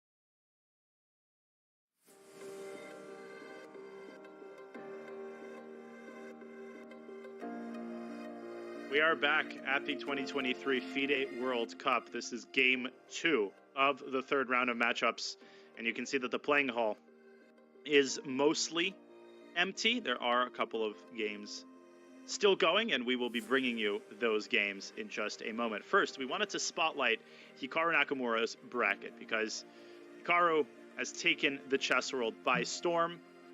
Magnus Carlsen's bracket, that is. You can see Magnus Carlsen having defeated Levon Ponsalaya, now having defeated Aryan Tari and securing a draw in the second game. And Peter facing Vincent Keimer in round 4. What a matchup that's going to be. What a treat for Vincent to face Carlsen and Vincent Keimer going 2-0 against similarly rated Amin Tabatabai. Yeah, that's hopefully going to be a very big match. I mean, Magnus in a very good shape. Vincent is also showing in this tournament a lot of confidence. He has played a wonderful Bill tournament where he lost the last round. Otherwise, he would have, just with a draw, would have won that incredibly strong tournament. So it's going to be a very big fight. On the other hand, Magnus so far has been dominating Vincent. Yeah, Vincent has a very bad score. However, you never know. This is the World Cup. Anything can happen. It's only 2 games, and all it takes is one inaccuracy for one of the players to be sent home. Speaking of sending a player home, Ju Wenjun has been struggling for the majority of this game. First game ended in a draw. She's got the white pieces here, and she's got a miserable defensive task ahead of her against Ulvia Fadalieva. This is not what she had in mind when she played that English opening. Yeah, not at all. And I mean, knowing what the strategy she is, she probably hates her position, yeah, because she just knows that this is very unpleasant. The pawn structure, the A4, the C4, the E4 pawns are all potential weaknesses. Black has this incredible dominant knight on E5, guarded by the knight on G4. This pawn on D6, F6 construction is super lovely. The bishop on C6, eyeing both weaknesses. Wow, this is the only question, that how easy it is to break through White's defenses, but it's gonna be hell for White. I'm trying to figure out whether it's worth taking on E5 here, or do you live with it? Do you kind of just try to bide your time? And it's not even that easy to find a waiting move. I guess something like rook D1 to D2 would be one candidate move, and the other is to play bishop takes E5. Which of those do you think White should carry out to maximize her defensive chances? I think in order to understand this, we have to see the last 5 moves, for example, just to see that what was the narrative of this game, because that will already tell us that is White believing in slow passive defense, or does she think that she has to do something?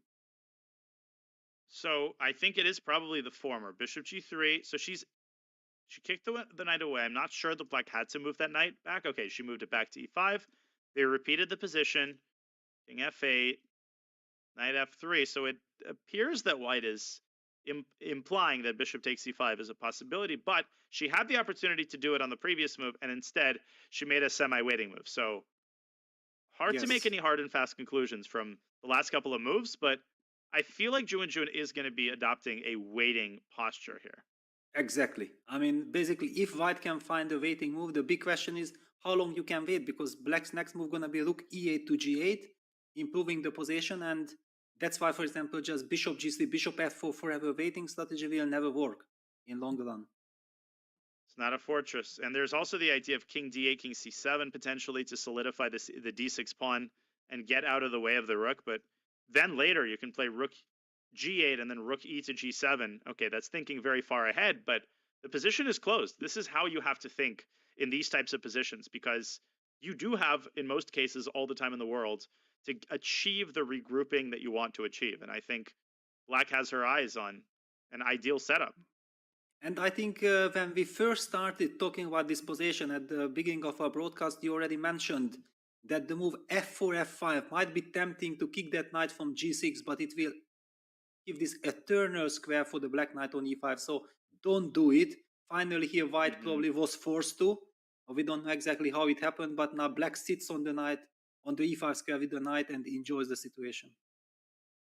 Yeah, this is a torturous positional struggle, and Ju Wenjun is used to being on the winning side of these types of struggles, not on the side that has to deal with a ruined pawn structure and really, really poor squares for her pieces. Well, we'll keep an eye on this game. Just kind of going around the horn, Humpy Canero is going to defeat Olga Bedelka in their second game and therefore win the match. Alexandra Kostenyuk drawing both of her games. And maybe we can look quickly at the match between Vaishali, Ragnananda's sister, who's still in the tournament, and Maria Muzichuk. Vaishali losing the first game.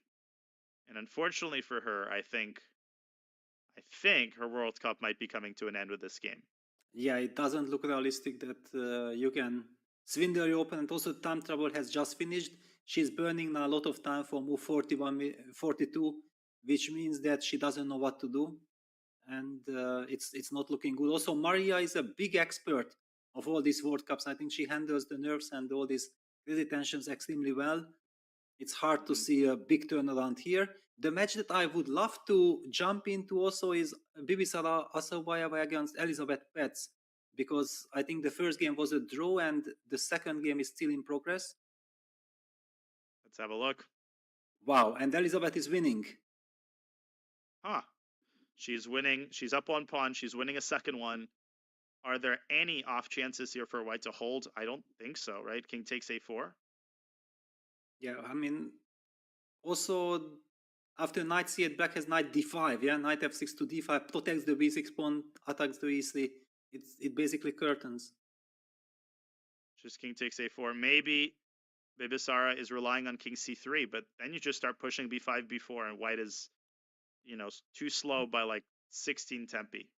Yeah, no, this is hopeless. Basically, we can move on. It was just very important to understand where this match stands. For sure. And we do congratulate Polina Shuvalova, who did manage to win that game against Irina Krush.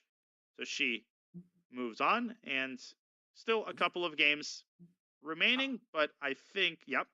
I mean, what about Goryachkina? Because she won her first game, but the second game is still in progress against Desmuk, I believe. Let's take a look.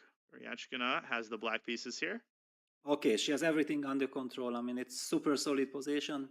She's definitely not going to lose. She will make a draw. She's just so solid. Very hard player to beat on demand. And I think Deshmuk's last move is essentially a draw for, we're going to have a trade, and black's going to centralize her queen, and there are no winning chances here whatsoever. Exactly. Basically, if someone, then black could be the one who could start jumping around with the knight, but of course she doesn't want. Draw is equal to victory. Indeed. Okay, so a lot of the favorites still in the tournament, but definitely Ju and Jun's game is, I think, the biggest potential upset. And on that note, I think we can switch back to the open section and see how our few remaining games are proceeding. So let's go ahead on out. And we have the bird's eye view there. All of the results on the screen. And Gusenov, Dominguez still playing, but Gusenov's winning chances have evaporated with his missed opportunity. Wei Yi still trying to torture Ivanchuk with an extra A-pawn, Peter, but I think unless Vasily blunders a piece, that game is unlikely to end in a decisive result. And that's basically it. We might as well go to the Salem Daneshvar game, which seems to be the most combative of the games still going. Yeah, so black did manage to give a check on E1, but it does not seem to bring too much relief. What happened? So white actually, you remember we were talking that should you push A4 or not? I think white finally opted on queen F4, rook E1 check, king G2. And then H6 happened. Black is, yeah, this was the position, king G7 and king G2, H6. Indicating somewhere some G5, but for the moment the knight on F5 is hanging, so I'm not really seeing this. And there's no hurry with bishop takes F5. I suppose white should just start pushing, and black probably wants to put the rook on A1. Yeah, exactly. I mean, that's because whenever bishop F5 happens, then I'm not sure this queen takes F5 position is completely lost, or there are some chances. You never know exactly. Intuitively, there should be some chances, but so let's test out A4. Let's Yes. say rook a1, bishop f5, and first of all, black should test queen takes f5. Okay, the engine believes it's completely winning, but the eval can be very misleading. Ah, Okay, but king okay, f3 it's a apparently. simple, yeah, king f3, king f4, then you play f3, and then rook b6, rook takes a4, rook takes c6 check, and king gets to e5. That's the problem. Beautiful. King f4. Let me make some random moves for black. Black waits because there's nothing else black can do. And now the key idea, rook b6. Great call. Rook takes c6. And the king king e5. slides into the center with a completely winning position. Yeah, so that's why black has to capture with the pawn after bishop takes f5, and maybe hope for some queen e6, queen e4 check, trying to get a rook endgame with a completely different structure. No, take with the pawn on f5. Take Yes. with the pawn, yeah. And then queen e6, queen e4 check. It could be a different situation. Also not easy for white to make any kind of progress here. White, of course, can force his own version of the trade with queen e5. And this is like a 50-50 position. Obviously, a much Yes. better version for black with this passed pawn, but maybe still winning because of the damage that black has done on the king side. Yeah, but I mean, still, such positions over the board that you feel that some rook a3 cutting the king, and okay, how is white really making progress if the king starts moving towards the queen side and rook a2 check, rook take f2 might happen? It's not easy to evaluate. Very, very difficult. I agree. So big moment for Dineshvar. He's taking his time, and he's down to 8.5 minutes for the rest of the game. Could he be getting a little bit nervous, sensing that he might score another comeback victory? And what else might he be thinking about here? Oh, I guess the immediate bishop takes f5.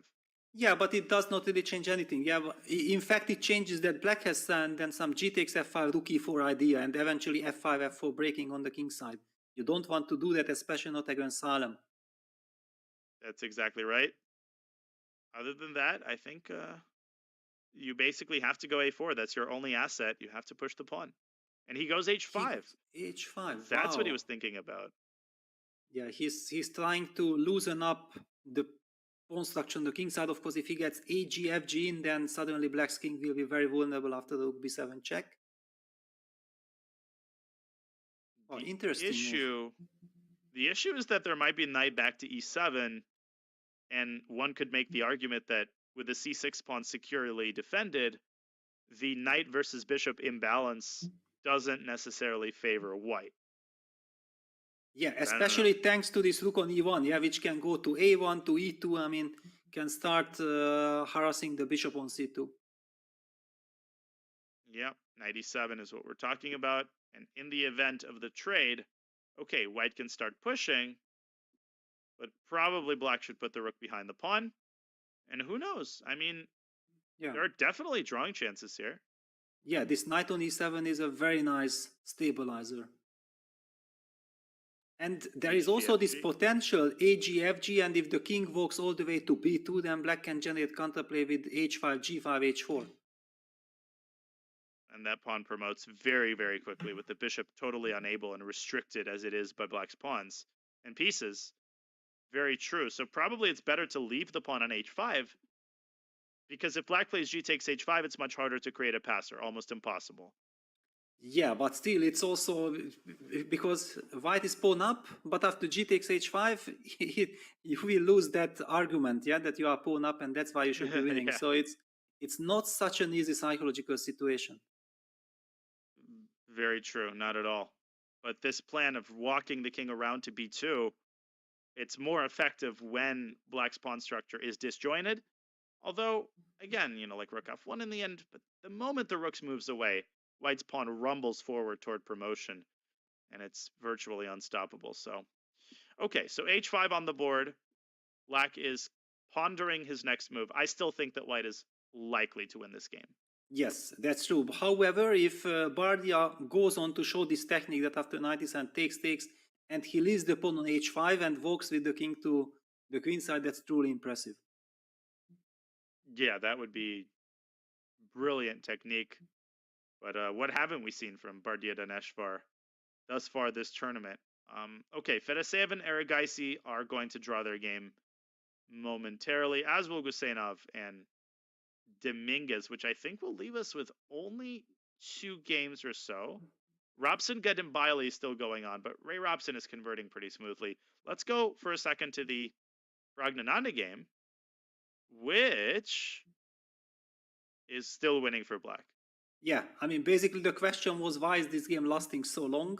Yeah, but yeah, it's not changing anything on the result. Knight takes e4, you will play rook e takes e4. And black's queen is the hero. Yeah. Because it's holding down both of white's heavy pieces. It's incredible. Everything. It holds everything. So basically, white's last chance is maybe to play knight f5, but then knight f2 check should be checkmate. No, I mean, we start giving checks. We can sacrifice on f5 whenever we want. The knight after king h2, knight g4 check. If that's not checkmate, then nothing. Yeah, king h3. You give another check. I have to cover. Check. But suddenly, black might have to make a quiet move here. Wow, to be honest, I thought like I just gonna go rook e3 check and it should be checkmate. It wasn't, yeah? Instead of queen d3, just if rook e3 check, you're gonna go g3 or you take. Yeah, you take first, and then g3, yes. Huh. And of course, black has a draw, but not more than that in this version. Unbelievable. I mean, so okay, keep repeating. 3 pieces attacking, the queen, the rook, and the knight, and only one single pawn is defending. I mean, what is this? Yeah. And none of white's pieces are even anywhere near the king. You're right. So it's not satisfying that you have to like play a quiet move, but you do. You have to go here. Oh, sorry. No, g3, queen f1 is made, so white plays knight g3. And black is, still in need of some hard work. So like something like knight f6. But this is not an easy move. Yeah, well, all this is not so simple because you want to calculate check, and mate, yeah, game over. And then whenever you feel like the game continues, you think like, what's wrong with me? Yeah, why am I not finding the killer blow? And then you start looking from the beginning. I hate that feeling. Yes, and knight f5 on the board. It's played. Knight f5 is played. I'm going to refresh so we get the live position. Yep, it's knight f5. And it's a reassuring feeling that black has the draw in his pocket, but it's crazy to talk about a draw here. It's so winning.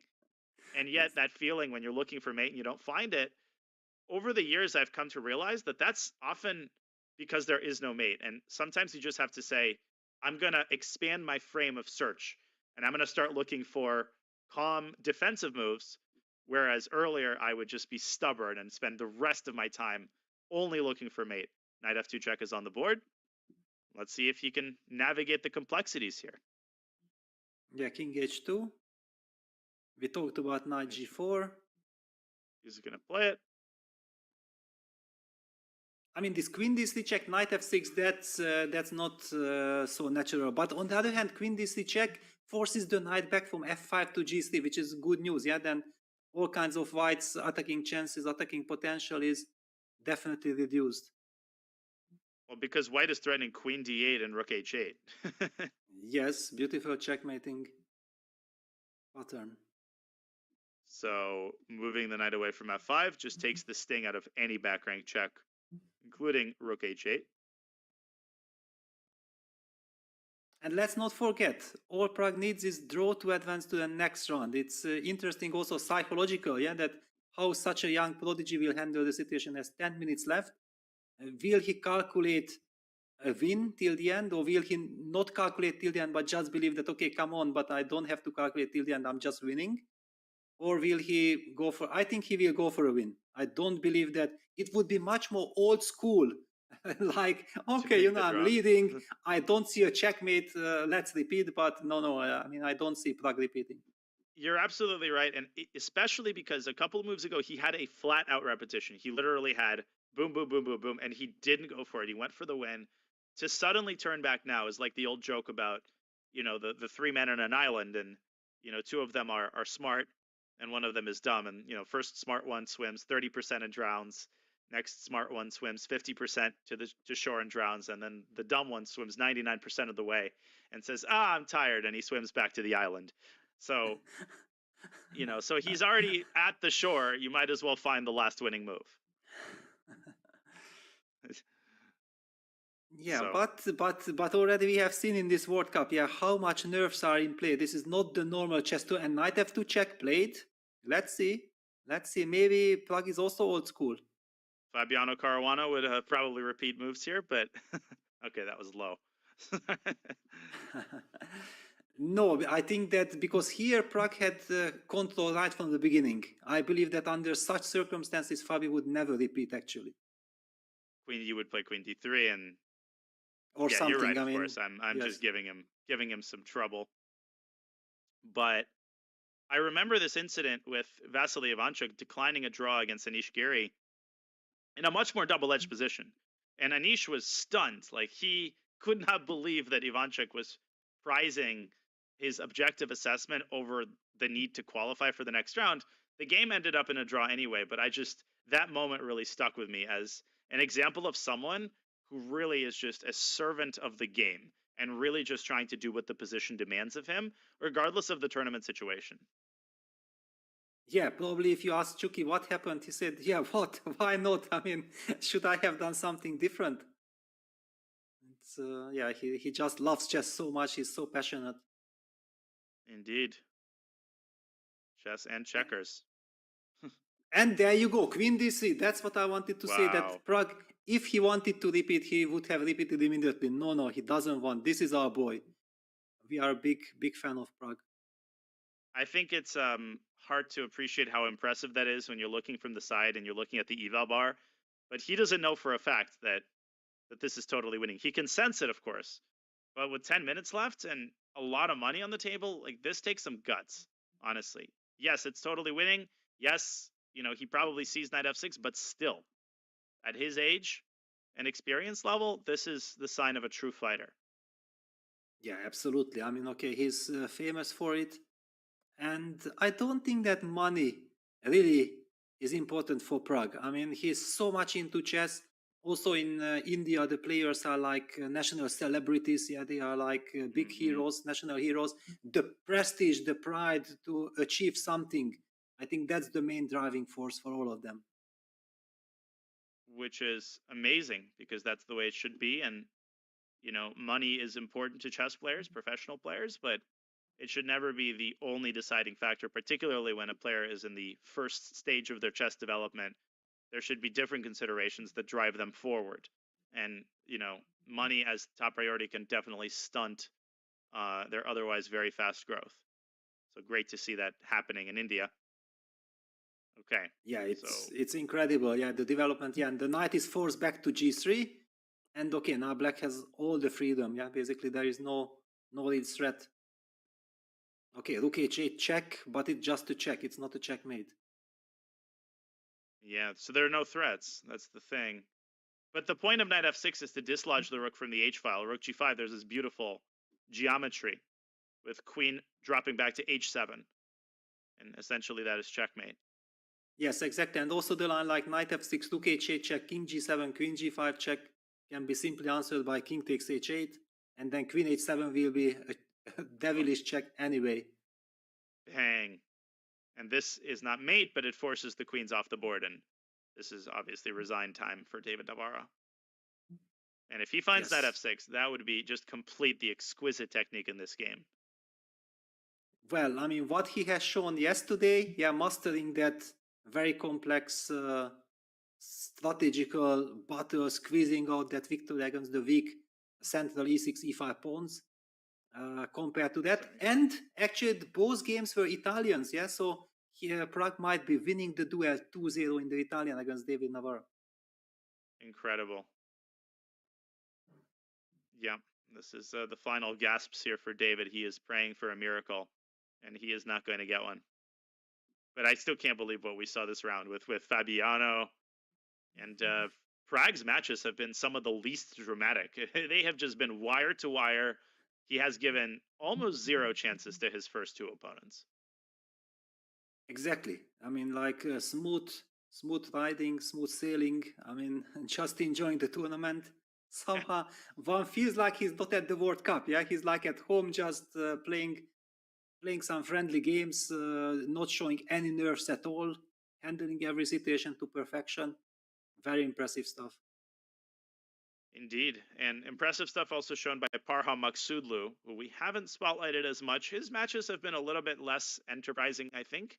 But he did defeat Danchenko yesterday, and he is, I think, about to save a draw from a worse endgame to carry himself forward to the next round. Looks like Danchenko's winning chances are rapidly evaporating. So that will leave us then with, again, just a handful of other games, which are themselves rapidly moving toward their conclusion. Gadir Gusenov is still playing against Dominguez. He is sort of in denial about his winning chances, I think. Yeah, it's kind of understandable, especially if after the time control he realized that he was winning. Yeah, and we reached this position that we talked about, that there is no way through. Whenever the king enters to c6, black pushes the c-pawn, so white has to kind of wait. Black is very happy to do the same. And basically, Lanier will progress. And in fact, nothing really happened, but Lanier did spend a lot of... Look at this. After move 40, it looked like all black had to do is just sit and wait, and Lanier nevertheless spent like 25 minutes. Oh, because bishop e2, that's what I was about to ask. I completely forgot about this move.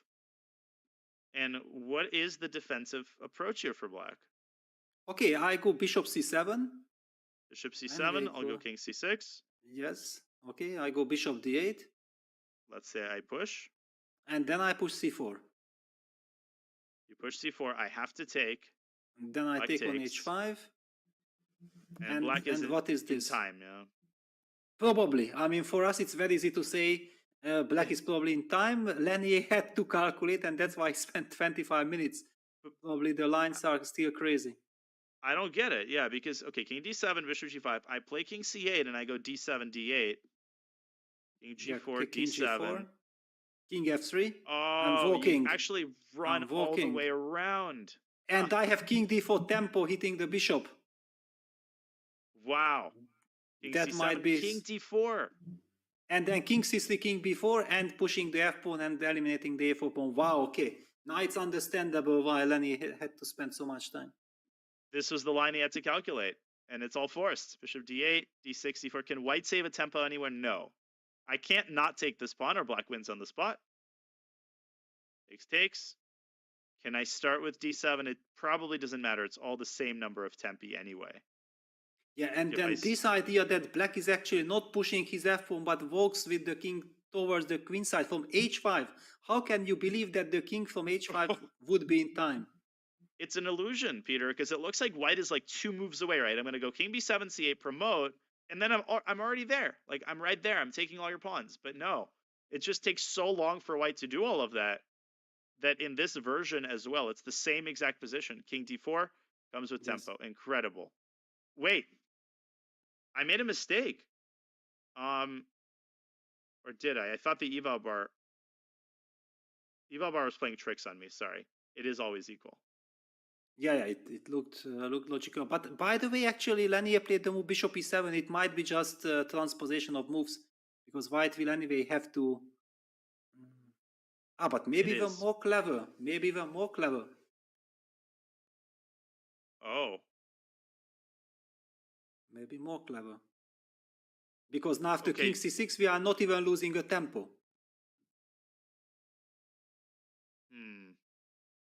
We push c4 immediately. Okay, king c6, we push c4. Oh, okay, got it. Yeah, and after d6, we put the bishop.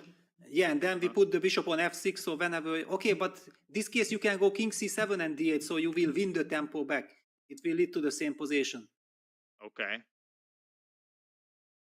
So this way and that way, this is essentially a transposition. As we see Ju and Jun there on camera, obviously this is not the position she has. This is Gusenov against Dominguez.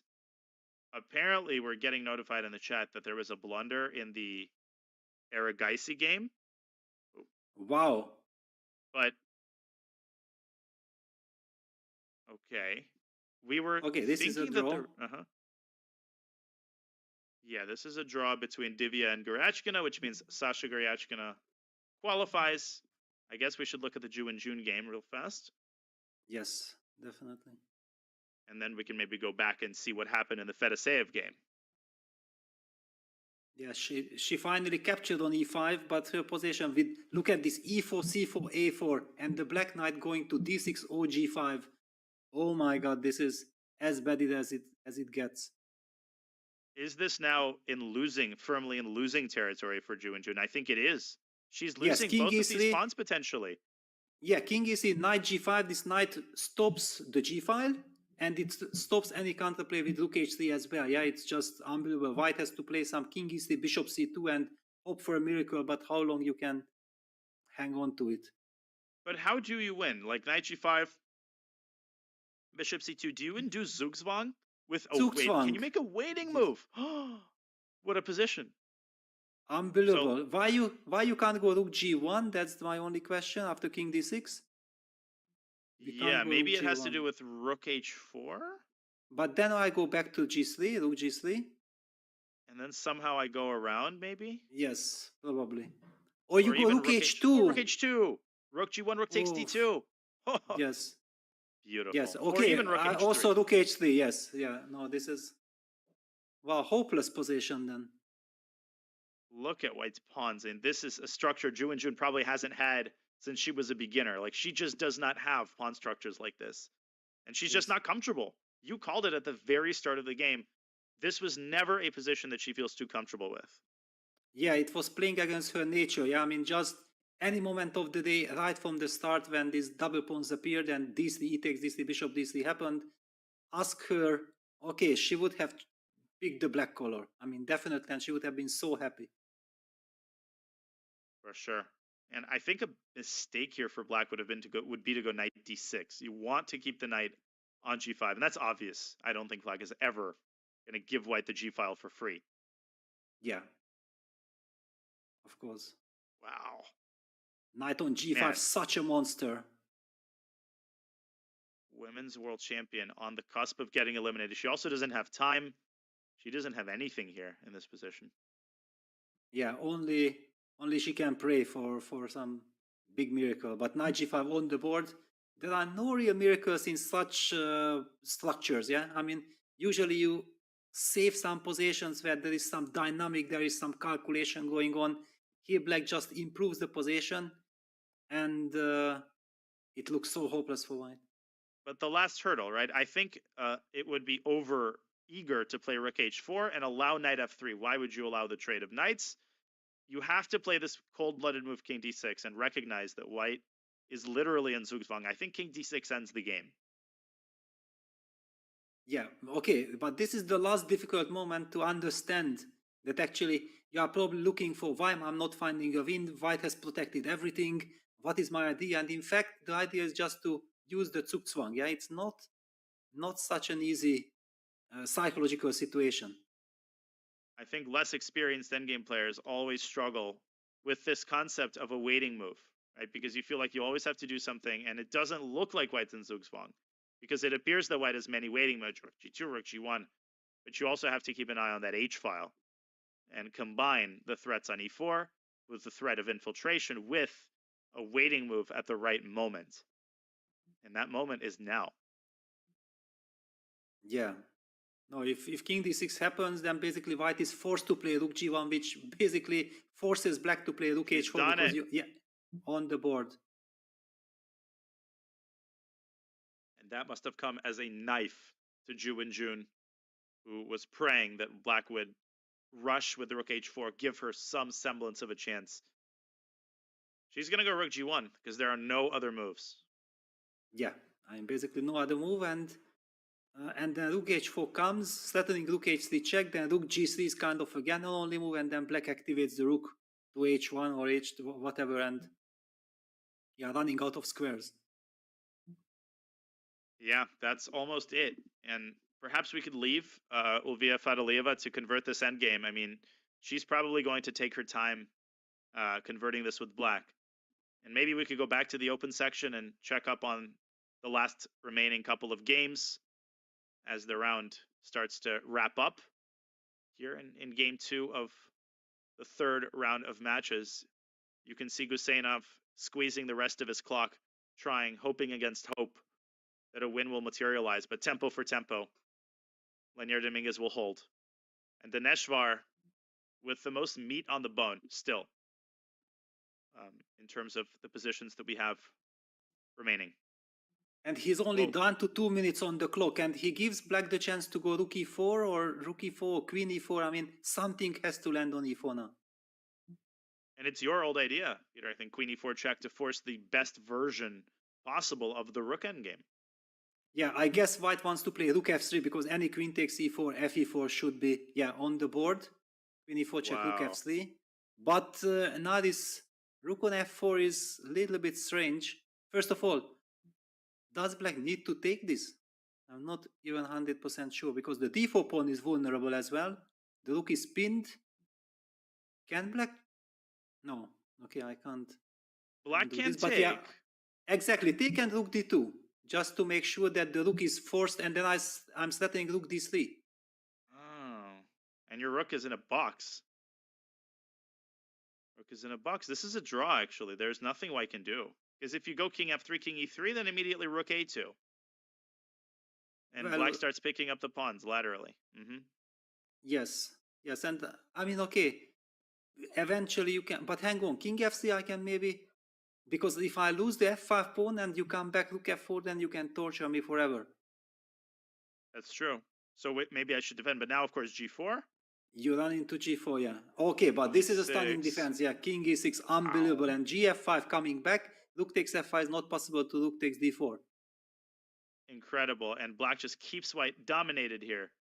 Rook takes d4, rook d3 is a threat, and all of a sudden black is playing for the win here. Yes, wow.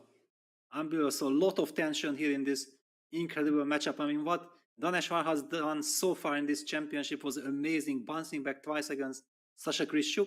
Now also today, creating chances for himself. But it's so difficult to convert, especially in this FIDE time control. I mean, I personally hate this time control. I mean, my nerves and my heart is not able to handle this situation. I'm old school, you know, I want to have, after move 40, my 1 hour. After I make my 20 moves, I want to have 15 more additional minutes. Oh. Exactly.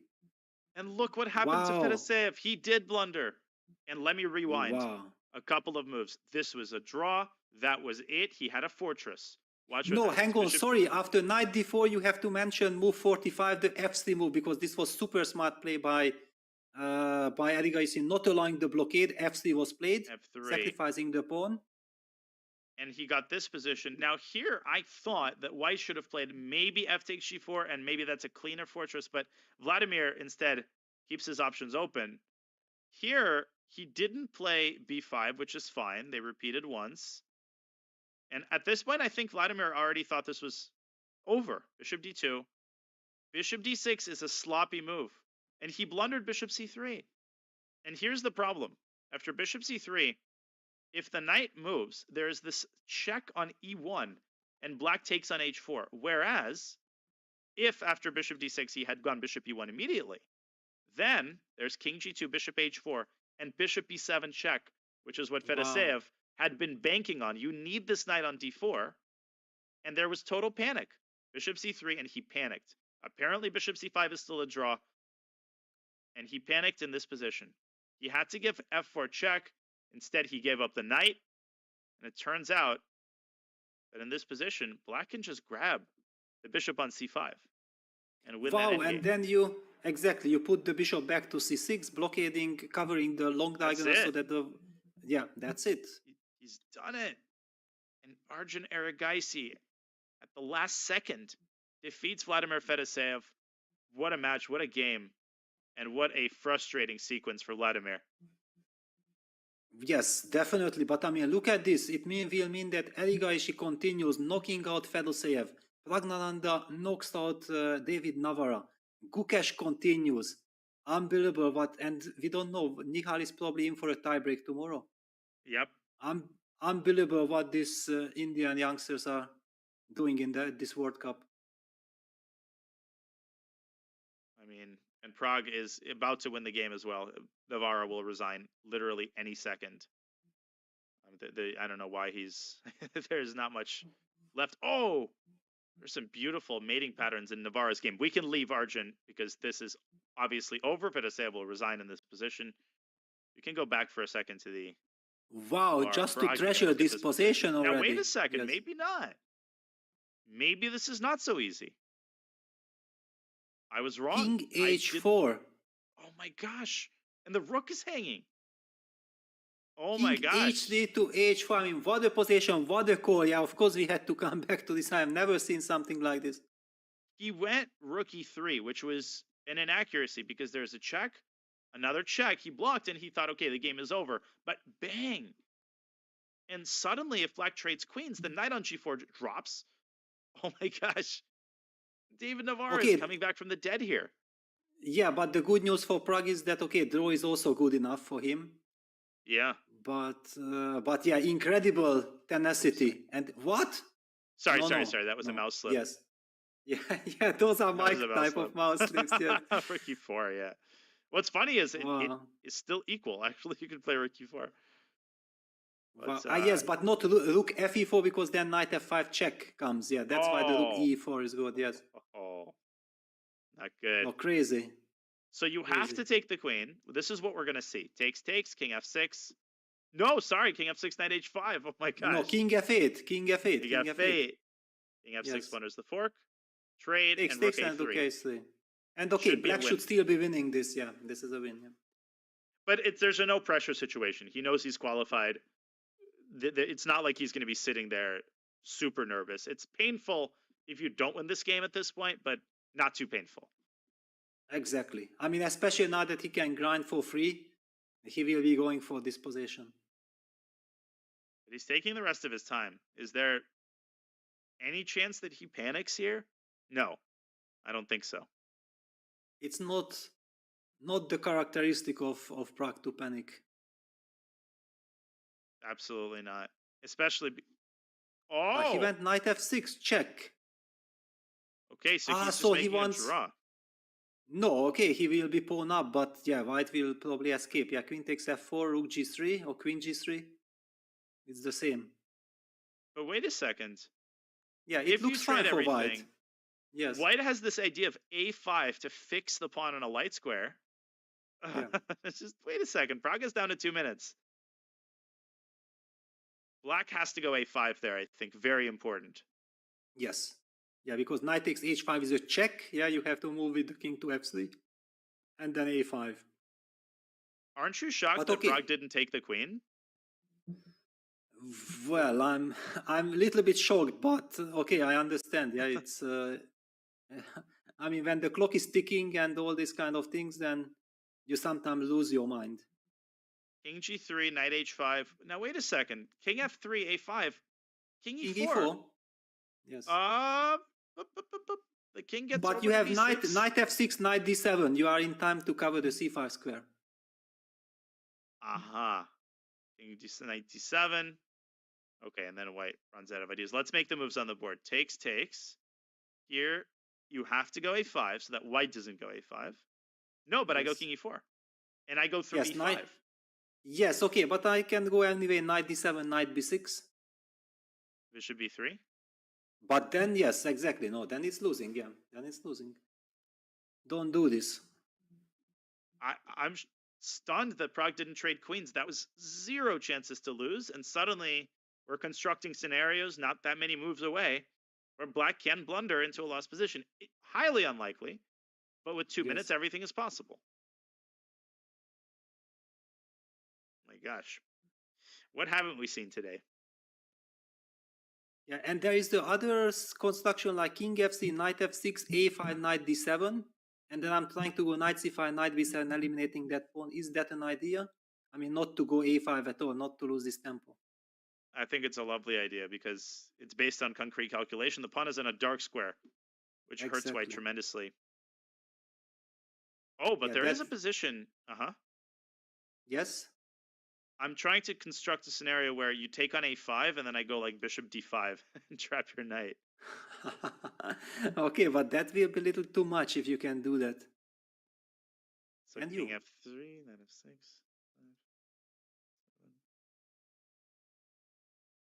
Yeah, I think actually it might be possible. Let's say I go king f3, knight f6, a5. Yes? Okay. Knight d7.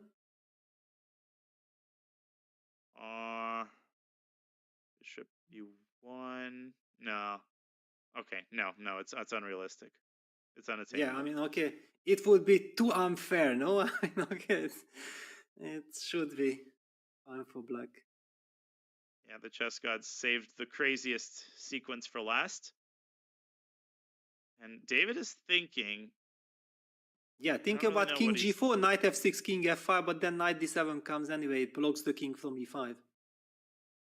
Yeah, it sets up a little bit of a force field with the pawn on f7 and the knight on d7. So I think David should play fast here.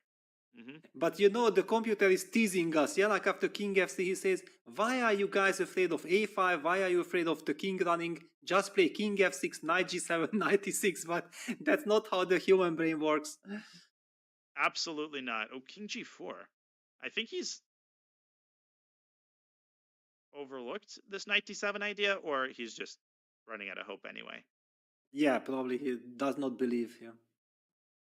Okay, this is going to be a draw. Still a great save for David Navarra, but sadly, it's a day late and $1 short.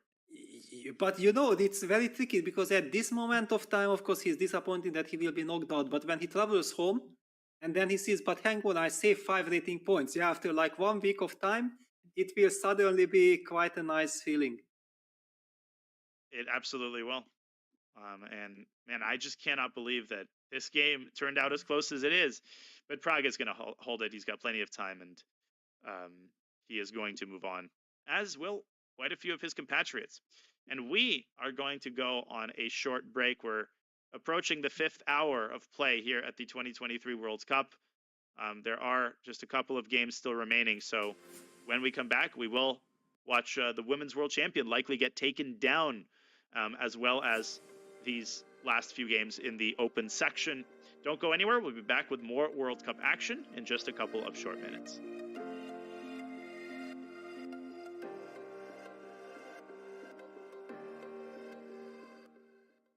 What's the best way to follow any chess event from the Champions Chess Tour to the Candidates, Speed Chess Championship, Title Tuesday, Fide World Championship, and so much more? Chess.com/events has all of the top chess tournaments played both over the board and online.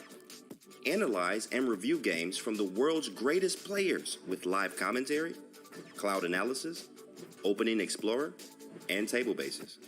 Find all the key event information, including schedules, prizes, results, news reports, player bios, tie breaks, and more. Even compete by voting for your predicted results. Explore chess.com/events today on web or with our iOS and Android apps and experience chess like never before. Have a friend or family member who loves chess? Gift them a chess.com membership today and see them take their game to the next level. You can choose a gold, platinum, or diamond membership for 1 month or 1 year. Want your gift to arrive on your friend's birthday or on a holiday? Gifts can be scheduled to arrive up to 90 days in the future. All premium plans include an ad-free experience, unlimited puzzles and lessons, and unlock all bots. Go platinum to add unlimited game review or diamond to unlock insights and coach explanations. Give the gift of chess today.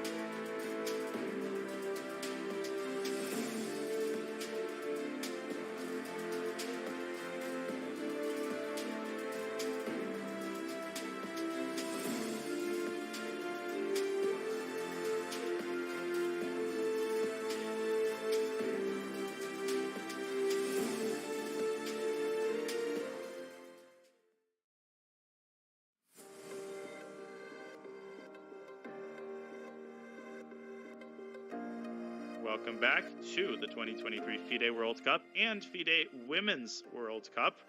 We are watching the conclusion of the second match game of the third round, as quite a few of the favorites across both sections have made a departure, and one of the most stunning departures is likely about to be made by the current Women's World Champion, fresh off her victory over Ting Jilei. She is staring down the barrel of a dead loss position against her much lower rated Azerbaijani opponent. Ju Wenjun needs a miracle in order to stay in this match. Peter, this has been an exquisite positional display, and at this point, white is 2 pawns down. This is borderline resignable. Yeah, exactly. I mean, okay, it's unbelievable. Black plays like a super GM. Every single move in this game felt like, with a very special, delicate purpose. And Ju Wenjun in a terrible situation. I mean, I don't see, knight b1 was the only move. Knight c3 is the last chance. I was a little bit surprised. I was expecting black to put the rook on b4 just to make sure that the knight will never move from d2. But I guess this is good enough. But now black has to find a response to knight c3, which is a threat. Because if you answer to knight c3, rook a3, then the king will drop back to d2, and suddenly, you're potentially losing the a pawn, and the king isn't exactly safe when the knight lands on c3. There are certain tactical ideas of knight to b5 or sometimes knight to d5. So what does black need to find here in order to put white's resistance to bed? Well, exactly. It's the reason why I like the move rook b4, that I don't want to calculate anything already in such a position. Yeah, because black has such a dominating position. It feels like, okay, you just make a couple of moves and that's it. And after rook a2, knight b1, suddenly there is something to calculate. Yeah, white has this hope of knight c3, so black might be considering to push b6, b5, whether you do it immediately but probably if you want to do it, you should do it immediately. But where does this lead? b5, c takes b5, bishop takes b5, knight c3 is still there.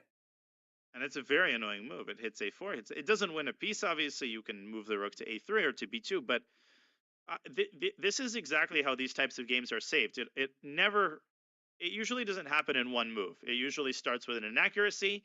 You start getting nervous because all of a sudden your opponent creates a threat, whereas 2 moves ago you were just completely dominating.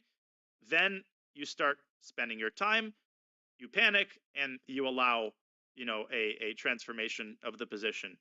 So this is a huge moment for black, and I'm not seeing anything tempting off the top of my head for Fadalieva.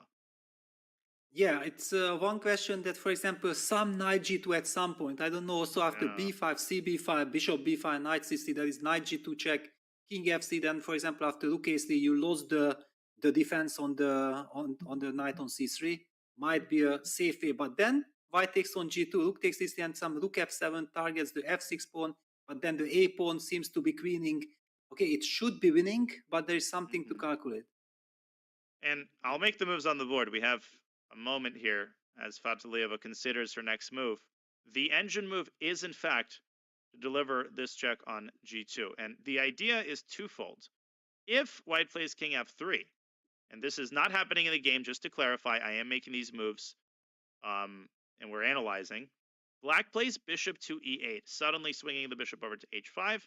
And if the king continues to run, then black gets this fatal, no pun intended, square on e3 for her knight.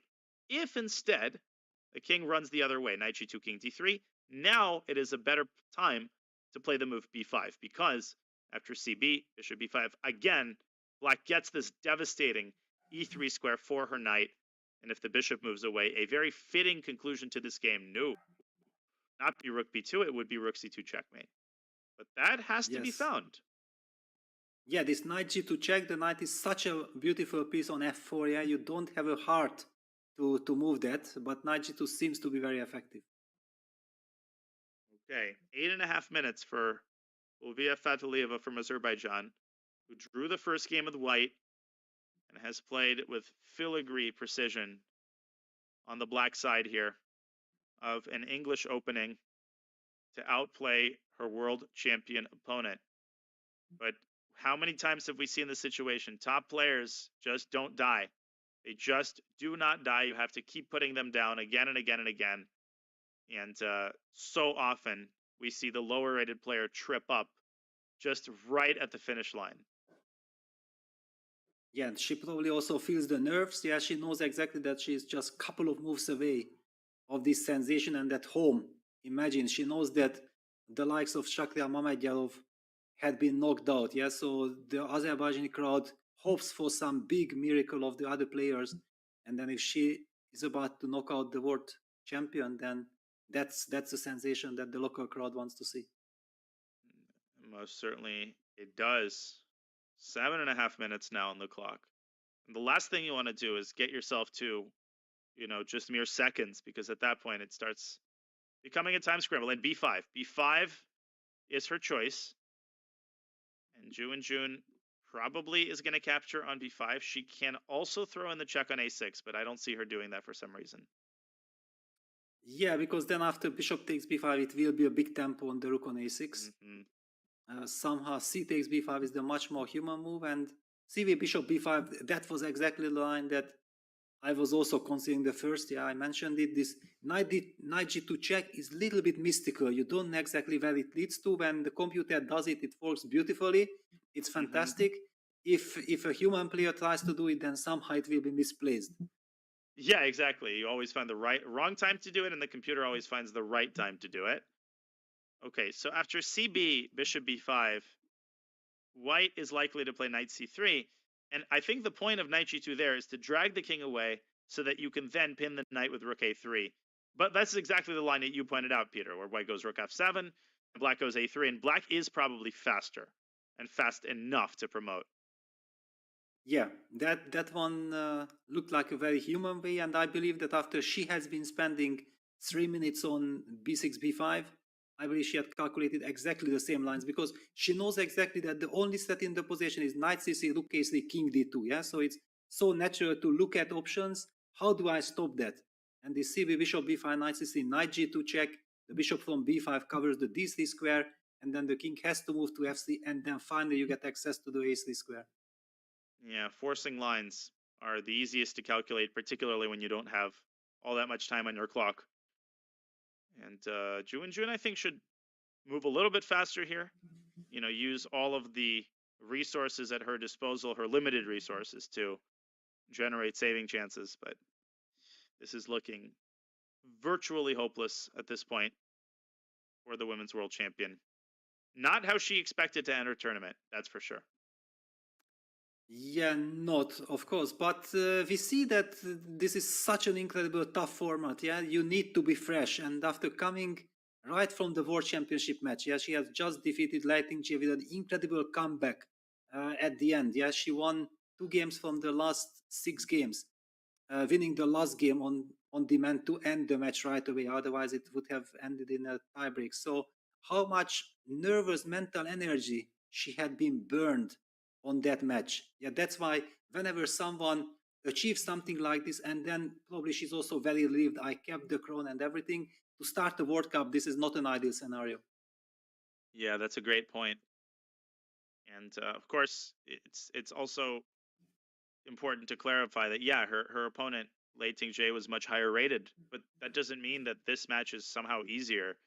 The lower rated player knows the opportunity that they have to make their name with a win like this. And Ju Wenjun, much like Magnus Carlsen, Hikaru, and others in the open section, has an X on her back. Everybody knows that if they are the ones to beat her, that's a lifetime achievement. You've beaten the world champion. So, the gusto and inspiration with which a lot of their opponents play makes them a pretty formidable force. Yeah, for sure. I mean, I also feel like many of the players, the female players, especially the younger ones, are still underrated. Yeah, you don't really get the real strengths when you look at their rating. Yeah, because they just haven't played enough. And this is a wonderful opportunity for them to play games against very strong players. And judging by this game, I don't know what's her rate. I mean, she's under 2400. I mean, okay, if someone shows you this game, you will tell that, okay, this was a fantastic player who played with the black pieces. This was not just a grandmaster level game, but a game on the level of, I think, a seasoned 2650 plus grandmaster. Exactly. Yeah, super clean, very delicate, very fine player. It's extremely precise, but we shouldn't praise before she wins because, of course, we know the commentators' curse. Ju and June opted for knight c3, trying to mix things up, but this also gives black the chance to go rook a3, king d2, b4. She's hoping then to take on a4. Looks pretty hopeless, but okay, you have to try something. Yeah, she's hoping to play knight takes a4, and black needs to find the killer blow there.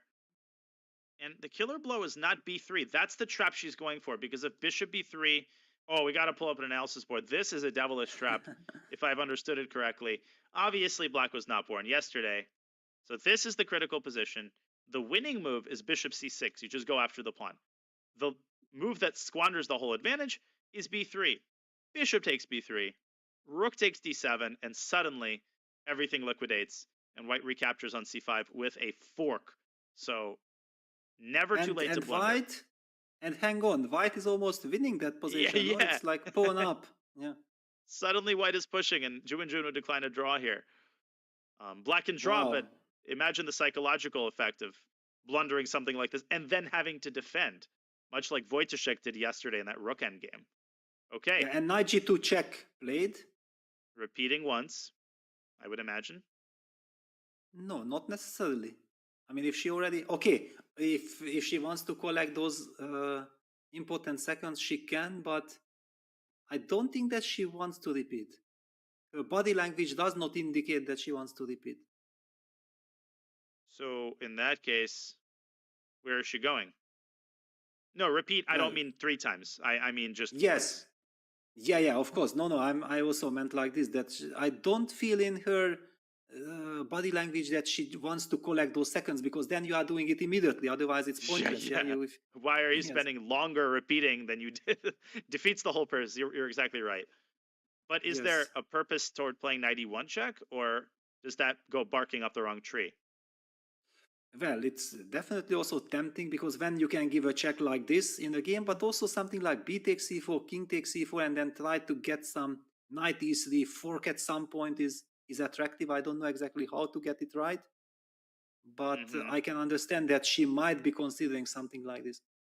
Wow, it's annoying that bc king c4 knight e3. Not only is that not checkmate, but somehow white keeps all of her pieces and pawns intact. Well, other than the 2 ones that you're down, but maybe just knight takes d1 there. But then the rook on a2 is hanging. Yeah, you have to play. My apologies. Yeah, you have to play rook a3 in that line. But okay, then probably it's not worth it. Yeah, rook a3. Maybe you're already rook. Wait, already there. You give a check, yeah, or something. Or white can even take on a4 potentially. Yeah. So it suddenly gets a little bit messy. Yeah, it feels like it's not necessary to do this. Under 5 minutes is Olivia Fadolieva. Are these the first signs of just a little bit of, of panic in the critical moment? And this is what we are talking about, yeah, when we speak about this time control. Yeah, imagine that the players would have the old classical time control, then they would have now half an hour on the clock, total chilling mode. You have all the time in the world to slowly convert the position, but here the time trouble comes again, and this is the final time trouble. And this feeling that, oh my God, the time will finish, can actually lead to some mistakes, some blunder.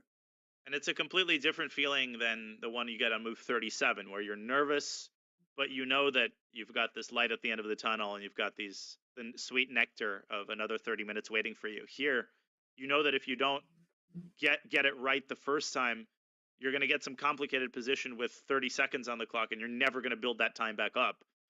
So, I mean, of course you can, but for that to happen, you have to make 5 or 6 moves instantly, and that's always very hard to do. Yeah, and then there are some players who are very experienced with playing with those last 30 seconds, and there are some players who are just panicking. Yeah, I was also one of them. Yeah, I just never felt comfortable. I felt like, okay, give me my classical time control and I will be super enjoying myself like this. You also cannot go to the bathroom for quite a long time. Yeah, it's already the final time trouble is like a crazy mess. I think almost all chess players have had a story like this. I mean, it's funny, but it's not funny during the game where you need to go to the bathroom and you're in time pressure. So you can never find the right time. And it impacts your play because that's at some point all you can think about. And she's Finally, repeated we see once. some. Yes, yeah, she repeated one more time, yeah, because okay, and then finally she will play. She checks the score sheet just to understand that, to make sure that 3/4 repetition is not coming into play. And of course, yeah, it does not, because this is 2-time repetition. But were black to play knight f4 check, then that would be 3-time repetition. And look at Ju Wenjun. She's looking at the score sheet now. Knight f4, king e3 will end the game instantly because of the 3/4 repetition. Do not give this check. No, never. But what do you do? Because BC I don't like. I don't like BC at all. I think this gives white serious chances, actually, at this point. But she goes for it. She does. It's easy to forget that the rook is hanging, by the way. Like, I blundered like that, and sometimes you just, like, put it out of your mind. You're like, oh, you know, knight e3, knight takes d1, I'm fine. Bang, you're losing.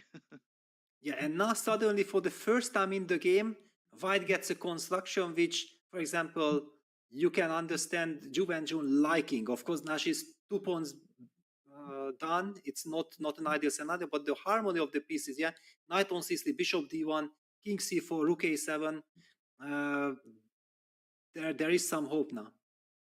And whenever there's a knight, playing against a knight in time pressure, it sounds like a very general statement, but it's hard because there's all sorts of threats. Knight d5, knight b5. If you lose the f6 pawn, at this point in the World Cup, we've seen absolutely everything. So I'm not going to guarantee any result here. You can miss a fork. You can blunder a rook. Everything is possible and has happened before in chess history. And if it happens, it usually happens in a tournament like this, where the impact of nerves is that much higher than it is in, let's say, just a regular open tournament. 3 minutes on the clock now for Fide.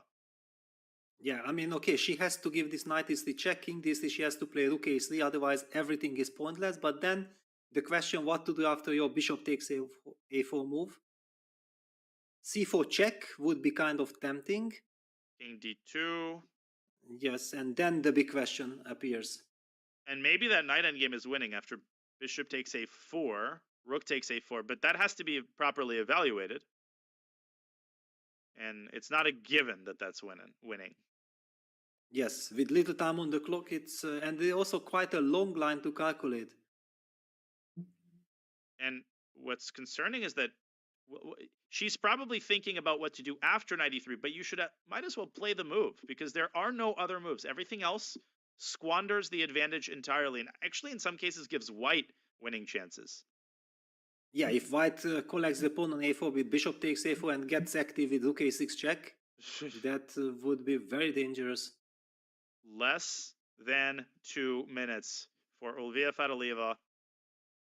Oh my gosh, this is starting to get very, very interesting. And she's about to make a move. Yeah, she will play knight e3 check. It is knight e3, of course. King d3 and rook a3 is forced. And good stuff there to keep her composure. Bishop takes a4 is what we're expecting.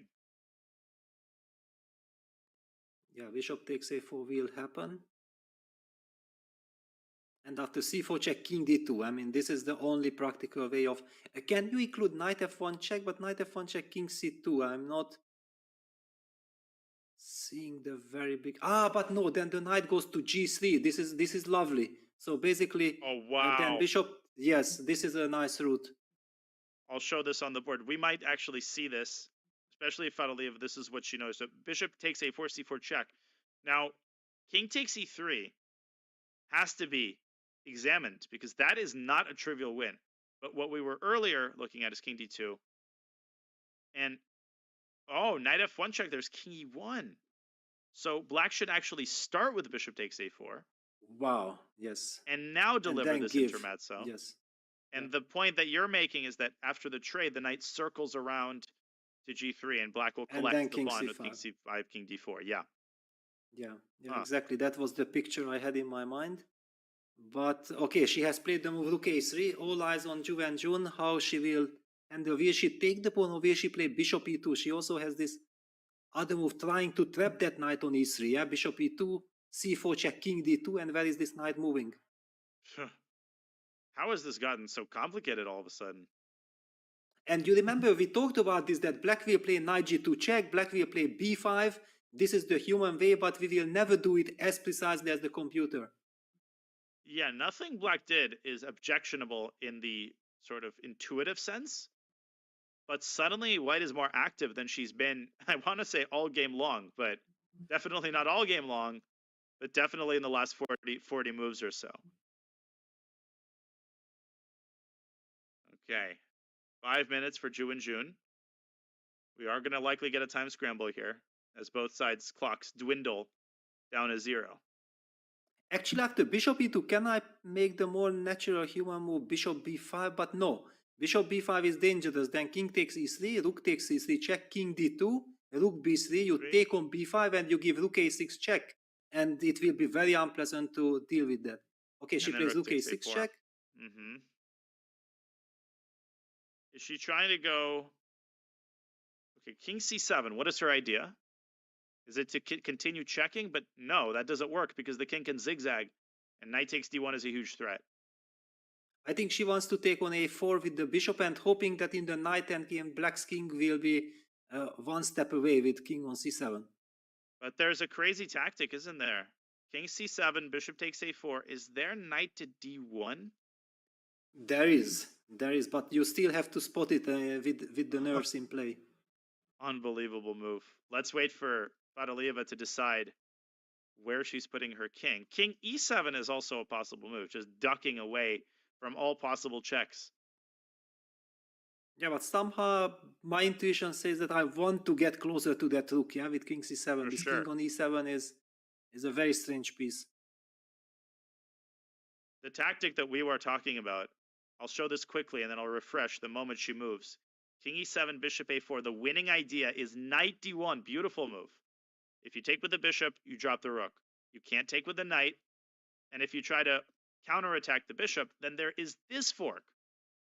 And it's an only move, because if instead you take on c3, all of your pieces are hanging, and black does win with rook d3 check, but king e2 draws the game. Anyways, she's done it, and we're going to have the moment of truth momentarily. Yeah, king e7, bishop a4, all eyes on knight. Badalieva. She sees it. I think she does. Yes, she's about to move the knight, and the knight can only move to d1. And it helps that black just doesn't have that many moves. I think it really helps that, okay, you know that there's a pin on the knight, you know that there's a pin on the bishop. It's a logical move. It's a beautiful move, but it's a logical move. And there she goes with a minute on her clock. Knight d1 resigns. No, she's missed it! Wow! She's missed it! And she's given away the win. King d2. King d2. And what look at how nervous Ju Wenjun became, because she feels like, wow, she got a chance. She knew that knight, she has seen knight d1. That's clear. Wow, after doing all of that, the puzzle rush tactic is missed. And now it's objectively a draw. Knight f1 check, king c2. Oh my gosh. Now, why is this not winning in the same method that you had prescribed earlier, bishop a4 and then knight g3, with this king d6, c5, d4 ideas? Black too slow? Is that the point? Good question. Good question. I mean, because it looks like black should be in time, so white needs some special measures. Oh, I think the white king maybe gets to e3 in time.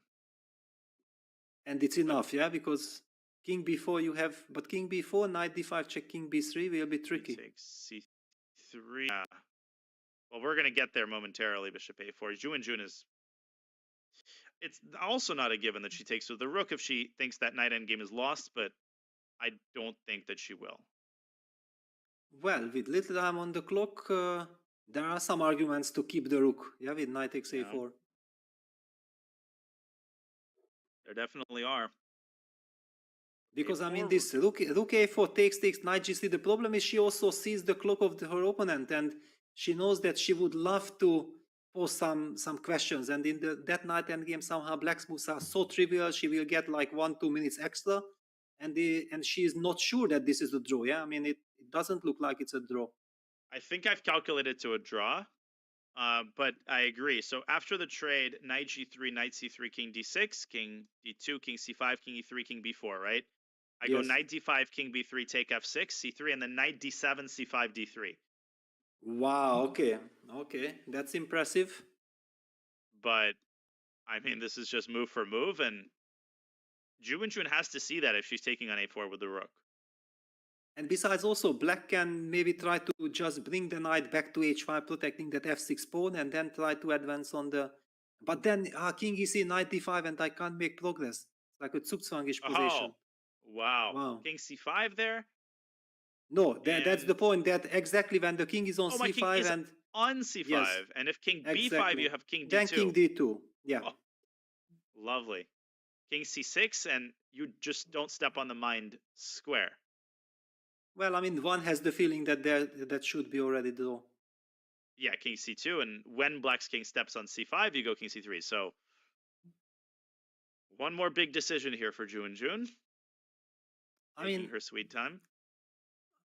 I wouldn't be surprised if she takes with the knight. I mean, it would be a very natural human reaction. Knight takes safe. What happens? Knight king b2. You will have always some chances with rook e6 check or rook a7 check. Knight comes to c5. It doesn't look losing, and if it's not losing, I have chance there. For sure.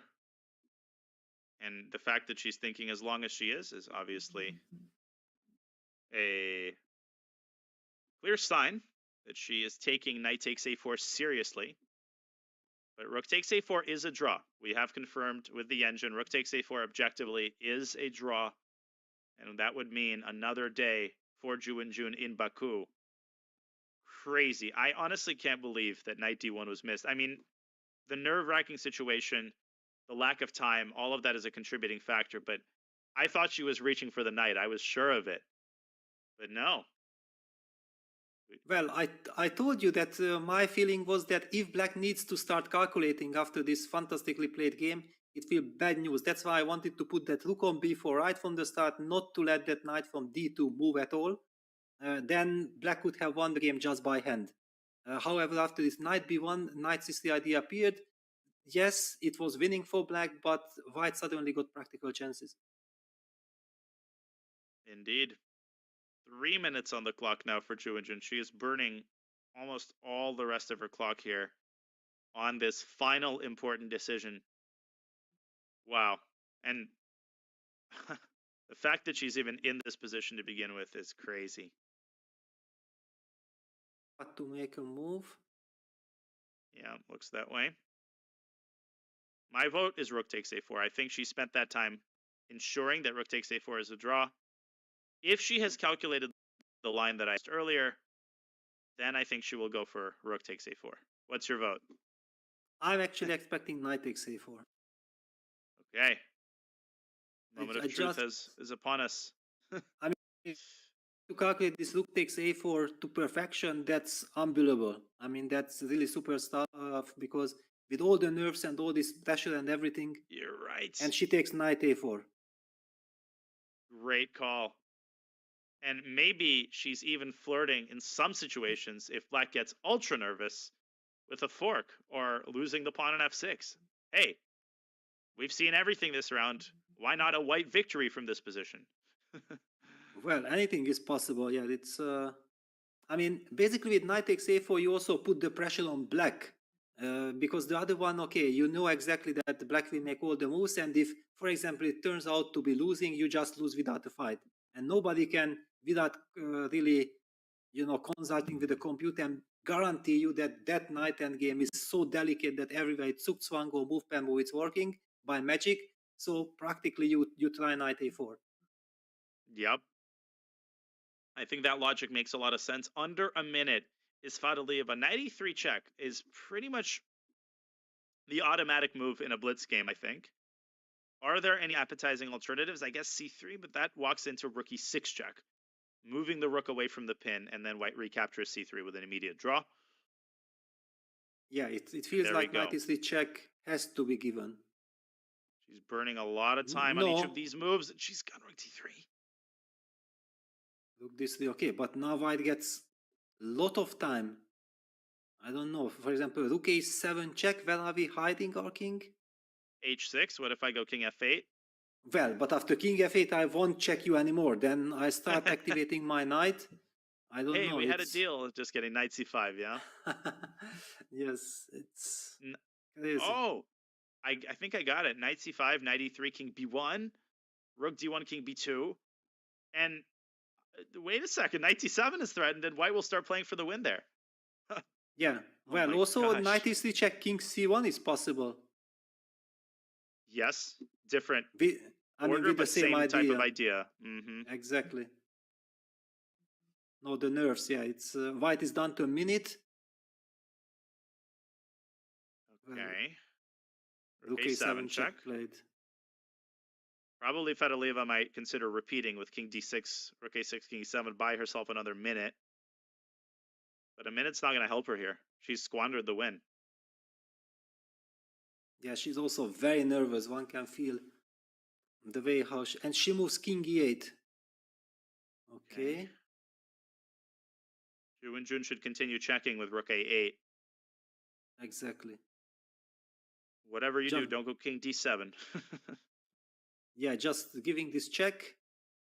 Is there a way that black could play rook d8, try to trade? Is that possible?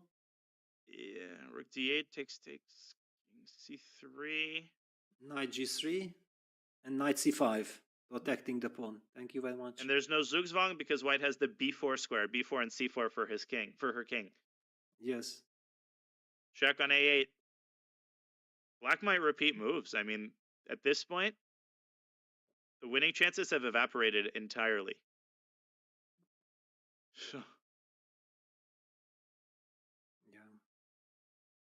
Unbelievable.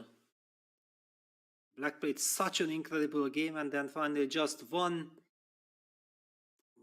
mistake. I mean, not even mistake. I mean, just getting disbalanced, yeah, with the nerves, and that's it. It caused the game. The pain of chess just cannot be put into words until you are sitting there viscerally experiencing that pain of a 6-hour game into the wastebasket over 4 minutes, 3 minutes, over 2 decisions. It's just indescribable. But the game isn't over. Obviously, anything is possible. Knight c5. Is it time to involve the knight? I think it is. I think this is the best moment. Yeah, and it comes with a tempo. Yeah, that's why it's so lovely.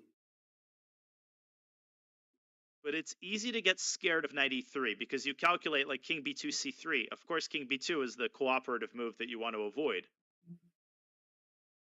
There she goes. And she will play knight c5. And she does. That's what world champions do. Knight e3 check, instantly the response. Actually, even king b2 is possible because c3 check, king b3. Nothing happens there. Wow.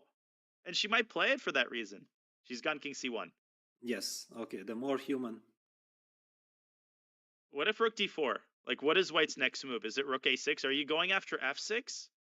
Well, you were promising knight d7. Oh, yeah, but then c3 again. Ah, yes. But okay, rook d4, maybe we just play king b2. Can we just activate? No, then, yes, no, I can play king b2 also. c3, king c3. Yes. Rook c4, king d3, and you counterattack the knight. Rook d4 played. I mean, apparently rook a3 is a draw as well. Yeah, it's a very nice move because the knight on c5 protects the e4 pawn. And, oh my gosh. Nothing is really threatening. Yeah. Rook only a3 almost traps the knight. Yeah, only c3 is the threat, which is checkmate with rook d1, so that helps you to find rook a3. Yeah, you just ask yourself, well, what's the most straightforward defense against c3? And you find rook a3. And black has to go to this incredibly awkward square. She plays it. And then white starts checking again, I think. Of course she plays it. I mean, she's an incredible player. Just that her structure was against her nature. Yeah, she just cannot play this type of structures. But when she gets a chance to play a chess game, she's already fantastic. She's an amazing endgame player. She had so many good moments against Lei Ting-Jie. Just a complete boa constrictor in the endgame and a very good blitz player. So this is getting scary for Fadolieva, who should probably start thinking about how to bail out and make sure she makes the tie breaks tomorrow. Yeah, for example, knight g4, rook g3 would be game over. That would be a way to lose the game. Yep. As would knight g2, rook g3, which is even worse. Or just as bad. Are we going to get a repetition now with rook d2 check? I mean, she accumulated a little bit of time, so she might be able to spend some time right now to understand what to do. But it's so difficult to understand, and this knight on c5 is a monster. And that time, when you're playing on increment, it sounds like a lot of time. Oh, I built up 90 seconds. When you're sitting there, that time evaporates instantly. You calculate one line, and again you have 30 seconds, and then again you have 15 seconds. So sometimes by the time you get your bearings, it's time to make another move again. And yeah, and then suddenly you are down to 5 seconds, and then you panic and so on. Yeah, it's crazy. Okay, check on d2. But now I can play king c3. And start playing. Well, not necessarily playing, but I mean, okay, king c3, rook c2, king b4, and I kind of feel like I'm provoking the repetition with rook b2, check king c3, because I'm too active. And Jun could consider playing it fast, just to put additional pressure on Black's clock. You can tell how nervous Black is, and there it is. Oh gosh. Yeah, she is just thinking like, how did this happen? I was so winning. I was playing such a good game. But this is chess. That is true. Rook is hanging under a minute. Where does she go? Hesitating. She will move her rook. She can go rook c2 check. She could go back to d4. And a check on c2 it is. And king b4 is the only legal move. I very much feel like that it will be a repetition. Yeah. Rook b2. Now Jun should not do anything crazy, and she will not do anything crazy. King a4. Yeah, no. Of course, would be yes, nasty. Never. Yeah, king a4, never.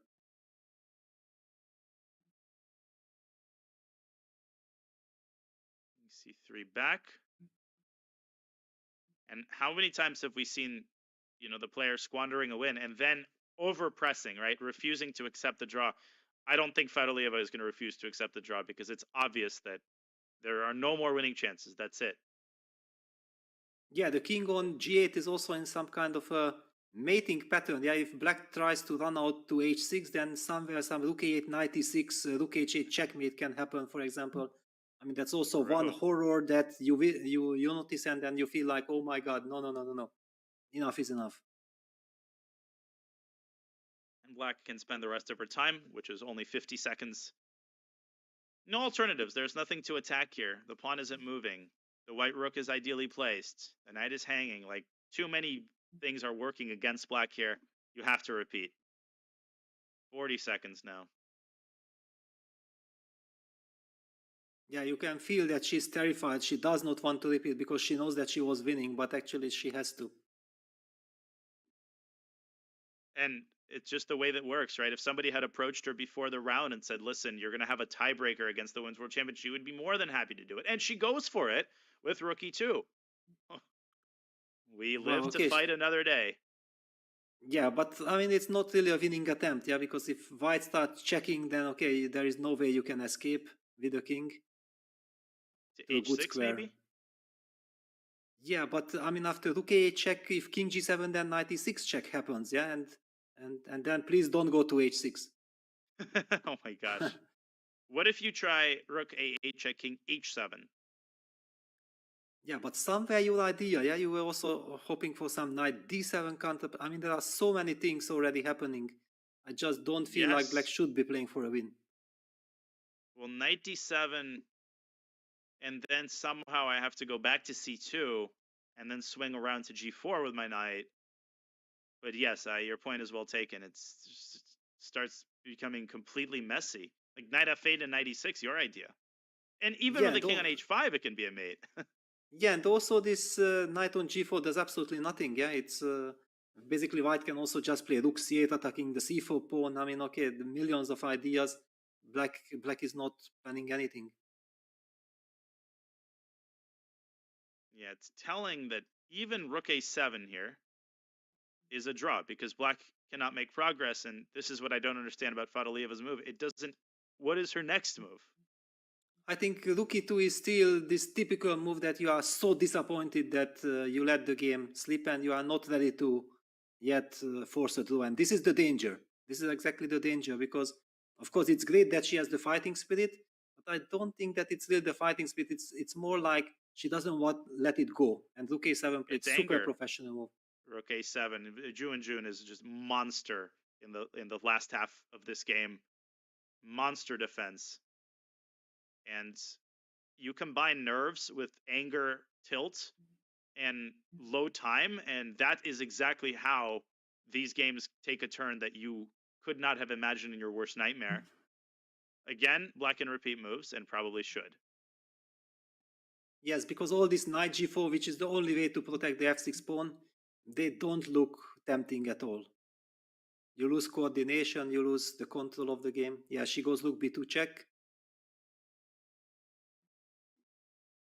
King c3 back. Okay, next decision for black. Maybe she'll get attracted to rook b5, but again, then already knight d7 is begging to be played.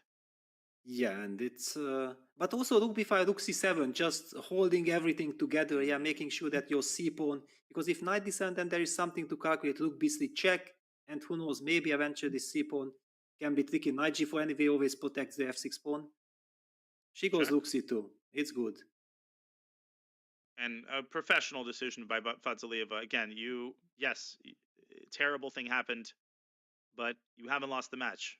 And you don't want to lose the match just because you're disappointed. It doesn't make rational sense. I think we're going to see rook b2 check, and Jun will claim the 3-time repetition with king c3. Yeah, she's constantly looking at her score sheet to see when she can call the arbiter. Watch black play pawn c3 just out of anger. And what happens after c3? Yeah, I guess king b3. Yes, probably just king b3, yeah, but then rook c1, so it's not a blunder. Knight d3 even. Well, if white wins the c pawn, then I'm making some moves because I'm up on time. 20 seconds now, and she will probably spend the rest of her time and play rook b2 check. Yeah. No, she goes c3. I was right. Wow. But this is not a winning. This is on the. She's playing on tilt. I'm not liking this because king b3, rook c1, knight d3 will win the c3 pawn, and just as you mentioned, then you can play suddenly from the white side. But I know exactly how, because I've been there. I know exactly how she's thinking. She's like, by no means am I repeating. I'm doing whatever it takes. I'm going to keep going. And your rational mind isn't functioning because you have no winning chances at this point. So all you're doing is putting yourself in a situation where you can lose. She's down to 25 seconds. Jun has plenty of time to exploit a mistake. This is getting very alarming. Rook c1, knight d3. Can you go rook c2 there? Yes, you can. I think that's the last chance to repeat cleanly, is to play rook c2. And okay, we very much hope that it's that's how it's gonna end, because yeah. But yeah, it's time to call it. Yeah, just rook c2 and go for the repetition. Rook c2, knight b4, for instance. Or knight back to c5. Black has no way to untangle other than to go back to c1. Yes, Wait. I mean I was expecting knight before, rook c1, knight d3, and we go on forever. Can white go knight a2? Wow. And play? She she's plays rook done f1. rook f1. And she will take knight takes f5. No, I mean, come on. Oh my gosh, we'll be here for another 30 minutes. Will she take knight f5 though? I don't know if she will. But otherwise, why did she put the rook on f1 exactly? Yeah, why not on g1 so that you could play rook g4, for instance? Yeah, I think you're right. But okay, rook f3. Yeah, rook f3 would be logical. I mean, okay, let's find the repetition. Come on. I mean, I don't believe that Ju Wenjun is playing for the win. She's very happy that she survived. Yep. Rook f3 is an instant draw. Rook f3, and then you're threatening knight takes f5 and e4, and she's found it. That's it. Ju Wenjun not writing the move down just yet. King d2, I think, is the easiest way to hold the fort. Yeah, king d2, knight c4 check. Because king e2, rook e3 trick exists, so you have to go back to c3, and then I go knight d6. If I'm trying to play for a win, then knight d6, rook a4, rook e3, and I'm collecting the e4 pawn. Okay, so still you're saying some care must be exercised by white. I wouldn't move the king, and I would allow knight takes f5 and e4. On the other hand, then... Or you can also... Okay, I mean, basically, if white wants to make a draw, I guess by this point it's just possible. You can also play rook a4, making sure that no more tricks are possible, and then you do this king d2, king e2 walk. Yeah, or you could just... I wonder if white offers a draw right now. Probably Fedoliva will decline, just out of inertia. Okay. They have found every way to keep this game going possible. I would have bet a silver dollar that this was over 15 moves ago, but no. Fedoliva keeps going for it, and her position keeps getting worse and worse and worse. And this is like the last moment at which it's equal. Got to get off the train before it heads off the tracks. Let's see, Ju Wenjun is about to make a move. She's reaching out for the rook. I mean, she will play the rook, that's guaranteed. Just don't go rook d1, rook a4, knight d1, king d2. Yes, that would be unfortunate. She plays rook a4. Yeah. Okay. So just to highlight your trick, yeah, that knight d1 check, king c2 is the move, because then after rook takes this, we have rook a8 intermediate check. That is such an important resource. 20 seconds for Fedoliva. White has this idea of walking the king over to e2. So you could envision circumstances, if black doesn't do anything, under which then white will reactivate her knight, and, 10 seconds left. Black is playing on increment. Is it time to take on f5? No. Knight g4. Okay, now after knight g4, she has an idea. King h7, king h6, king g5, and then black will be also perfectly safe. However, hang on. When the king goes to g5, rook e8, rook g8 check, the king still cannot reach to the f4 square. You have to go to the h file, and that's more double-edged than it appears, because white could tie herself with rook g6 to the f6 pawn. There's king d2. No more repetition, though, Peter. Like, there is no more obvious draw by repetition. At this point, if they make a draw, it's a positional draw. Well, or if they agree to draw, yeah. I did see from Fedoliva, like she little looked at her opponent that, are we playing, who is playing for a win now, what is going on? I don't think Ju Wenjun would accept it, though, at this point, with knight c5 coming in. I would be playing this, given all of the baggage that Fedoliva is dealing with from earlier in this game. Of course. I mean, okay, white is now perfectly safe. The pawns e4, f5 against f6, e5. The real weakness is now on f6. The king got closer to d2. Knight from c5 is... You remember the knight on c5 was very strong when the black pawn was on c4. Now the black pawn is eliminated. The knight is still as strong on c5 as before. Yeah, and it doesn't even have to go back to babysit, and eliminate that little devil on c4. That demon has been exorcised, and the question though is how do you even hypothetically construct a scenario where white wins? With the f6 pawn safely protected, I think it has to do with black's king, like the mating construction that you indicated. Yeah, okay, basically you combine, keep on playing the position. Yeah, something like rook a1, rook g1 also targeting this knight. Yeah, rook a1 played. Huh. How do you deal with this knight on g4? First of all, don't miss rook g1, rook h4, and then obviously knight f2 picks up the knight. So king g7 here would be a rather tragic move. King f8 is what I would play. Yeah, rook h2 check, and then let's go knight f2. Somehow let's trade these knights, but knight f2 can be met by knight c5. No end in sight. Just don't go rook h3 by inertia. Again, rook g1 is obviously the threat, but anything can happen this far into a game. We're 101 moves in. She might go rook g2 just to make sure that nothing comes to g1. That would be kind of a logical follow-up because she wants to keep it. No, she goes king f7. Okay, wait, but check and knight c5 now. Yeah, I'm not liking this king f7 at all.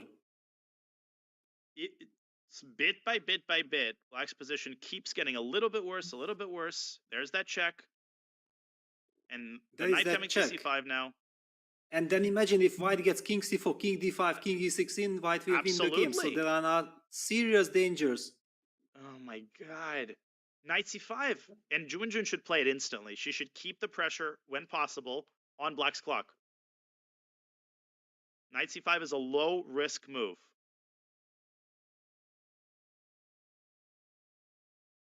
God, imagine if she wins this game, how absolutely insane that would be.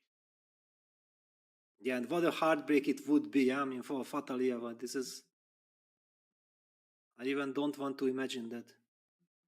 But what a strange, well, not a strange decision emotionally, but rationally, you can't allow yourself and, that part of your brain to dictate the decision-making when you squander a win. You have to just say, listen, I'm going to be furious in my hotel room, but clear the draw so that this doesn't happen.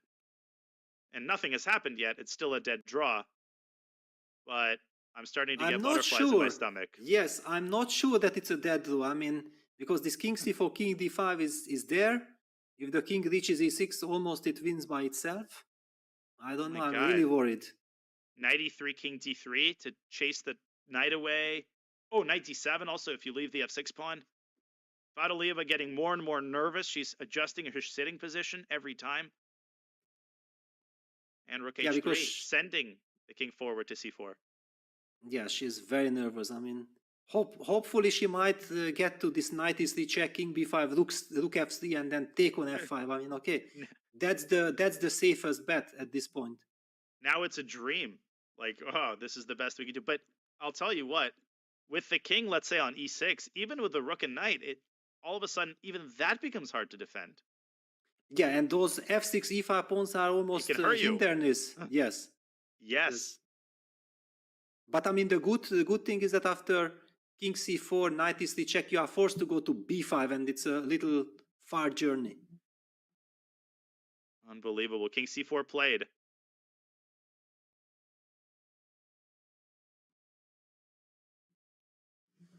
Oh my gosh. Can you believe what is going on here? Knight e3 check, king b5. And we go around to c6.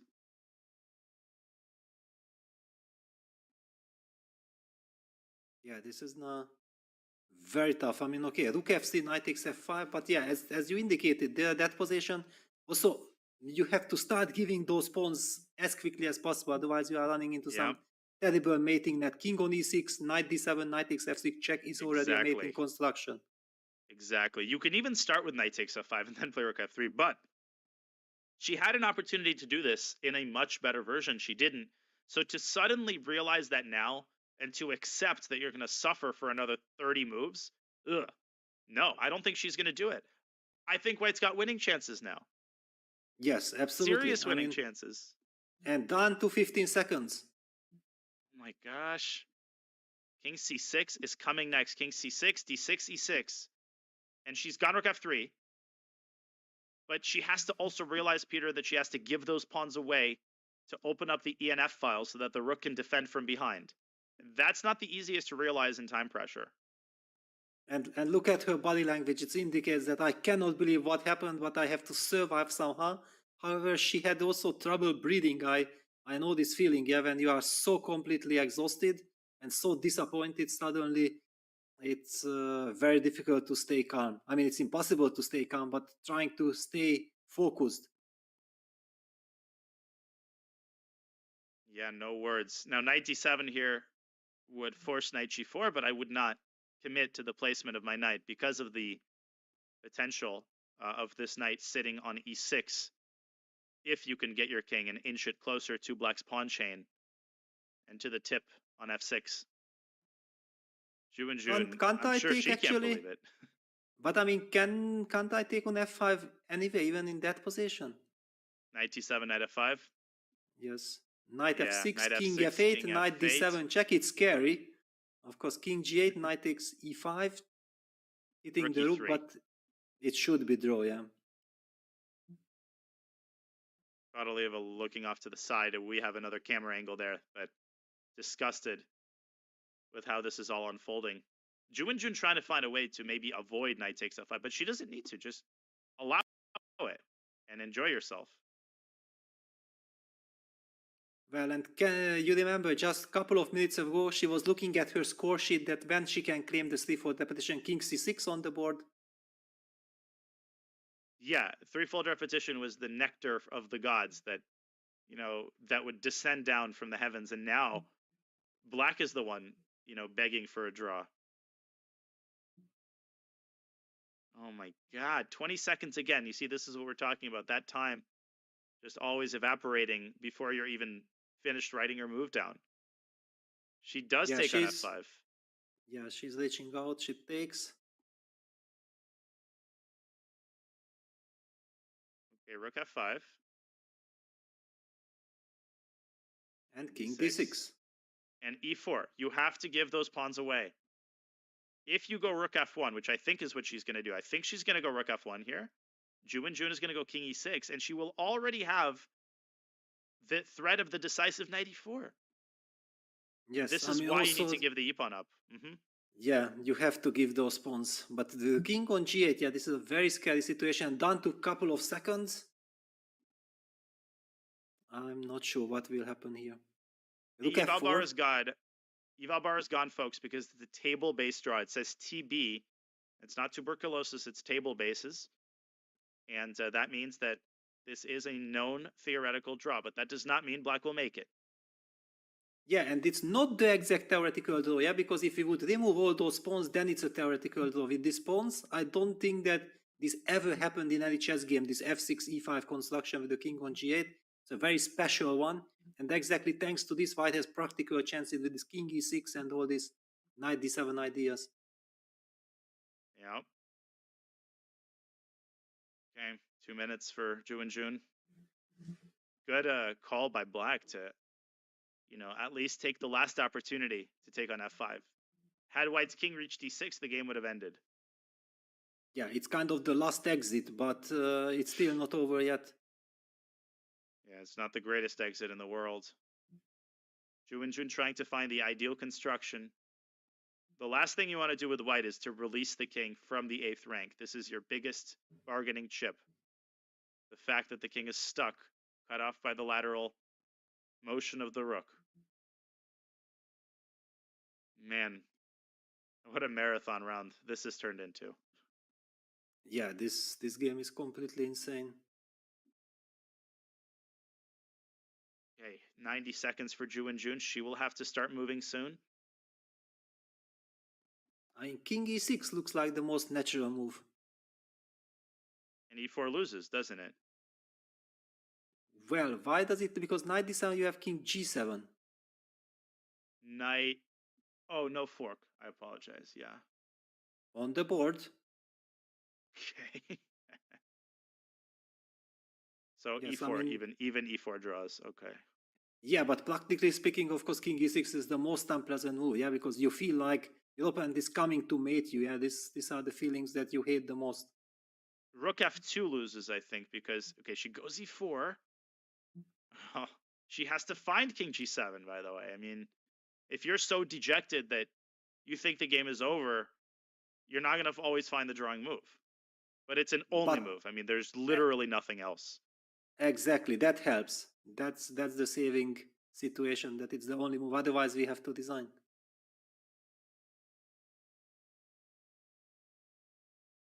You should try it.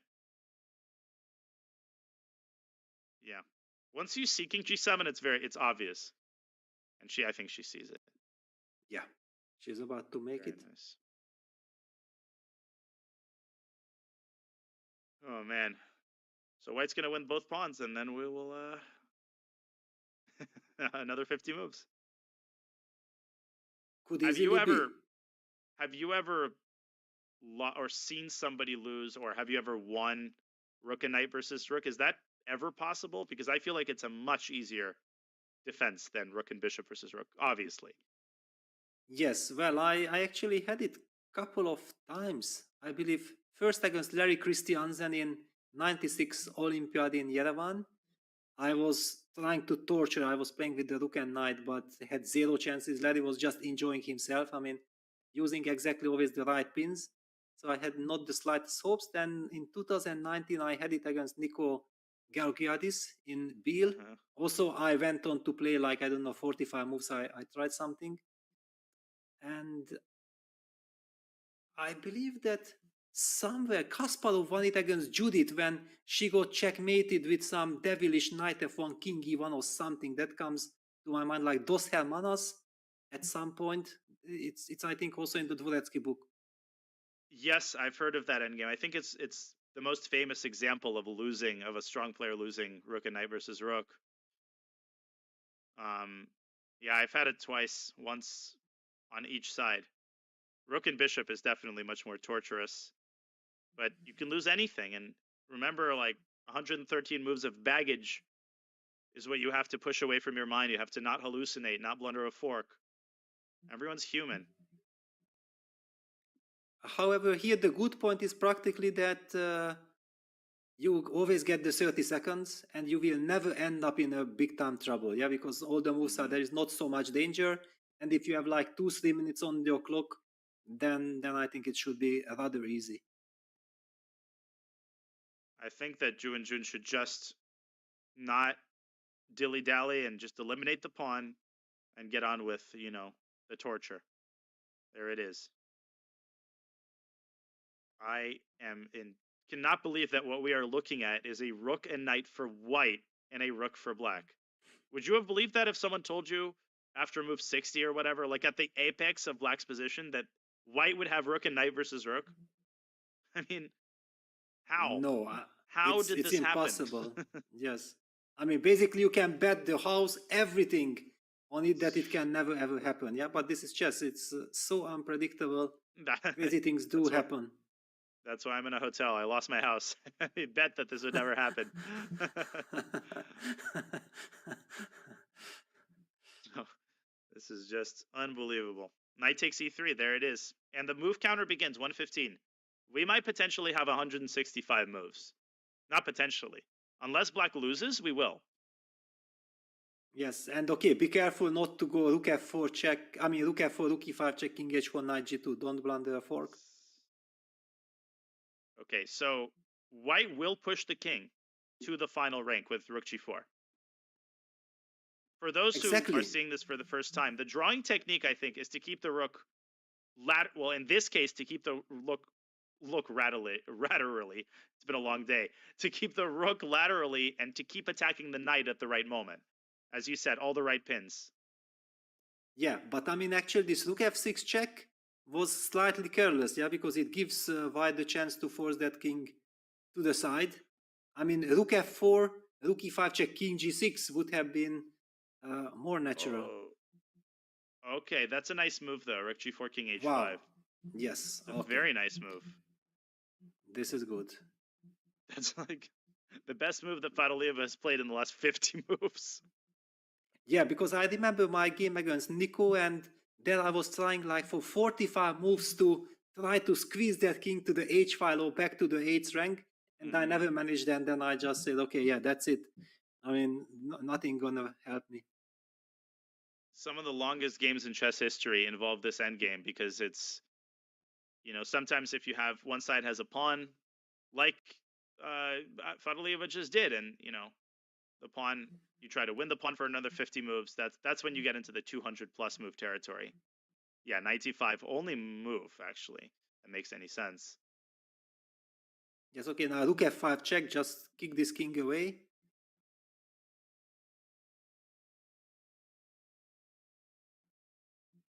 Or rook f8 also. I mean, okay, anything is possible, but yeah, it will go on forever because I think that here there are two scenarios. Whether the players are looking at each other and with a big smile they shake hands like, okay, yes, okay, thank you very much, we had enough adventures. Or if somebody starts to play, then it makes simply zero sense to stop it afterwards. Yeah, then you just keep on at least making 40 moves, see how it goes. But I think also Jun is enjoying herself way too much to admit to a draw. Even if she's making no progress, that the fact that she even has this, I think, brings her pleasure every waking moment. Like the fact that, yes, I'm the one pushing for a win in this game. Yeah, and it's a match situation. Yeah, it's very important to force her opponent to have so much regret and so much anger with herself. Yeah, defending this position that can also be later meaningful in the tiebreak. Yeah, because you need every single energy. Absolutely. And with increment, that's what really causes these games to go on for a very long time. It's because they build up a lot of time and then they spend it. Jun probably should go knight e3 here, I would guess. Okay, rook e1, trying to go rook g1 and push the king. Now, it should be clarified that even if the king is pushed to the final rank, whether it's, the H file or the 8th rank, it's not winning. It's still a draw. But this is the precursor to the various devilish constructions that do result in the occasional victory for the pressing side. Exactly. Yeah, just don't go there after 6 hours of battle. Yeah, it's yeah. There is no real drawing technique here, I think, right? It's just you just make reasonable moves. This is not the same, nor is it even comparable to rook and bishop versus rook, where you actually have to know a prescribed method, and if you don't know it, you lose. Here, there's so many different moves on every turn, unless the king is pushed to the back rank. Then, then there are some situations where you have to be accurate. Yeah, correct. I mean, unless your king is pushed to the wall, it's fairly standard. I mean, you can just make any move. Of course, it's typical to go like rook a2 and start checking from the side or pinning the knight or whatever. Now, king g4 would be natural. Knight f6. Ah, but then knight f6. No, then this king f3. I wanted to move that rook as far as possible because now king g2, knight f4 check. We are forced to something where we did not want to go. The worst scenario would be king g2, knight f4, like king h2, and then the king is, if your king is in the corner, then you're asking for it. And now the king will be cornered. Oh, no, king g4 I would play, knight f6, king h4. This is the quote-unquote best corner. Yeah, exactly. Which we did not want from the start, but this is already not the best. Well, nor did we want, to have a rook against a rook and a knight.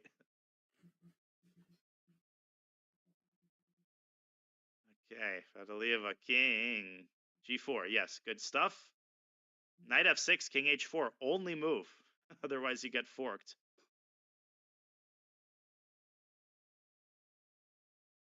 Okay, good. Yes. I was holding my breath there for a second. Yeah, king h4, and then move that rook to a2 and start checking the king. Yeah. Well, they've made how many moves? They've made less than 10 moves. Rook e1. Now, rook h1 check is a winning threat. So move that rook as quickly as possible, as far as possible from the knight's range. You can move it to d2 if you have a death wish, but I would not recommend that. She was king g2. She's somehow holding on to this rook on the f file, but this is absolutely not necessary. Nope. It's acrobatics with the rook. Just get it out of there. 94. And this is why, because there's a lot of forks on the f file. Rook f7, knight g5. I feel like she's going to go rook f8. She wants to keep the rook on that file. And I guess it's fine, but then already rook g1, and you get the quote-unquote ideal construction for white. Or as ideal as it gets. Yeah, I mean, well, that king should have never reached the h file. Yep. If I'd leave a more hesitation. I mean, now at least one can imagine that black could end up losing this position. Yeah, once you have the situation like she has been, I mean, completely losing her winning advantage, and then suddenly getting some practical problems in this rook knight endgame, it might be a horror. And her psychological state is so fragile that I think, given the slightest need to solve problems, that might be the final straw. That might be the straw that breaks the camel's back. And look at this. She was about to move the rook to f8, and then she was not happy, and she put it back on f2. I thought that was and my she internet, puts but it no. back. Wow. Puts it back on f8. Rook g1. Rook g1, cut off the king. Of course.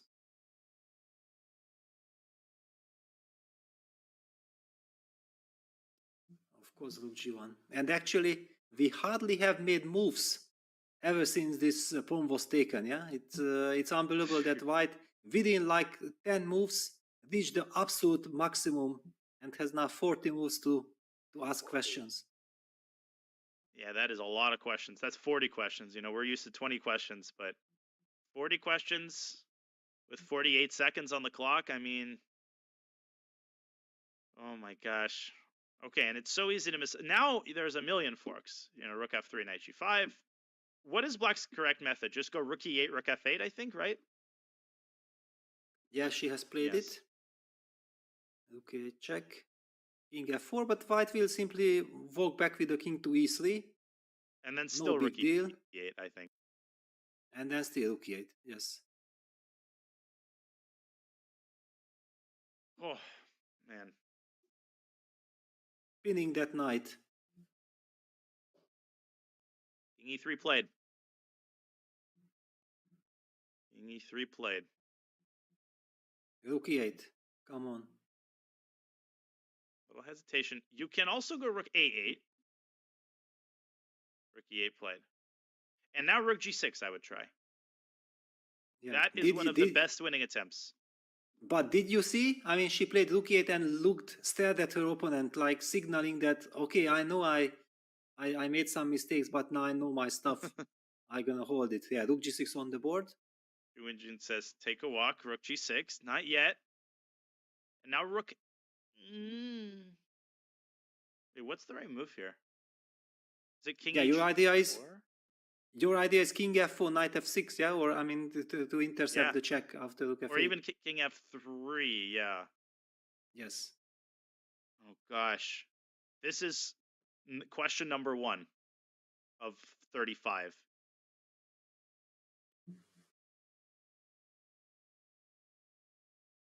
And with 1 minute on the clock.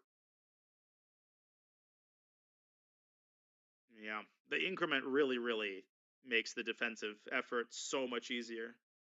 King h4. King f4. Oh. King f4. Yeah. Oh, she brought it back again. Yes, yeah, brought it back. I mean, she's not sure at all. She feels the tension. She did bring it back, didn't she? Yeah, it's still her move. Maybe she'll go king h2, but... Oh, she lost! King f2! King f2 and it's finished. Rook f8, knight f6, king h3, rook h6, check, mate. King f2, king h3. What's the win there? Oh, it's knight f6? It's knight f6 and rook g1. Yes, and look at Ju Wenjun, like as she feels that, hang on, what happened here? This is very shaky. This cannot Let be me tell true. you, the win is King F2, King H3. I think I calculated it to the end. It's Knight F6, Rook H8, and Rook G3 check. Rook G2 check, Rook G3 check, and King G2. That's the mating construction with Rook G4. Wow. And no stalemate tricks. Nope. With Rook G8 because you take with the knight. And She's she got plays it. King F2. White is going to win. Oh my god. Oh my, and now after Rook H8, simply Rook G2 check wins the Rook. Yeah, you have to go King H3. That's the most resilient move. But then White should resist the temptation to give the check on H6. Because the Black King goes back to G5 and attacks the Rook. But instead, after King H3, you go Knight F6. You force the Rook to H8. And then you give this check on G3. And it's over. She has to find one move, Knight F6, and then it's over. Well, she will. She's was about to not make born the yet. move. She's already played it. Oh my god. It's over. Rook G3 check next, and it's mate. Rook G3 and King G2. Yeah, and King H2, Knight G4 check, King H1, Rook G1. That's another mate. She's gone Rook She G1. Yep, played. yep. That's it. Resigns. She cannot believe. She cannot Nope. believe. Yeah, this is heartbreak. Is not even does not even come close to describing this feeling. No, not at all. I mean, nothing can describe this feeling. This is just unbelievable.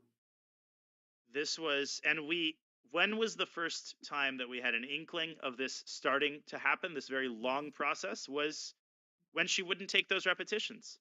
Exactly. Because at that point, she was acting irrationally. She was not even better. And we kept talking about it. This is what can sometimes happen.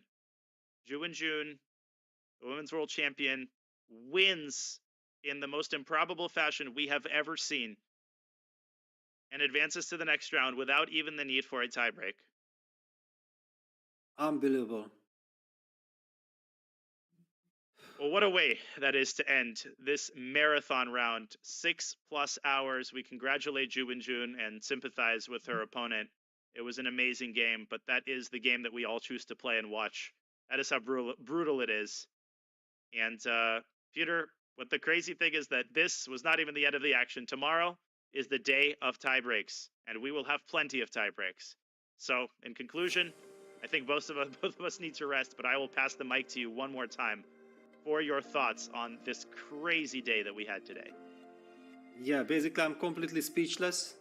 Everything what happened before today I forgot. I mean, I was so emotionally involved with this game.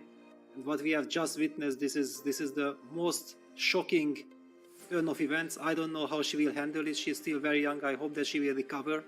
But this will be an incredible blow to her. Yeah, this was an absolutely improbable sequence of events that we witnessed really this last hour. And it was one insane thing after another, and it all culminated in the movement of the king in the wrong direction. Ju Wenjun wins, and many players have not won today. They drew. Wesley So will have to make his way through the tie breaks, as well as a lot of other top GMs. Folks, it's been a very long day, and we hope to see you tomorrow. The tie breaks begin at the same time, 7 a.m. Eastern time, 4 a.m. Pacific, and it's a little bit later for those in Europe. But for now, we'd like to thank everybody for watching on Twitch and on YouTube. We had many thousands of you. Peter, a real pleasure covering the games with you, even though we're both kind of speechless right now. But really a big honor and super, super fun. All right, everybody, we will see you tomorrow for the tie breaks of round 3. And for now, Grandmaster Peter Leko, Grandmaster Daniel Naroditsky, wishing you a great rest of your Sunday. Bye. Bye-bye.